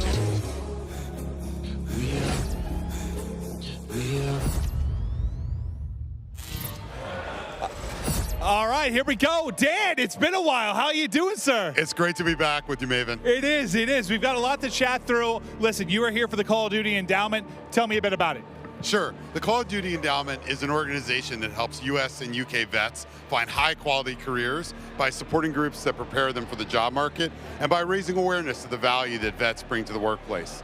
Through support from the Call of Duty community and our partners, the endowment has placed more than 100,000 veterans into high-quality jobs, becoming one of the world's largest funders of veteran employment. And we couldn't do this without each and every one of the members of the Call of Duty community. The endowment does incredible work. I mean, it's amazing what you guys have done over the years. Tell me why you were so focused on veteran employment. Yeah, so at the endowment, we believe that quality employment provides the greatest benefit for the largest number of veterans. If a vet finds a high-quality job upon re-entry into civilian life, any other challenges become much more manageable. A good job means a roof, food, healthcare access, social interaction, and probably most importantly, purpose. Last year, the endowment placed more veterans into jobs than any previous year, and we are excited to continue our mission to place the next 100,000 veterans. It is truly terrific. I thank you for all that you do for veterans. I know you have an exciting announcement. Tell us more about that. Yeah, absolutely. The Call of Duty Endowment Bowl, or Code Bowl, returns on December 16th. Hell yes, I've had a blast with these. And now, as some of you may remember, the U.S. Space Force shocked everyone and took home the last Code Bowl trophy. We're thrilled to be bringing the event back and can't wait to see who'll take home this year's title. Also, we're grateful that USAA's support is helping make Code Bowl 3 possible. USAA has been serving the military community for 100 years. Personally, I've been a proud member of USAA for 32 years. Since I was a young Navy officer, and I'm thrilled to have their support for Code Bowl 3. Yeah, this is incredible. I've been a part of these. They're an absolute blast, and what an awesome trophy it is. Can't wait to see who wins Code Bowl 3 presented by USAA. Here's a sneak peek of what's to come. The Call of Duty Endowment Bowl, presented by USAA, is back on December 16, 2022.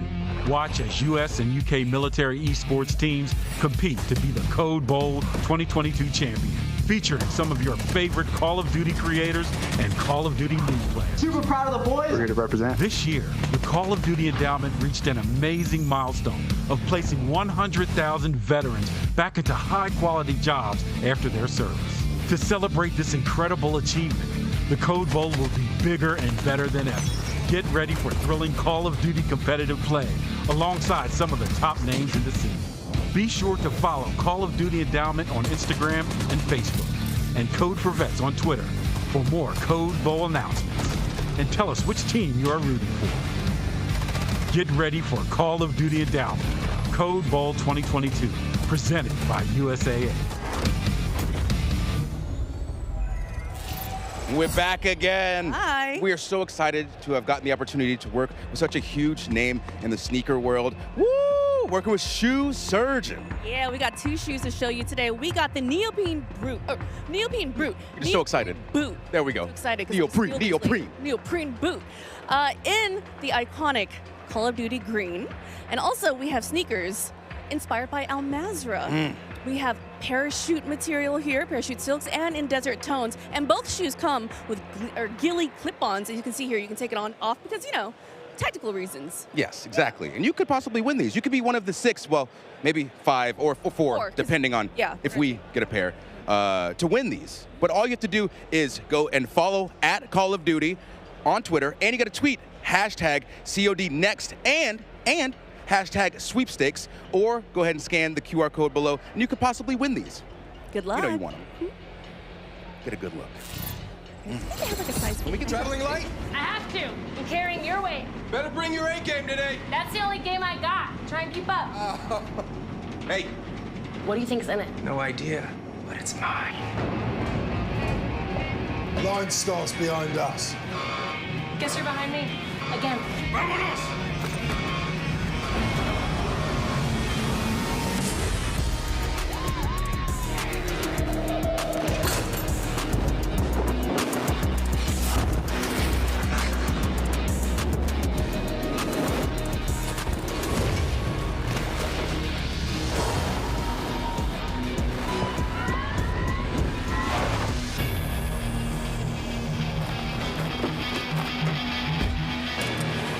Adios, amigos.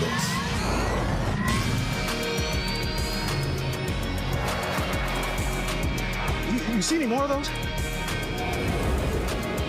GMC Hummer EV, reporting for Call of Duty. Well, Call of Duty fans, hopefully that got you fired up, because it's a pretty cool announcement we have here. We are excited to officially announce the all-new GMC Hummer EV pickup will be a drivable vehicle in Warzone 2.0. That's right, boys and girls. This is awesome, the first of its kind integration for the franchise, bringing one of the baddest cars on the planet to COD. Right.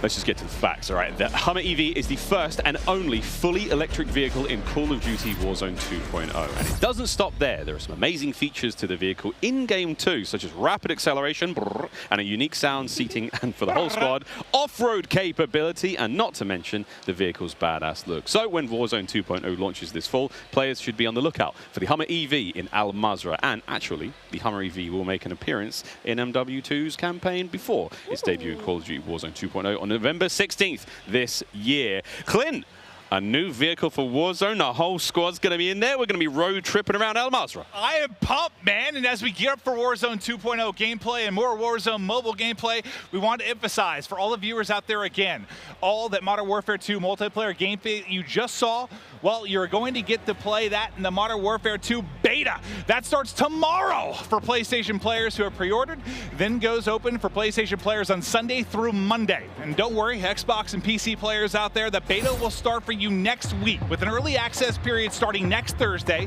and with the beta going live for all players next Saturday.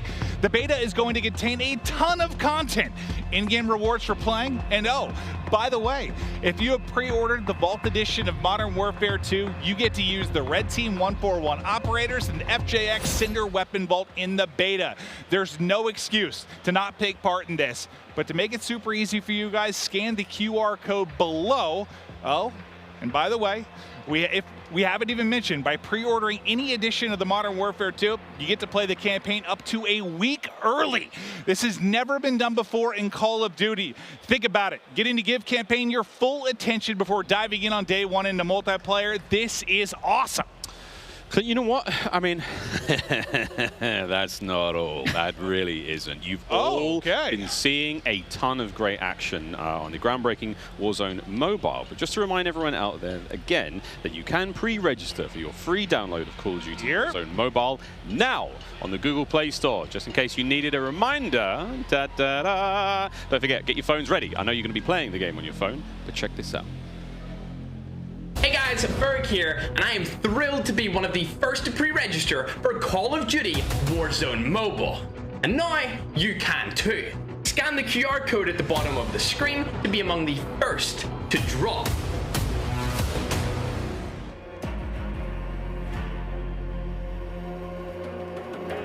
Okay, so we've seen... Okay, so we've seen Modern Warfare 2. We've seen Warzone on mobile. Now it's time for Warzone 2.0. November 16th is a date it's going to be available across the world. But today, we all get to see it in action for the first time. This is a huge moment, and we can't wait to see everyone behind us diving in. With that, no need to delay any longer. Let's get it going. I cannot believe, I mean, I just looked around and everyone's sort of, there's like 200 people. I've been waiting for this. I play so much. I'm pumped. Oh my God. Sorry, before we get into it, I want to give a shout out once again to Intel, who is powering all the streaming PCs here today. All of them outstanding. Cannot wait to see how that one goes. Again, Clint, 2 PCs on every table, one of them exclusively for streaming. Listen, I stream on 2 PCs. Whenever I travel, I just pray that I'm going to have something that somewhat mimics what I have at home. The fact that they have this here, it is one of the coolest things I've ever seen. The support is unreal. This event is effing dope. I'm pumped up. Effing dope, namely? Listen, this is incredible. Like what Clint said, like having a PC specifically for gaming, because you don't want to take anything away from Modern Warfare 2, and to have one to stream as well. You can see it here. Like, this is a gamer's paradise. Like, coming out to play the game early and also being able to create content and not have anything taken away from your graphics is absolutely phenomenal. Shout out to Intel and shout out to everybody that put this together, because I've never been a part of anything this special like this. Yeah, Yeah, and as we do the flyover, do you see the size of that thing? It's on the top right of our streamers' desks. Like, it's not taking up a lot of space either. So the fact that it has that much power to be able to run a stream as well, run this many streams, it's incredible. I need to get something like that for my giant PC, honestly. Well, guys, you know they say size isn't everything. Now, though, it's time for the TCL Power Hour. There are so many exciting games, so much exciting gameplay moments we can't wait to see for the next hour. We're going to be tracking along with these. We've got a bingo card, ladies and gentlemen. This is it, 9 challenges. This is going to be across the entirety of our Warzone Alpha gameplay. And basically, you've got to try to manage to nail a couple of these. Name us any fun ones? Yeah, I mean, fall damage death, Tim's going to get Timothy. 100%. He has to, right? Ledge hang elimination, like I'm looking at some of the CDO guys, like looking at Zuma trying to get one of those Crim. It'll be interesting to see this bingo card, who can complete it. Alec, vehicle elimination. We've got so many vehicles now to play with. I'm so excited. Like, one of my first introductions into Warzone was with, you know, the Berthas, was with all the vehicle kills. So now with also that hover being in, how dope some of that action's going to be. So tell us what you at home are most excited to see. Tweet at TCL_USA and let us know what you think. Don't forget to include hashtag CODNext and hashtag TCLXCOD sweepstakes during the next hour, and you'll be entered for a chance to win a TCL TV. I actually think we almost all have one of those, and they're Listen, amazing. I got one of those. I got one too. A couple years ago, I've been using it ever since. That thing's elite, so make sure you enter. Oh, make sure you do enter indeed. Well, Clint, this is it. We've waited. The world has waited. Warzone 2.0. I'm one of the greatest Warzone players on the planet, and I'm excited to see some gameplay. Listen. No, okay, I'm not at all, but We have made it there. This is the power hour. This is when the stream goes off the rails and some craziness happens. We're gonna have some fun. We've been so excited to see this, guys. We haven't seen too much of the Warzone 2 yet. We've seen the map, so I can't wait to see how it plays out. I'm getting my monitor ready so I can enjoy every single second of this one, as you should be as well. We saw DS Biffle there getting settings right, everyone getting that very first drop. And I mean that, the very first ever drop that most people outside of Infinity Ward would have ever seen. The world will see for the first time. Well, boy, am I excited. You could cut glass with these bad boys. We've prove it. No, we've talked a lot about some of the features that we're going to see in this. You know, we chatted through with the devs about different thoughts behind stuff. Like, I'm curious to see. They were talking about loot. Like, you know, if you're looking for a bandage, you're going to be looking in a bathroom. If you're looking for ammo, it might be in like a gun cabinet or on top of a desk. Like, there are some things that sound great, but I need to see them. I'm really pumped to see how it's going to play. Yeah, triple circles, like a Hydra. I don't know what's going on. We'll see. Ali, like, this is the change. A tremendous change for Warzone. And honestly, it gets me so excited. I'm not, you know, a typical player that loads into Warzone nearly as much as Maven does, but I love to watch it. So now that we're moving into Warzone 2.0, not only, you know, it's a new map, it also has sections that are very nostalgic that make me, as a normal multiplayer player, want to hop in. And then the new vehicles and the new circle mechanics, like, all of this is so exciting, and it's so exciting as a new player to Warzone to hop in. Here's the countdown. In we go to Al Mazrah for the very first time here in Modern Warfare 2. The streamers here at CODNext are getting lit. Yeah, I see some fist pumps. They are ready. Here we go. These guys. Dude, look at Isaac smiling, bro. He's so happy. Yeah, I think these guys put the hours in, 8, 10, 12-hour days. So they're ready to see what their life's going to be like for the next couple of years. Yeah, right? And again, this is the largest Battle Royale map that anyone in the Call of Duty world has built. This bad boy is absolutely huge. Al Mazrah's got it all going. And here we go, Clint. The first drops. Where are we dropping, people? No, like, I kind of want to drop near one of, like, the central hotspots, like, surrounded by water. It looks like I'm in, like, Venice or something, or I'd like a boat. Yeah, I want a boat. I want a boat and floating proximity mines, and I want to kill someone with that. Think about Joe. He could have a little team called Boats and Joes. That's good. I stole that from Stephanie Snowden, Communications Director at Infinity Ward. Thank you, Stephanie. Clint is foaming at the mouth right now. Can't wait to hop into Warzone. I just realized I have my face in the monitor. Those at home can't see, but Mr. Evans is very excited. Here we go. The first boots have touched ground, and let's find out what exactly. Again, everything's changed. Loot has changed. All new.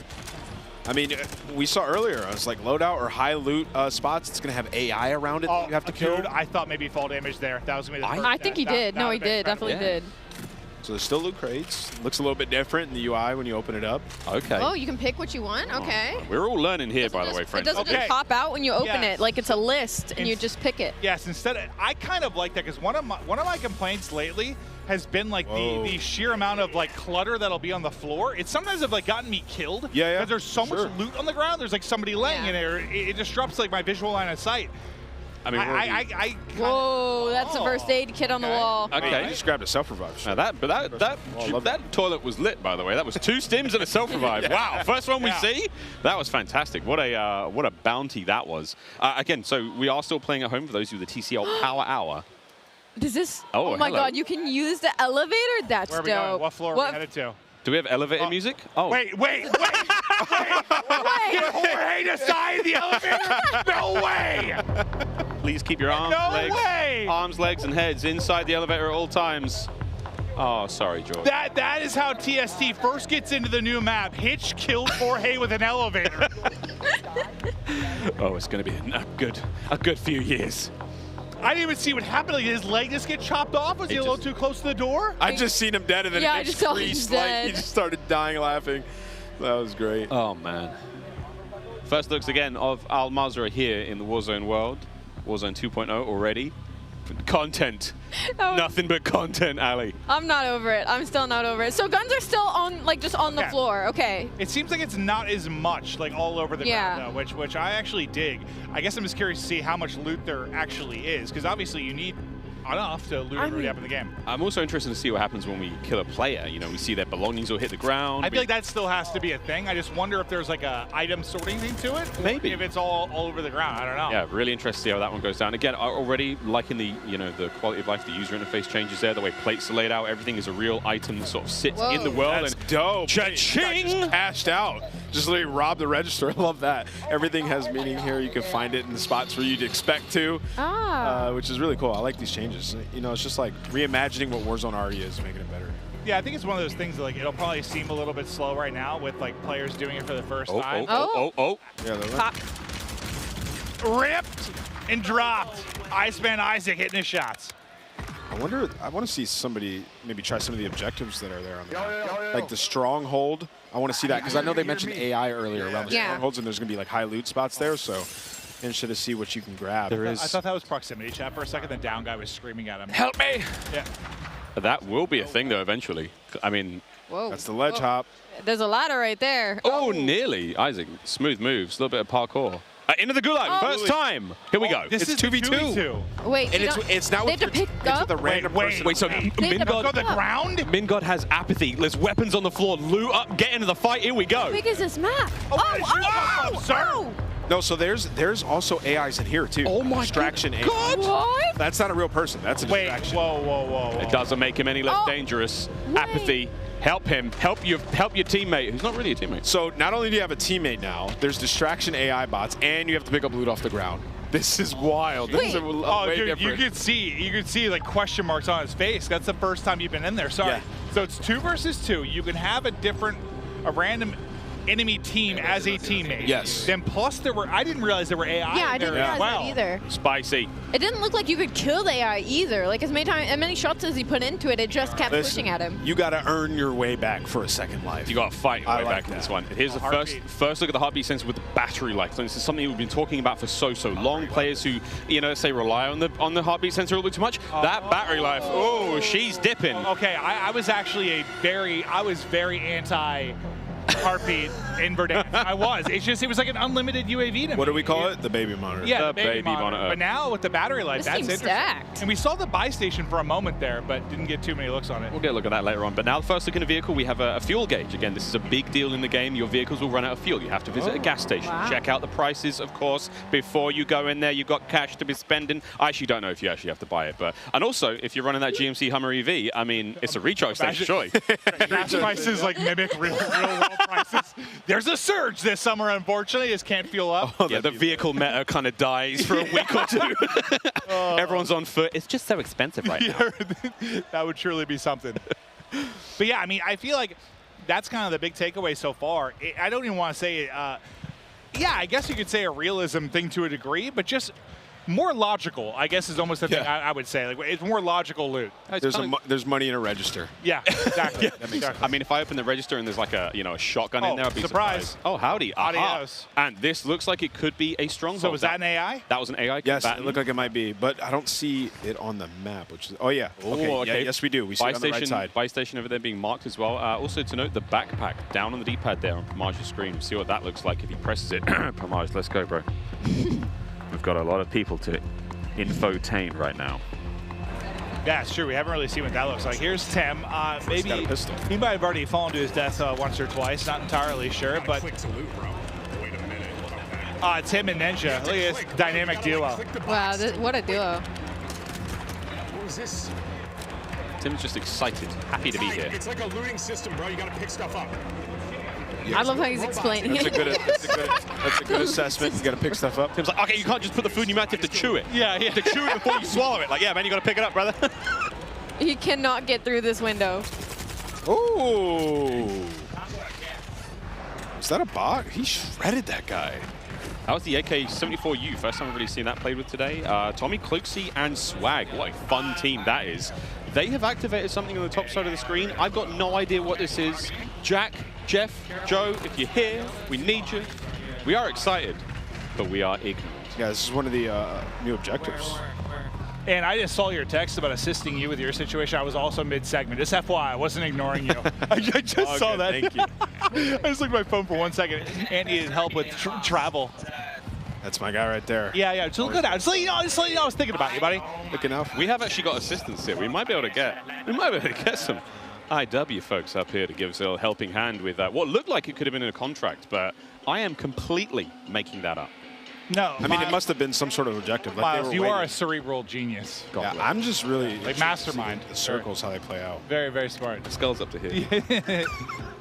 Aiden on the right-hand side of the screen having a good time, just, you know, running around, flowing. Actually, he might be in the lobby. He's probably chatting it up. He's probably dead. Yeah, I think right now, I mean, you're just seeing everyone kind of learn and explore and just.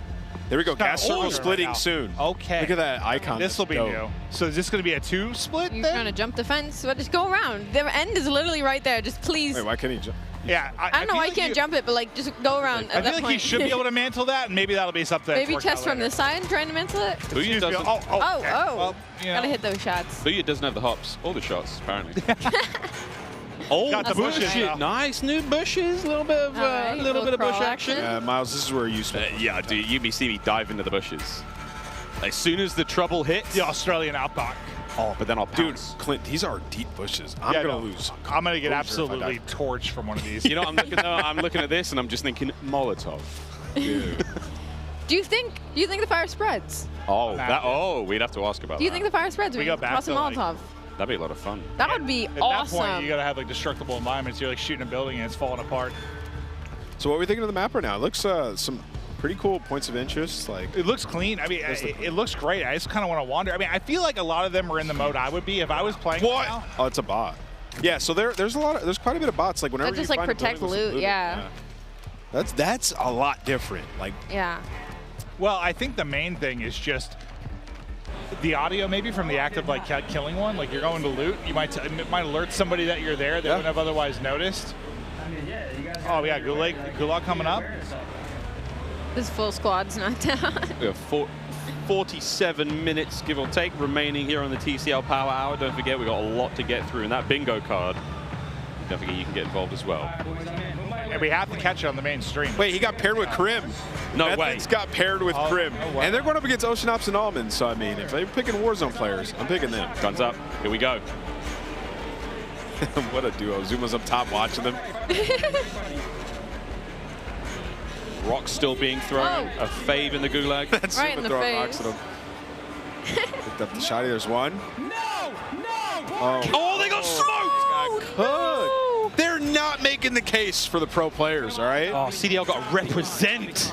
Just Oh got God. Wait, here we now go. we have to watch Zuma. Oh, hello. Oh, the chopper looks clean, brother. Okay, so this is Joe brought this one up because like, one of my favorite vehicles is this like big badass chopper. The whole squad Look at that. can get in there. You're gonna be able to load up flares. You got countermeasures to deal with any kind of anti-air. Yeah. Oh lordy, there we go. That's our first 3-circle split we're also seeing here. So this is gonna get dicey very quickly. That looks like downtown. Oh yeah, that battery life is gonna go soon. Is it? Do you think like every time it pings, that's like a percentage of the battery life? It could be. That would be a lot though. That'd be you'd get 100 pings off. Well, I'll of tell it. you right now. That's a full game. When people use the heartbeat sensor, they're spamming it. Yeah. Oh. See ya. Well, let's see what happens again. I wonder if you can go to a gas station, find batteries maybe, or if you just have to put that thing down. Maybe just sort of steps gets it going, or maybe the sun recharges it. We'll find out. Go to Hydro Dam. Hydro dams. Then we got a socket and a USB-C. Yeah, the UI of the loot and all your stuff in there looks super clean. So that looks like the backpack as well. So again, a different loot, different sort of inventory system Oh. we're used to. That's the backpack. That's cool. So you can pick up a different. Yeah, so you know you can hold on to a ton of stuff. Does it affect your movement speed? It's like. Ali, I don't know, mate. You're learning as much as I am. Yeah, that's fair. That's fair. Where's Joe? I'm just asking out loud at this point, hoping that the gods of Warzone will give us the answer. Riles is the all-knowing. I think I'm trying. I'm doing my best. There's a 72.8% reduction in movement speed, unfortunately. Ali, what kind of ammunition type is it? I don't know. I'm joking. I've got no idea. I've got no Incendiary idea. bullets, .722s. What's the average weight? I don't know. I think us included, everybody here, everybody in game. Oh! This is first looks. We're just trying to see what the hell is going to play out. Oh, this is a team wipe. Yeah, they're getting cooked right here. Was that Zuma? That was a sniper. It is Zuma. Don't worry about it. Hit the flick. Gooly. Oh, Nicholas Merckx. He's in a battle right now. They're in a tough spot. Smixy's down. Oh, Wait, there's so down. Fried. If you look at the top right, he has 2 different indicators of how many people are in the lobby. Is that how many? It's circles, I imagine. Oh. My guess is like one circle, your one's the other. Yeah. Maybe the one that you're closest to? I was actually wondering that because if you were an aggressive player and you had a circle of less people, would you have an idea of if the other one was more popping and you could make a play to maybe get to that? Like, let's say you could or some kind of play. I was kind of wondering that. I'm assuming that's what it is. I could be wrong, but that's what makes sense, right? Yeah, that makes sense. It must be. Also, he has an extra plate, so it's like, and it's purple. It looks dope. The other circle is getting fried, so that just dropped so quick. Like, I feel like half the players just got decimated. Yeah, they're getting destroyed. I wonder if that was the chopper we saw previously, the one that was up in the air there. Yeah. A little bit of backpack management here. I suppose the backpack is just your ammo count. Other tools, little toys you have, and again, so many new. I mean, between field upgrades, between lethal equipment, tactical equipment, there's so much going on here at MW2. See, look at that jump. Look at that. I was talking about that rooftop jump to jump earlier multiplayer. It is actually insane how far you can jump from rooftop to rooftop. Really? Like, when I look at the movement in this game, and like even when you're throwing nades and stuns and stuff, like the depth of it like isn't as far as you would think. Like usually when you throw a nade, I mean you can like chuck that thing, but like I expected the jumps to be the same way, but like they're actually, you can go really far. I just realized, I mean, a box doesn't. Oh no, there's 3 circles, so I'm completely wrong. I'm not sure. Yeah, so that might be bots then. Yeah, I'm not sure. Oh, maybe that's an indicator of the stronghold. But okay, first with the parachute here from. One important question. And do we Sploosh. ask? Have we seen a loadout? We haven't. I haven't. We may never. Well, I don't know. I was so curious. pretty. I wasn't sure if that was a thing. I There's haven't got to be seen one loadouts in purchased. here. This looks like a loadout weapon right here. More on that later. Yeah, we don't know. Live react. But the circles. We're doing it live. I want to see how the circles merge together at the end of the game. All right, let's go, Blake. He spotted at least one. A lot of vehicles around. I didn't realize that was Blake at first. Howdy. Mustache. He's got the mullet. Get the as angle, well. hit it. Ooh. A little crack. Isn't it nice? It's kind of similar. Familiar. Yeah, it's like familiar enough, different. but seems fresh, right? Like, Yeah, you don't want to mess with it too much. Like people love it, right? So it's just making it. well, you like, could just strip it down and change it entirely. Yeah, there'd be chaos. Yeah, be chaos what it is. Yeah. So it's like they changed a lot though, man. Like it looks a lot different. Oh, ledging? And like the movement's different too. Makes me You work can't just slide cancel around the entire map now. I'm trying to fill out my bingo card. I'm getting like teased with like a ledge hang and a little bit of swimming, but we don't have the elimination just yet. Run, Blake. Oh. Uh-oh. Here they come. This is a 1v. Oh, yeah, no, it's done. I was going to say, this could have been a 1v3 survival. This team's there, though. Oh, wait, it's still on. And they're frying. All right, listen. Wait a minute. The Warzone squad's going to take it out. That's Never oh, wait, mind. it's Biffle. Never mind. No, it's Biffle's back. Here he goes. He self-res and just popped up. Yep. Oh, he's smiling. I wondered what happened there. The self gets off. He makes the play. He's got a streak. Okay. Look how much cash he has. Okay, so it is still on the ground. This reminds me a little bit more. It looks like stuff's divvied up. This is a little bit more like a combination of Warzone and Blackout in the sense of like Warzone, you know, it had all the loot in the ground. Blackout, you'd have like a backpack and you'd open that and steal the stuff. This is like it has it in the ground, but it segments it off into various things. Like you had your armor, right? You had your mask, you had your backpack. So it's kind of like a hybrid between Warzone and Blackout with looting, I think. You remember the times round loot? Yeah, remember the times that you're trying to like, I just want to pick up that gas mask, and there's 100 things on the ground. And you can't find that one thing on the ground. You know, it's like trying to lift Thor's hammer. Yeah, that was like a nice. I want this one thing. I'm gonna grab that. I'm gonna look at this item on the ground, pick it up, done. I could tell you how many times I just run over loot. I grab everything. I'm like, oh no, I left my sub. Let me go back. Grab it again. There, So it's like it's clean. You just like can't make any mistakes there. 3 circles almost coming to a close here. This is a spicy one. He's got paper, 15 grand in his pocket. He's going to buy station, see what he can get. Yeah, can we hit a buy? I mean, firstly, you have to buy a teammate though. I think everybody here wants to get that first win so bad. We are 40 minutes into the TCL Power Hour. We're 40 minutes in, or we have 40 minutes left? 40 minutes left. Okay, let's say. Don't trust me. Oh, no. You said that? I was like, dude, time is flying. I was really into this because we have teleported in time. Like I'm Doctor Who. Hey, why did you go? I don't know. Hey, this has been my favorite area of the map so far. That building was dope. Like a prison almost. Can you go on that mountain over there? I'm more interested in the giant mountain. You have to be able to. It looks like it. Looks like it's part of the map. I love high ground. It's my favorite. That bed's very dirty. Oh, hello! Oh, God! Is that a zombie? Hey, I've always thought about it, man. Imagine like a real horde of zombies on a Warzone map. Kind of did it in Blackout. I'm talking full-blown, you know, World War Z. I want like a little bit in Fortune's Keep, a little bit in Blackout at times, but not like a Daisy. All right, go. So you saw the buy station there was a section that said buy weapons, so you can buy a specific weapon in the buy station. That was interesting. Oh, here comes the circle move. Well, that makes me think loadout might not be as much of a thing. Yeah, because it said buy armor, buy weapons, and then I think it was buy ammo or something. Uh-oh. Come on, Cloaksy. Hit it. Don't get run over. Oh, no, he's getting ripped. Oh, his teammate just dropped and eaten like an enchilada. I might be hungry because I... Oh, precision airstrike. Keep pops it out. You just had a slice of Little I had one. Pizza. I need more Little Caesars, though. I need like 2 whole pepperoni pizzas within my mouth. This is the best LAN party I've ever been to. There is pizza everywhere. Oh, it was Isaac and Grill. Yeah, I mean, we told chat, like, this is off the rails now. Oh, wow. He got hyper beamed with the vinegar range there. Listen, guys, my AR is fucking trash, but my... Whoa, Nick. Nicholas. Is it the aim or the AR? No, I'm kidding, Nick. It's definitely the AR. You're the best. Don't hurt me. Hurt him. Dude, this is Cloaksy and Swag versus Biffle and Champion. This is actually a lick. Racked. Like, wow, these are... Wait for it. Key? Jail key drop. Wait. Recover the key and escape. Get the key. Get the kill.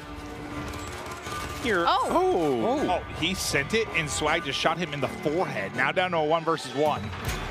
Is the key? Wait, 25 seconds. So I guess that's kind of like how in normal Gulag you'd get to that flag or whatever when you went to like OT. Maybe the key's kind of like there it is. Freedom. Oh, did he just dip? He dipped. Curious. There was a door at the back. He cracked the key. Just walked out. He dipped. Awesome. I'm not sure. That was great. He picked up a key and just ran for it. I'm out of here. Okay, so that's actually pretty cool. I would lose full though. Nah, yeah. If somebody did that to me, I'd be so mad. Dude, imagine that. Like you just lose 2v1. You're like, where is he? He's got the key. It's another cool little area of the map. Again, it's a big old map. Yeah, it is. Al Mazrah. Bring comfortable shoes. Word to the shoe set. Well, there's a lot of vehicles on the map. I've been seeing them on the mini-map. I just haven't seen many people hop in them. We saw SEAL Team Crim6. Yeah, we saw that.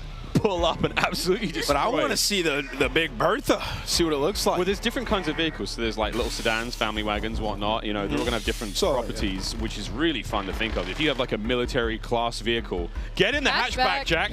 I feel like there's somebody close. You can see like buy weapons, and you can upgrade your weapons. So I'm really... Oh, the clutch up. He gets Bop with his teammates back. Yeah, I'm intrigued to see how that works, though. It's like, what do you like buy a weapon with some of your attachments, then upgrade it to the attachments that you have, or is it attachments that the game sets for you? So we'll see. Oh, so many questions. Yeah, I have so many. I'm seeing a lot of highways as well. This is a lot of fun. We're going to see, I think there's a little bit more of a lean towards vehicular combat, which I'm very, very excited about, given the fact that like there's 19 ways to battle each other in cars now. Well, the one thing I'm kind of digging, like, yeah, there's going to be some new versions of combat, but like at least what we're seeing so far, it doesn't look like you have, and that might be the loadout change too, but I think just with 5 attachments, like you can't beam someone with an AR 400 meters. Like it's going to force closer range combat. You're not going to be terrified to cross any open gap, which I think ARs have been too easy to shoot. Like this, I mean, that has more recoil than I've seen in 3 years. Yep, that was that M16 was kicking. And Krim was like, I'm gonna rethink this fight. To get my mind. But I think in general, like it's better if it's a little bit more difficult to shoot at long ranges. It just needs to be, in my opinion. This is what I wanted to see. How powerful is it? Can you finally shoot them? It's running out of gas, man. It's running out of gas. This is Greeds, one of our streamers or content creators coming from Japan. That's awesome. Also, though, man, shoot them tires. I'm just thinking out. I mean, my mind's going forward. Solo YOLO is going to look real different when everyone's driving around with vehicles with no tires and like running out of gas. Running out of gas in the end. And it's like, and there's one person in the end that's got this like super high-tech military vehicle, or who has the Hummer EV? Who's got the Hummer EV? It's like, I don't need gas. Oh my God, that's the meta, dude. Find having the the eco-friendly vehicle. Go green for the green. This is a duo. The Hummer EV. Big Bob. He's got a key. Wait, what is this key about? Wait, you see the key on his head? I'm not sure. Bobby's got a key. He's got the key to my heart, but that could be one of the sort of special loot locations. There's some subterranean spots. Killing, dude. These are the guys I hate in Warzone. Camp in a staircase with Phoenix. Yeah. I need that proximity chat. I need like the people walking up me like, I know you're in that staircase. The way he's playing, I feel like Bob's AFK and he's protecting Bob. That's what I'm getting from this, at least. Bob has not moved. Because the Symphony I know does not run up and down staircases 400 times. This guy has to be in fights over and over. He literally has to hold forward. So I mean, if you think about it, something was going on. This is a really important map. Like whoever wins this, like they hold the record for most wins. Yeah, right. Like it's your stream title right there. Just get it up there. Yep. Just get it up there right away. World record holder. There's a lot of those in Warzone. Getting a very sort of strong. I'm liking the different areas we've seen so far. This is the most sort of urban area we've seen. Like high, I mean, there's a parking lot here. We've seen some high tower. We've seen some stairwells again. What was that? I hate when Symphony just aims at randomly the wall. aims in. Such a bothers me. Oh my God! The internet is already like sus. He's sus. Well, shout out Ricochet. Will be available stand behind him. Day one. Day one. Coming for you, scumbags. I always wonder about like length of games, and I always think I prefer when it's around like 20 minutes. I'm wondering like how long a map is right now. Well, this has been 30. It seems like we're like, did we start 30 minutes in, yeah. We started right away, yeah. Yeah, so this is. Well, we're also hopping in and out of I think maybe 2 different games. I think it's. Or it's delayed. I think it's at least. I think it's 3 because I think we've seen solos. This is trios. I think. No, it's all the same game. It's all the same. So there's solo people on. Oh, that feels bad. Okay, I didn't see that guy. So what I'm wondering, like, is just length of game. This might be a little bit longer than it's been in the past. Seems like it, yeah. Probably because people are just figuring stuff out, to be honest. Well, probably part of it, but I think just from a circle, just size of the circle, I think it's a bit longer. Like, these might be running about, I don't know, 5-10 minutes longer. I cracked that guy at my life. Nice. While these guys are fighting, I'm like, oh, look, the gas station's a POI on your minimap. I'm dead serious, though. If I pull up in my Hummer EV, is there going to be a charge station for me? No, it's unlimited, dude. No way. That's too OP. I mean, don't get me wrong. I'm How down. many do you think there is on a map, though? Like, do you think there's just one? Like, there's the one golden Hummer EV? I don't know. Or maybe. I'm excited. I'm just talking out loud. I know it seems like I'm asking Miles, like, you have all the answers. I've got a piece of paper in front of me that just, it's the bingo card. Again, we haven't seen a vehicle elim, ledge hang elimination, most wanted card. We haven't seen any of these just yet. Here we go. Fall off, die to. So this is it's still the bright spot of this for me was Jorge dying. Oh, it doesn't count. Does that count? It doesn't count. Come on. Doesn't count. No, he got shot. This is really where... I'm going to count that. I'm counting it. I'm putting that on my bingo They're card. now in the 6th circle, and there's 20 people left, so... This is about to get insane. This is about to get insane. Oh, the National Bank of Vidal. I wonder if you can go in there and get some cash. I am very much behind Wild. I'll lose a little dive in for the res, but I'm very much behind like crazy end games. I love the leaning coming out of Hitch. It's like he's in game, actively moving. Yeah, he is. Look how leaned up he is. Oh, here we go. No plates. Oh my God. Oh, this is a welcome team looks a little bit more decked out. Wait, decked out? They've got different color armor.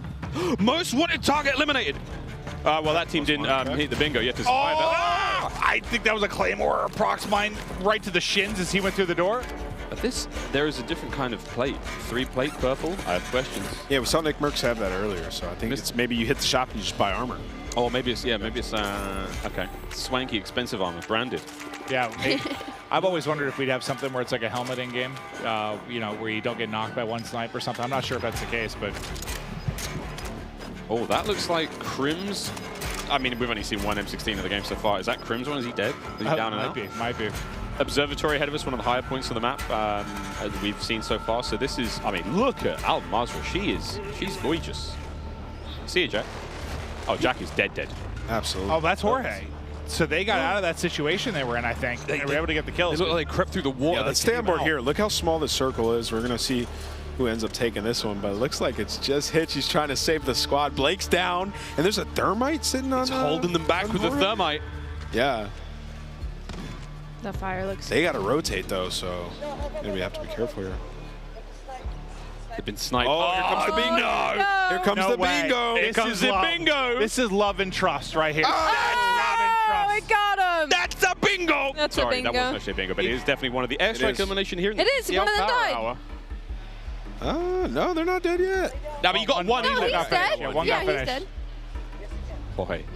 I mean, we're looking at no plates, nothing here. Like, this is going to be tough. They're going to have to leave this rooftop as well because the gas is going to push them They need to just get a kill. Lads. Blake is down and now. I really like that new looting out of the backpack.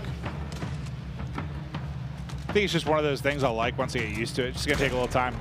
Oh, here we go. Ooh. He's only got one in the clip. He's popped a I was hoping maybe it was the fall damage there, but Jorge, he's going to drop. I didn't see how he got the kills, but yeah, it looked like he was able to knock 2. 7? Was it 6? 7? It looks like 7. 7. There's a handsome man blocking the view there, but over to Nick Merckx. Final 4. Oh, they're in a great spot. Rotation coming in here in a second. This looks dope. This little tent that they're in.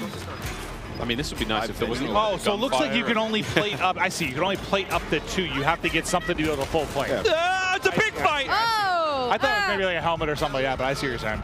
Nick's chilling. Still has plates to go with. I didn't realize it was limited to 2 at first. Let's see the gas mask, how that operates. Reload. Just. There you go. For the dub. 3 teams remaining, 6 players. They've got, what, 2 left up? So it might be like a 2v2v2. He has the inflatable decoy to play with as well. That could get really funny. Oh, no, you're in trouble now. This is a good decoy time. Just pop it. I got you, swing. I love mixy endings. This ending is dope. This is so sweet. Coming out the gas, still across the bridge. You get the knock? It's just Nick. It's just Nick. It's on the right side. Plate. Here they come. Oh! Oh! So 1v1. 1v2? 1v2, right? 1v2. Oh, no, he's the res. You're right. It's 1 player up because his teammate's still up. 1v1. Oh. Where are they? There they are! Oh, that hit is not going to be fun. There it is! Nick with the W. Ah, Nicholas Merckx. And a 3-piece to close it out, too. Wait. Was that a 1v3? It was? That was a bingo! Bingo! Oh, there it is. The first time. Nick Merckx, your first ever Warzone 2.0 winner. Oh my God. Get in the chopper. Get in. All right, it was lit. We're in for a good few years. That was lit. I really enjoyed it. I think the map was really cool. Played a little bit slower, but I think it's just people figuring it out. And then towards the end, yeah, I wasn't even sure. Was that like a 2v3v1 or a 2v2v2? I'm not even sure. It was a 1v3 survival bingo, baby. So who was the solo on that? I was trying to like figure out the situation at the end. Like Nick was just popping off. He's just frying. Yeah, I was 100%. a little too tense to see what was going on there, but I mean, hey, that was fun. Well, here we go. 1v3, check. We saw airstrike eliminations as well, I believe, on that little rooftop. I don't think we got bingo, though. We didn't get, but we got that at the very least. Ooh, no one got multiple grenade kills. Okay, 2 down. Unless we missed it. Please tell me someone fell to the death. I gotta see a decoy elimination. That would just be so funny to me. If somebody gets smoked by a decoy, I'm gonna be in tears. Tears. True tears. GG's once again. Congrats, Nick Merckx, the first ever Warzone 2.0 winner. World record holder. World record holder. Yeah, no, unbelievable. Of course it's Nick now. Dude, when we were watching him earlier, like in the 3P game mode, he was looking disgusting. Like he looked like the best player we watched in the 3P. He has a lot of experience there. Now, just hop right into Warzone, making plays. Guys. I'd love to see it. Guys, we've Nick's a beast. We've seen Warzone 2.0. Initial impressions? I mean, again, like, there's no one here from IW. We're just fans. Yeah, no, I'm having a blast. It's just, to me, it seems right now like a bit slower pace, but I can't tell if that's a circle thing or people learning and kind of exploring the map. I imagine it's a little bit both. Like, it's new. Yeah. It's going to play a little bit slower at first, but it's neat. Yeah, I think my favorite thing about it right now is like the way the looting is, where the loot is at. Like, it's on tables, it's in cabinets, the backpack down. Like, there's less stuff obscuring your view. Like, you pick up your loot, you keep it going, you're looking for the enemies, right? It feels nice, it feels smooth. The AI part of it, I don't know that I would get yet. In the sense of, like, you'd like go into like loot a place, there'd be like one AI, and I don't know. It's like, do you get extra points from that? Do you get extra money from that?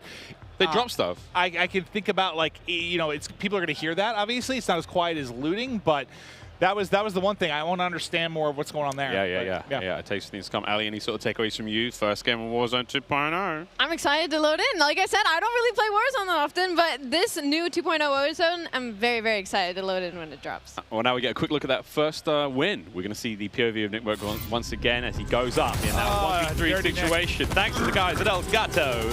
Here we go. Where's the W button on that big bad boy? Bang! And this was the final play on that bridge, Clinton. Yeah. So he killed 2 people. Yeah. So it was 1v3. To the right. Good teammate call out. Good comms. Let's go! Dude, he is just... I was worried, like, if Storm wasn't as close to him as it was, like, he was going to get on that heady and just smoke him. But he was so weak, he got, like, 1 bullet and just fried him. And then I think the guy he shot, like, laying down the bridge, he, like, got all headshots. He smoked him, too. Yeah, I thought he was going to lose that. The more eagle-eyed of you will see that Jess Brohard is now ready to rock and roll right in the middle of the stage here at COD Next. Jess, take it away. Miles, that's right. I am ready to rock and roll here with P90 Princess, the Princess of Al Mazrah. I mean, what are your first impressions of Warzone 2.0? So far, I'm really liking it. I used to play PUBG, so this is really exciting because it does have that tactical feel to it. But what I'm most excited that I've discovered is the vehicle enhancements. You can get on the roof. You can jump out at any moment. You can switch your seats, which is exciting. That kind of has the vehicle, tactical play style that you can throw in there with every match and kind of mix things up a little bit. So I'm really excited about that. And everything feels pretty good. It's very new, so it's going to take some time getting used to, but so far so good. I'm having a lot of fun. And what do you think about those circle reworks? The circles are interesting. You got to pick the right circle, you're not sure. I don't know, I'm going to have to try it out. I haven't made it to the circle zone yet, so. Well, then finally, we're here at COD Next among 200 of your fellow content creators. What has been the highlight of this event for you so far? Honestly, the highlight's being able to sit next to Huskers, my partner, and play games, and we have a lot of fun. But I did just kill him in the brand new Gulag for the very first time, so that was really rewarding and really exciting. But it's been a lot of fun seeing everybody and, just seeing all the gamers out and about again after everything we've been through, so it's nice. That's awesome to get to share this with your IRL duo, but for now, that is enough from me as well as P90 Princess. Back on over. Thank you very much, Jess. Well, we're back at the desk. Jack O'Hara joining us once again. Hey, mate, we could have done with you a minute ago. We saw a lot of things. We had so many cool questions. Stuff. Yeah. Very, very fun, though. Super excited to see more of that later on. But first, if you are just joining us, Jack Links have an incredible giveaway. Here are all the details. Each Jack Links supply drop includes a brand new copy of Modern Warfare on the platform of your choice. Delicious Jack Links limited edition products, epic in-game items, and check this out on how to enter. Looking for an epic way to celebrate the launch of Modern Warfare 2? Jack Links has got you covered, giving you the chance to win the ultimate Modern Warfare 2 supply drop. Keep an eye out during the broadcast for the Jack Links Sasquatch to appear on screen. If you see it, grab your phone and scan the QR code, following the prompts to qualify for entry. Tune in to Call of Duty Next. Squad up with Sasquatch and level up for the ultimate viewing experience, courtesy of Jack Links. Terms and conditions apply. All right, folks, there you go. Keep your eyes peeled and spot the Sasquatch on the screen throughout the show. No, I'm not the Sasquatch. I know what you're saying right now, chat. Scan the QR code and enter all your information for a chance. Absolutely. Win. What are you talking about, Miv? You've been doing that quite a lot today. Yeah, I don't know. These accents come out of me. But all right, I do have some questions. Okay. First, the one thing I was really curious about, like at the top right with the player number, there was like 2 different columns. What were the different player numbers? So that one is explaining to you the different numbers of people that are in each circle. Okay, so that's what my first guess was. Okay.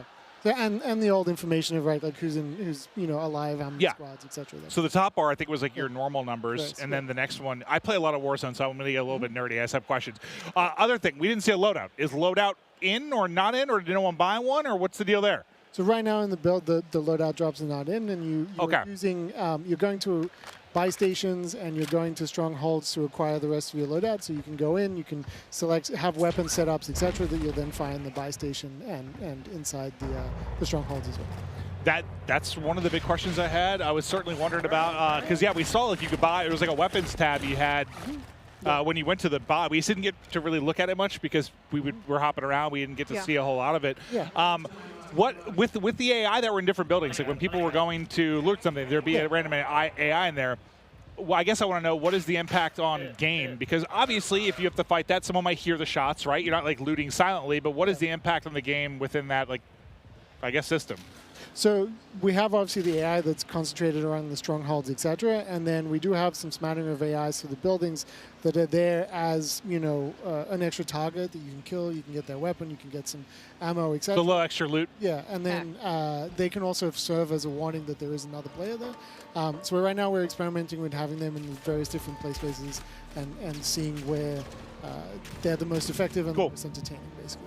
Jack, as far as armor plates go, like a little UI thing here, there's a full-plated character has purple-colored armor plates versus the blue ones. What's going on there? So there's two sides of armor plate carriers, essentially. So you're picking up the 3-plate carrier, and that means you can go to 3 plates, essentially. Okay, that's a lot of fun. Okay, all right. Now, I also noticed within the backpack, we saw Nick Merckx carrying C4 while also having, a frag grenade and a smoke grenade. So if I've got a backpack, is that a separate pickup on the ground as well, or is that something that your character comes equipped with because they're already a badass? So what you have is you have the strip at the bottom, which is your loadout, and then your backpack, you have a starting backpack that is a certain size, and then in that you can put extra items and you can hold duplicates of things that you want to keep. That's a lot of fun, yeah, because we saw him run a C4, and at one point he was like, yeah, I don't feel like C4 right now. This is very useful. He's able to swap that out in real time, and excellent. Oh, my God. So I know in a lot of ways, Blackout was the first iteration of this, and you have Warzone come out, which improved on a ton of things from a quality of life standpoint, but it feels like there's, like, at least from a looting standpoint, some similarities there, because you used to have, like, the backpack where you could carry multiple items. Then we shifted, like, everything on the ground. This seems to be like a middle ground to kind of meet both qualities of life, which I find pretty dope. Yeah, we wanted to let players to be able to accumulate kind of the arsenal that they're going to carry through the match with them and kind of be able to equip some items, some that in other game modes might be persistent, etc., that they might want to keep inside their backpack and then carry out of the match with them, etc. So is the backpack that you start with, that's your backpack for the whole game, or is there an opportunity to ever expand your backpack? And if you can, does that affect the movement speed on the character if you pick up? That's a very realistic question. Ali, you're right. I'm sorry. I can't carry many things on a day-to-day basis, Miles. You should see me try to bring my groceries into my apartment building. It takes a very, very long time. So I was just wondering if that was one of the realistic things that was implemented. Fair. So there are different sized backpacks, but they do not affect your movement. Okay, don't affect movement speed. That's the question I had. Oh, also, in the Gulag, it seemed like there was an AI that had popped up at one of the points that we were watching. It didn't seem like it was a killable AI, though. It seemed like he put a bunch of shots into it, and it never went down. Are they even killable, or? He is killable. Okay, so maybe the person we were watching was just bad. Yes. It takes some coordination to kill them. Okay. And that's not his final iteration, but he essentially is definitely killable. Okay. And if you gang up with him with 2 teams of 2, you can essentially take him down and get a reward and get out of the game. Okay, cool. Yeah. And if both teams take him out, So can everyone get out? Yes. Okay. Well, for those of you looking on screen right now, phones out. It's time to scan that QR code. Jack Link Sasquatch, he's on screen. I know you remember the video. Scan away, friends. Sprat now making a quick drop. Any particular hotspots you've got there, Jack, that you like? Well, Hydra is always going to be fun in my heart, which is the one that we're looking at right now, because that was one of the first ones we made. It was one of the first ones to incorporate the water and have the river running through it and having a little bit of current that can drag you along. And obviously a ton of fun boat chases through it, etc. It's a good place to find a boat. So this one's always going to have some funness in my heart, and I'm sure that the rest of the development team as well, just because it was the first one. It's really sweet. It's kind of like the heart of Al Mazrah, where it all kind of began. Exactly. Are there any sort of fun Easter eggs that you guys, as a development team or the art team, have maybe put in the game that we can find as players? So there's definitely a few locations that you might recognize. Maybe. Some in downtown, some in the airport, and some in the quarry. And then as you start playing the game, you'll discover little locations that are kind of little secrets and places to explore. Yeah. I check out off the coast. There's some wrecks that are underwater and places to swim.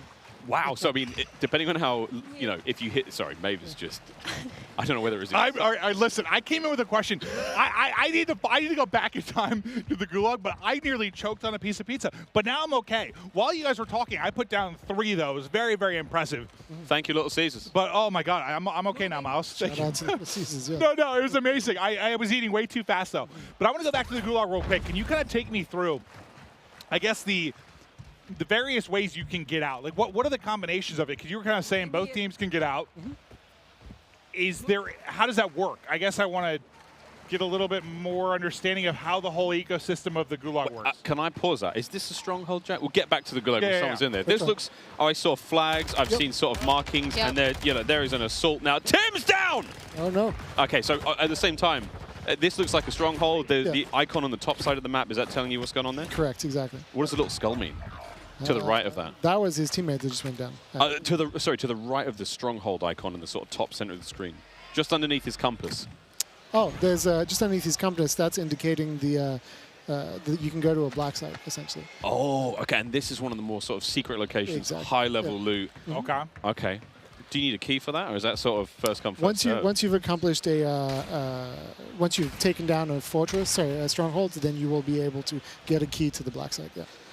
I mean, Jack, one of the problems, I suppose, is you've created this game, you've all created this game with a million things inside. It's so fun. You've got 3 sort of excited children here who are going to be constantly pestering you for the duration of this game. That's okay. I mean, we wanted... I'm a very old child, but yes. We all are inside. Yeah, right. We wanted to make this thing where, as you keep playing, there's just more and more things to do, right? So we're just always looking to put some depth in there, some things that once you've played 50, 100 matches, that there's new things for you to go and explore and try out, etc. I think this is... Well, you can already see the pace pick up a little bit. I don't think we saw anyone with more than like 1 or 2 kills. Aiden on 7, and I think as people get more comfortable, the pace of play will obviously pick up. But, oh, I do want to say, okay, I'm just going to say it. The first iteration of Heartbeats pissed me off because he just, listen, every time I would die and spectate, just Heartbeat over and over and over again. 400 times in a row, just Heartbeat, Heartbeat, Heartbeats, little rodents crawling around just doing it over and over. And I was just like, listen, it lasts for, it's like a UAV you have forever. The battery life almost made me sing for joy. So thank you. It literally almost made me sing for joy.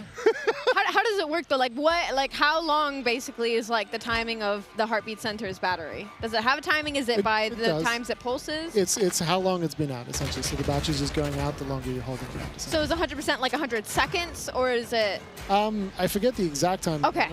But it's somewhere around there. Got it. Ali works in true specifics. Yeah, sorry, I'm specific. the analyst on the desk. Ali, my brain is like. You are not alone, my friend. But change. Is there a solar panel on it? So if I'm outside, does it last long?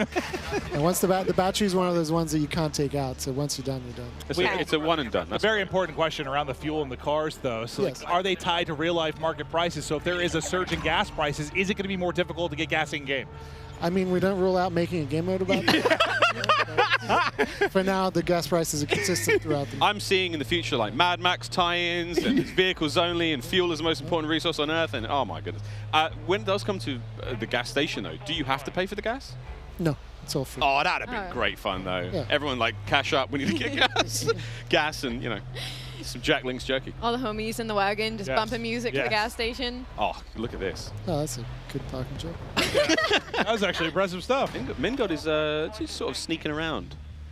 I'm really enjoying the sort of the layout of loot on the ground. It feels a lot more organic. It feels a lot more sort of we're leaning more towards realism than sort of floating colorful guns on the ground. See, I don't know if I say realism as much as because sometimes I think things being too realistic. For me, I sometimes don't like. Like, I want it to be arcadey in a video game. Sure. It just seems more logical to me. Like, it's just like, this is where you would expect this type of thing to be. A cash register has cash. Yeah. And, like, I'm sure there's realistic ties, but to me, it's just, like, more logical. Yeah, it's where things make sense, right? Yeah, so it's just, you go into a store, like, you're going to go in this gas station, you're going to find cash at the cash register and loot on the shelves. And that is another one of our vehicles. This looks like this little armored personnel carrier. Open turret, kind of scary, but still a lot of fun, clearly. Yep.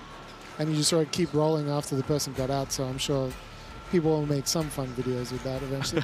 I do have something for like a limited, we're in the desert, like some sort of oasis that can spawn in a certain place and pops up. There is an oasis on the top north of the map, actually. It's very, very pretty. And sometimes I don't think I've seen it yet. Yeah. Top Did Abe left get the thing. dub this time around? Yeah. Top left-hand side of the map, Oasis. We'll see if anyone goes there, but we're still pumping on through the TCL Power Hour. We might have seen a vehicle elimination in that game. We'll wait for the full word there from our referees. Meanwhile, in another game. I forgot it was on the map. I was thinking about like Oasis like spawning up like the mirage of it. There's a locale directly on the map. I forgot about that part. Yeah, there's somebody flying the big giant chopper over there. Yeah, that looks insane. Yeah. Gulag. Okay, back to the Gulag questions. Oh, yeah, I guess. Here we go, yep. Can you give me a breakdown of like objectively how this works? So we're experimenting with different versions in there, Okay. essentially. So right now we have in each version, basically 2 players get put together. If your teammate happened to die at the same time as you, odds are that you'll end up with them. But if not, you're going to end up with whoever else is in the gulag. That guy's thick. Yeah, like that AI Is that the jailer? eating. That's the jailer. Okay, yeah. and the jailer has the key. Correct. If He's you kill holding him, the key. Yeah. you can sort of buy your freedom. All right, Hitch got. Oh, he's gone. He's gone. And I don't think he's realizing that's one of those things you need to group up on. Like if you're going to do it, it's almost like, will proximity chat work in there or not? It does. It should, it should be talking to each Well, other. that's what I'm kind of wondering. If there's a proc chat, everyone's like, all right, guys, let's be friendly and, take group up on the jailer. But then you lie, and then you kill them. See, that I like. However, don't team up with Maven, obviously. Yeah, I'm going to be dark and twisted. Less than 10 minutes remaining in the TCL Power Hour for all sorts of fun stuff still to happen. We've yet to see a ledge hang elimination or a multiple player grenade elim. That's a 2-piece. I think we like to call it in the CDL business with a single greniche. We don't call them greniches. We just call them What's the metal usually? Popcorn or something like that was aggressive. Was that a nade? Oh, wait a minute. Precision airstrike? I think it was precision airstrike. Yeah, that was a precision airstrike. And that looked like sort of side lean. So how many different like models of vehicles are there? Because we're so used to, you had what? You had the buggy, the Jeep, the ATV, and the Bertha, basically. You had those 4, and they were big set skins. How many like different variations do you have now? It seems like So there's more variations. It seems like it, right? We have the 4x4, which you just saw. We have the colloquially, I'm trying to find the right word. Maybe I can't say it on stream. No, that's okay. That's okay. I understand. The vehicle, but there's more variation for sure, a little older and a little bit more beaten up. Yeah, yeah. So you have the little car, you have the 4x4, we have the armored 4x4, we have the big helicopter, little helicopter, ATV, TAC Rover, which is like a four-person like UTV kind of off-roader. There is also a crop top 4x4 as well. So that one's fun, I have to ask now, is there a car showroom where we can sort of see all of these vehicles in a single There is not, but maybe we should put them in. Yeah, it turns into like a Gran Turismo like showcase room where you have all your vehicles, you're decking them out. I see potential there. That would be cool. Honestly. Like a little pimp my ride type thing going on. Well, we've seen, we know vehicle skins will be in the game. They're in the menu right now, so that's going to be a lot of fun. I have to, maybe you can't answer this one, Jack, but of course the GMC Hummer EV, different skins, right? Yeah, eventually. Of course, why wouldn't we? Going to be a lot of fun there to see that go down.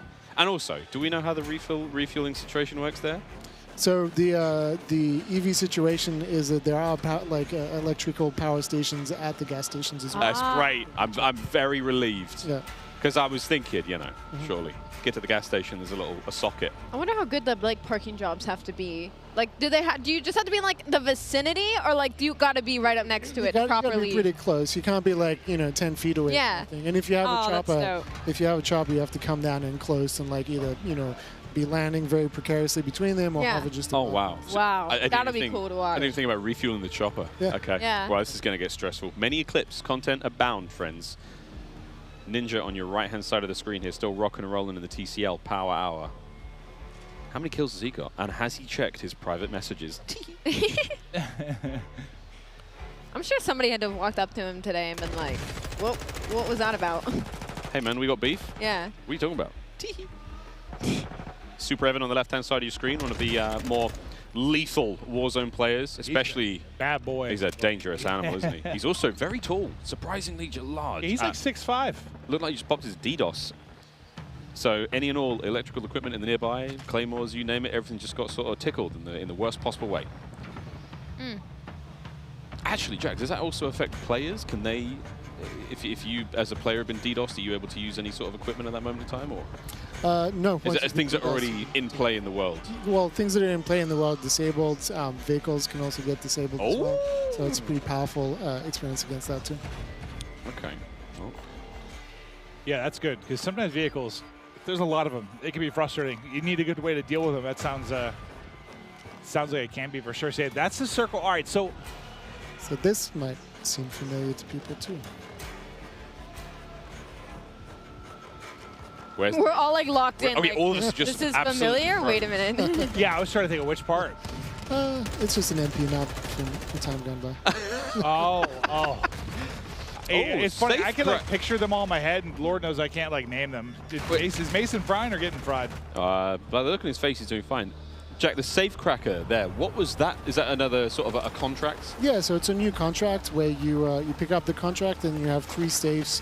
You have to kind of crack the safe. You place an explosive on it when you walk up to it, and then they explode. There's some rewards inside each one individually, and then you get an overall reward as well. Excellent. So there's a time limit as well, so you're kind of pressed to go do them as quickly as possible. Hey, one thing we sort of really enjoyed, again, the variety of contracts in Warzone has been so fun. I mean, whatever it may be. Oh, okay. Ocean's 11 right now, starring Iceman Isaac. Ocean's 1, not as exciting. Still sexy, though. Thought it was like a booby trap at first, but no, just taking the cash. What do we got in here? It's four M4, some cheddar cheese. And that kind of makes sense. Like it's a safe, right? You might have some rare loot, some extra money. Goodies. Yep, there's a train. Kept that one secret, Jack. That's right there. That's right. Wait. Kept that real quiet, mate. That looks great fun. I guess is that a sort of similar situation to what we had in Verdansk? A lot of toys on it. Yeah, and you're actually going to see some more things that are train related at launch. The fun one for me is being able to jump up on the roof of a car and then jump to the moving train. Oh, we're talking like Wild West style. Oh, like, wow. all right. This is going to be fun. Site or whatever. Bobby Poff is absolutely lit, ladies and gentlemen. It's so funny just watching them kind of learn, hear them talk through stuff. So Dude, Bobby's voice, by the way. He's found the key to a stronghold, though. So does that mean? So Jack, I mean, you have to kill these combatants around it, and then get inside, and get Hit it. Get the key and then go to the next one. What does the key do? The key helps you The get keys in. to the black site. Okay, all right. That's the chain event between the two. So the second number, is that the teams like in a different circle outside of the one you're currently occupying? Crack. There's the one. There's the knock. That you're in. Okay, so it's the one that you're in. That makes sense. Okay.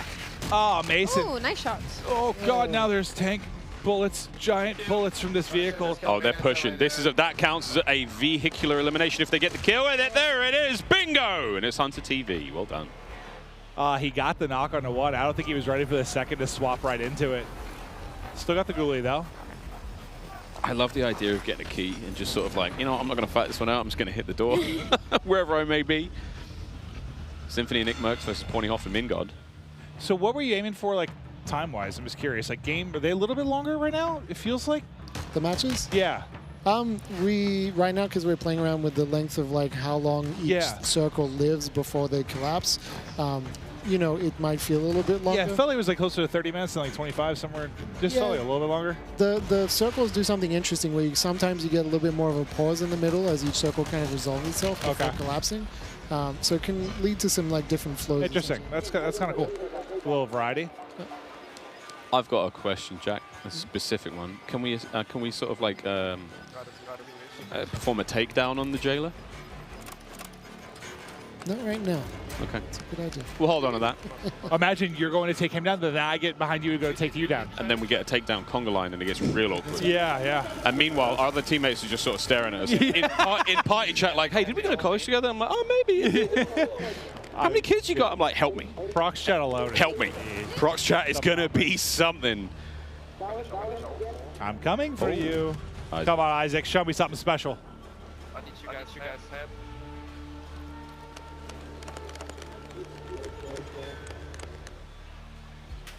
We're back at the tents. Nameless stuff. Oh, dear God. Hey, you know what?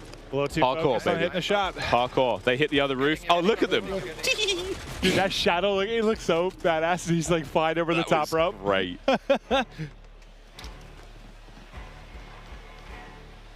Well, there we go. TCL Power Hour still rolling, friends. Actually, we should be nearly finished with that one, but we've definitely had, hey, we've been having a couple of bingos. We'll get back to those in just a moment. Yeah, sorry for the bombardment. I'm not sorry. Questions. Not sorry for that bombardment. That was great, Jack. You're a beast. Well done, mate. I do believe that we are ready, possibly, to toss to Gina. Gina, what's going on down on the floor? Hi, how y'all doing up there? Look, I'm here with a very good friend of mine, Diesel. What's up, dude? It's been a while. It has been a bit, yeah. Look, the energy here is palpable. Everything has been going so crazy. How does it feel to be here today? It feels good. I mean, we've been talking, I've been playing Warzone since it came out, so it's good to finally get your hands on Warzone 2, which feels incredible. Everybody will get to play it eventually. It's a little bit different than I was expecting, but all in a good way. So you are definitely no stranger to Call of Duty. No. So many things were announced today. What are you looking forward to the most? Probably just playing the beta with Old Men of Optic. just us getting together and playing again. It's been a bit since we played regular multiplayer, so the beta tomorrow will be a lot of fun. So looking forward to that. So, there are tons of streamers here today, all around the world. Who is someone out there that you're hoping to get into a friendly little firefight with? Probably May. Yeah, who's my girlfriend. She's playing back there, so running up, that would be a fun car ride home, I think. Yeah, I think it would be good. I'm going to tell her you said that, and we're going to be looking out for that specifically. Shout out to May. That's all from me here, y'all. Let's go back to the desk and see what's going on over there. Thank you so much, Gina. Guys, once again, we're going to get into another drop. Before that, though, each Jack Link's supply drop includes a brand new copy of Modern Warfare on the platform of your choice. Epic Jack Link's limited edition products. And check this out on how to enter once again. Looking for an epic way to celebrate the launch of Modern Warfare 2? Jack Links has got you covered, giving you the chance to win the ultimate Modern Warfare 2 supply drop. Keep an eye out during the broadcast for the Jack Links Sasquatch to appear on screen. If you see it, grab your phone and scan the QR code, following the prompts to qualify for entry. Tune in to Call of Duty next. Squad up with Sasquatch and level up for the ultimate viewing experience, courtesy of Jack Links. Terms and conditions apply. All right, so this is your last chance. Keep your eyes peeled. Spot the Sasquatch on screen throughout the show. Scan the QR code, enter all your information for a chance to win. You saw the goodies. You won all the goodies. Platform of your choice. And all the yum-yums. Can't wait. Guys, one more drop, one more big one, and we're going to roll onwards through the show. It's been a sensational day. Call of Duty next. I mean, good God, I'm pumped for tomorrow. Listen, man, we've seen everything. It's a lot, far, dude. It's a lot to take in. Like, I was looking at that Warzone game that we just watched, and I was like, man, Warzone 2.0 looks sick, but then we got mobile, MP, the new game modes, new weapons, new gunsmith. Like, it's going to take a while to get through all this when we get to the beta. Telling me, mate. Well, again, we want to say massive thanks once again to TCL. The Power Hour comes to a close. TCL Power Hour was a lot of fun. And, hey, actually, while we were waiting, I do believe we got another one. That's right. A vehicle elimination went down, and we may have some footage, ladies and gentlemen. Let's see it. Let's have a little cheeky peek at how that one went down. Again, there's plenty of vehicles, whether you get run over, dropped on, exploded, and taken care of. We saw it on camera, didn't we? What am I saying? It was Hunter. We screamed his name aloud here. Oh, when he got Mason. I'm sorry, I got so excited. He got Symphony, that's right. But there we go, the TCL Power Hour You were talking about replay, you got me excited. I thought someone got smashed by a truck or something. I was ready. Crazy, crazy. But also, don't forget to share your favorite moments from, of course, the TCL Power Hour. You saw the hashtags. We want to see your favorite moments. All these streamers, 200 of them. Clip them. Send them to us, at TCL_USA. We want to see those clips. Can't wait. Twitter's going to be popping. I mean, I've already seen some crazy clips. Popping. Dirty got like the first quad feed. He tweeted that one out. He got a couple of them already. They're spamming the timeline. I'm sure. You go on there right now, you're seeing clips left and right. It's going to be good. We've got one more drop, guys, here. As you can see, the Timothy, the Tatman. I do believe this is it. The last drop here at Warzone 2.0 before we will say adieu until November 16th when you get to play this for free at home. And oh, looky, Sasquatch. Phones out. Scan the code. What if I said no? Ali, that's just rude and strange. I'm sorry, I was kidding. I didn't mean it. My phone's literally out. You can see it on my hand right now. She's disrespecting. Listen, I have a question for you guys because I was on standby with no audio next to the stage. Yeah. Ready to come back up. Did you get an answer about the loadouts? You got a lot of answers, actually. I think in the current build right now, no, but they plan to be. You can upgrade your weapon. Yeah. All sorts, dude. I mean, what we are seeing now is still alpha gameplay. Yeah. A lot of this is likely to change. Stephanie Snowden was up here earlier saying the Gulag's likely to change. They've gone through different iterations. Who knows what the buy station you saw might not be the same on November 16th. Really, like, strip this down what do you think of the maps and stuff like that, how the looting system works. Like, they're going to change some stuff. No, that was cool. Circle speed, they change, everything like that. That's why I really want to pick his brain while he's up here. I mean, as much as it's fun to get hyped about the big moments and have a blast with it, but all these guys are streaming too. Well, we had a dev up here. I wanted to hear what he had to say. Like, I want to pick his brain, and he had a lot of great answers for us. I'm going to do what I can to get Jack's number and just meet him on a regular basis. God bless that man, putting in the hard work and answering our questions, as ridiculous as they may seem. You know what this map reminds me of, Almazra? It reminds me a little bit of like Verdansk and Caldera mixed into one, because like you get these areas like this reminds me of Airport from Verdansk, and then you jump out and you're walking around, you're in the desert. So I don't see a ton of skyscrapers, so I'm happy. Yeah. Personally, I just thought there were too many tall buildings, but in this there's like, I don't know, 2 to 3 story. There's a couple bigger ones, but nothing too wild. Well, Clint, we haven't actually seen this. I think there are 2 major city locations in the map. Yeah, we haven't been there too much. Haven't really been I haven't seen how tall those are. You're right. Again, there could be some big ones.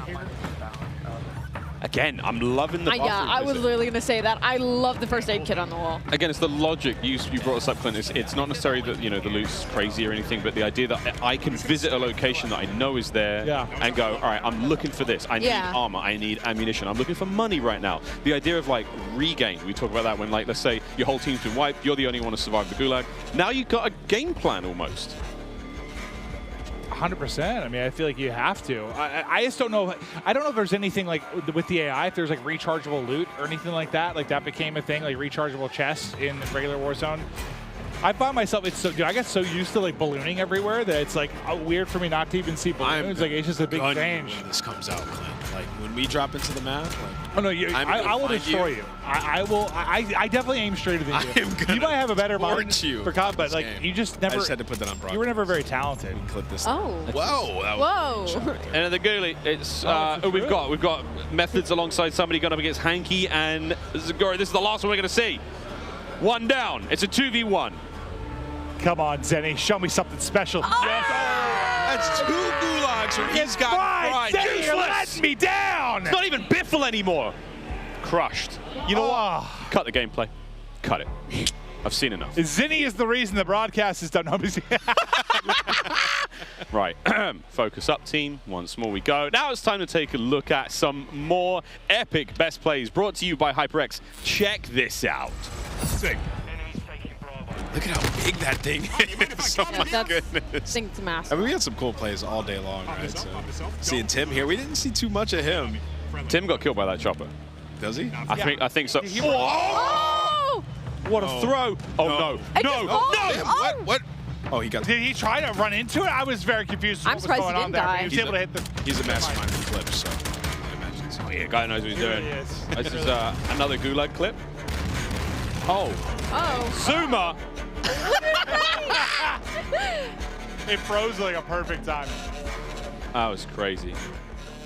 Crim 6 flying around, kills with him. Oh, this is the Fennec as well. He's about to shred someone. 3, 2, 1. Stims in. Jiggle P. Oh, I think we should just rip him off that heady for a second. Nice shots. That Biffle was disgusting. That hipfire looks really good there. Yeah, it does. Ooh, it's like steadying. It doesn't even look like Biffle was looking at his monitor. This player this here. They were surviving, man. Yeah. Reviving each other back. This is friendship and trust and love, though. That's brotherhood. We love right TST. there. AKA don't.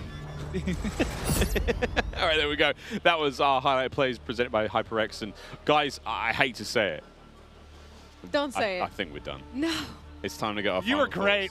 You too, man. You were great. High five, high five. You were great. And you were great at home. Thank you. For those of you who've been with us the whole day, thank you so much. Guys, final thoughts. Clint. Listen, it's so much. I can't wait to like break it down more. It was so cool to hear the devs' thoughts on stuff. This was like perfect to me because not only did we have the streamers here doing their thing, getting the gameplay. We had the devs to break down and give us some of the more nerdy stuff we want to talk about. We got to, cast a little bit, ask some questions. This was just a very good balance of everything COD, and it filled my heart with goddamn joy. Oh man, Ali, how are you gonna top that? I don't think I really can. I'm going to be honest.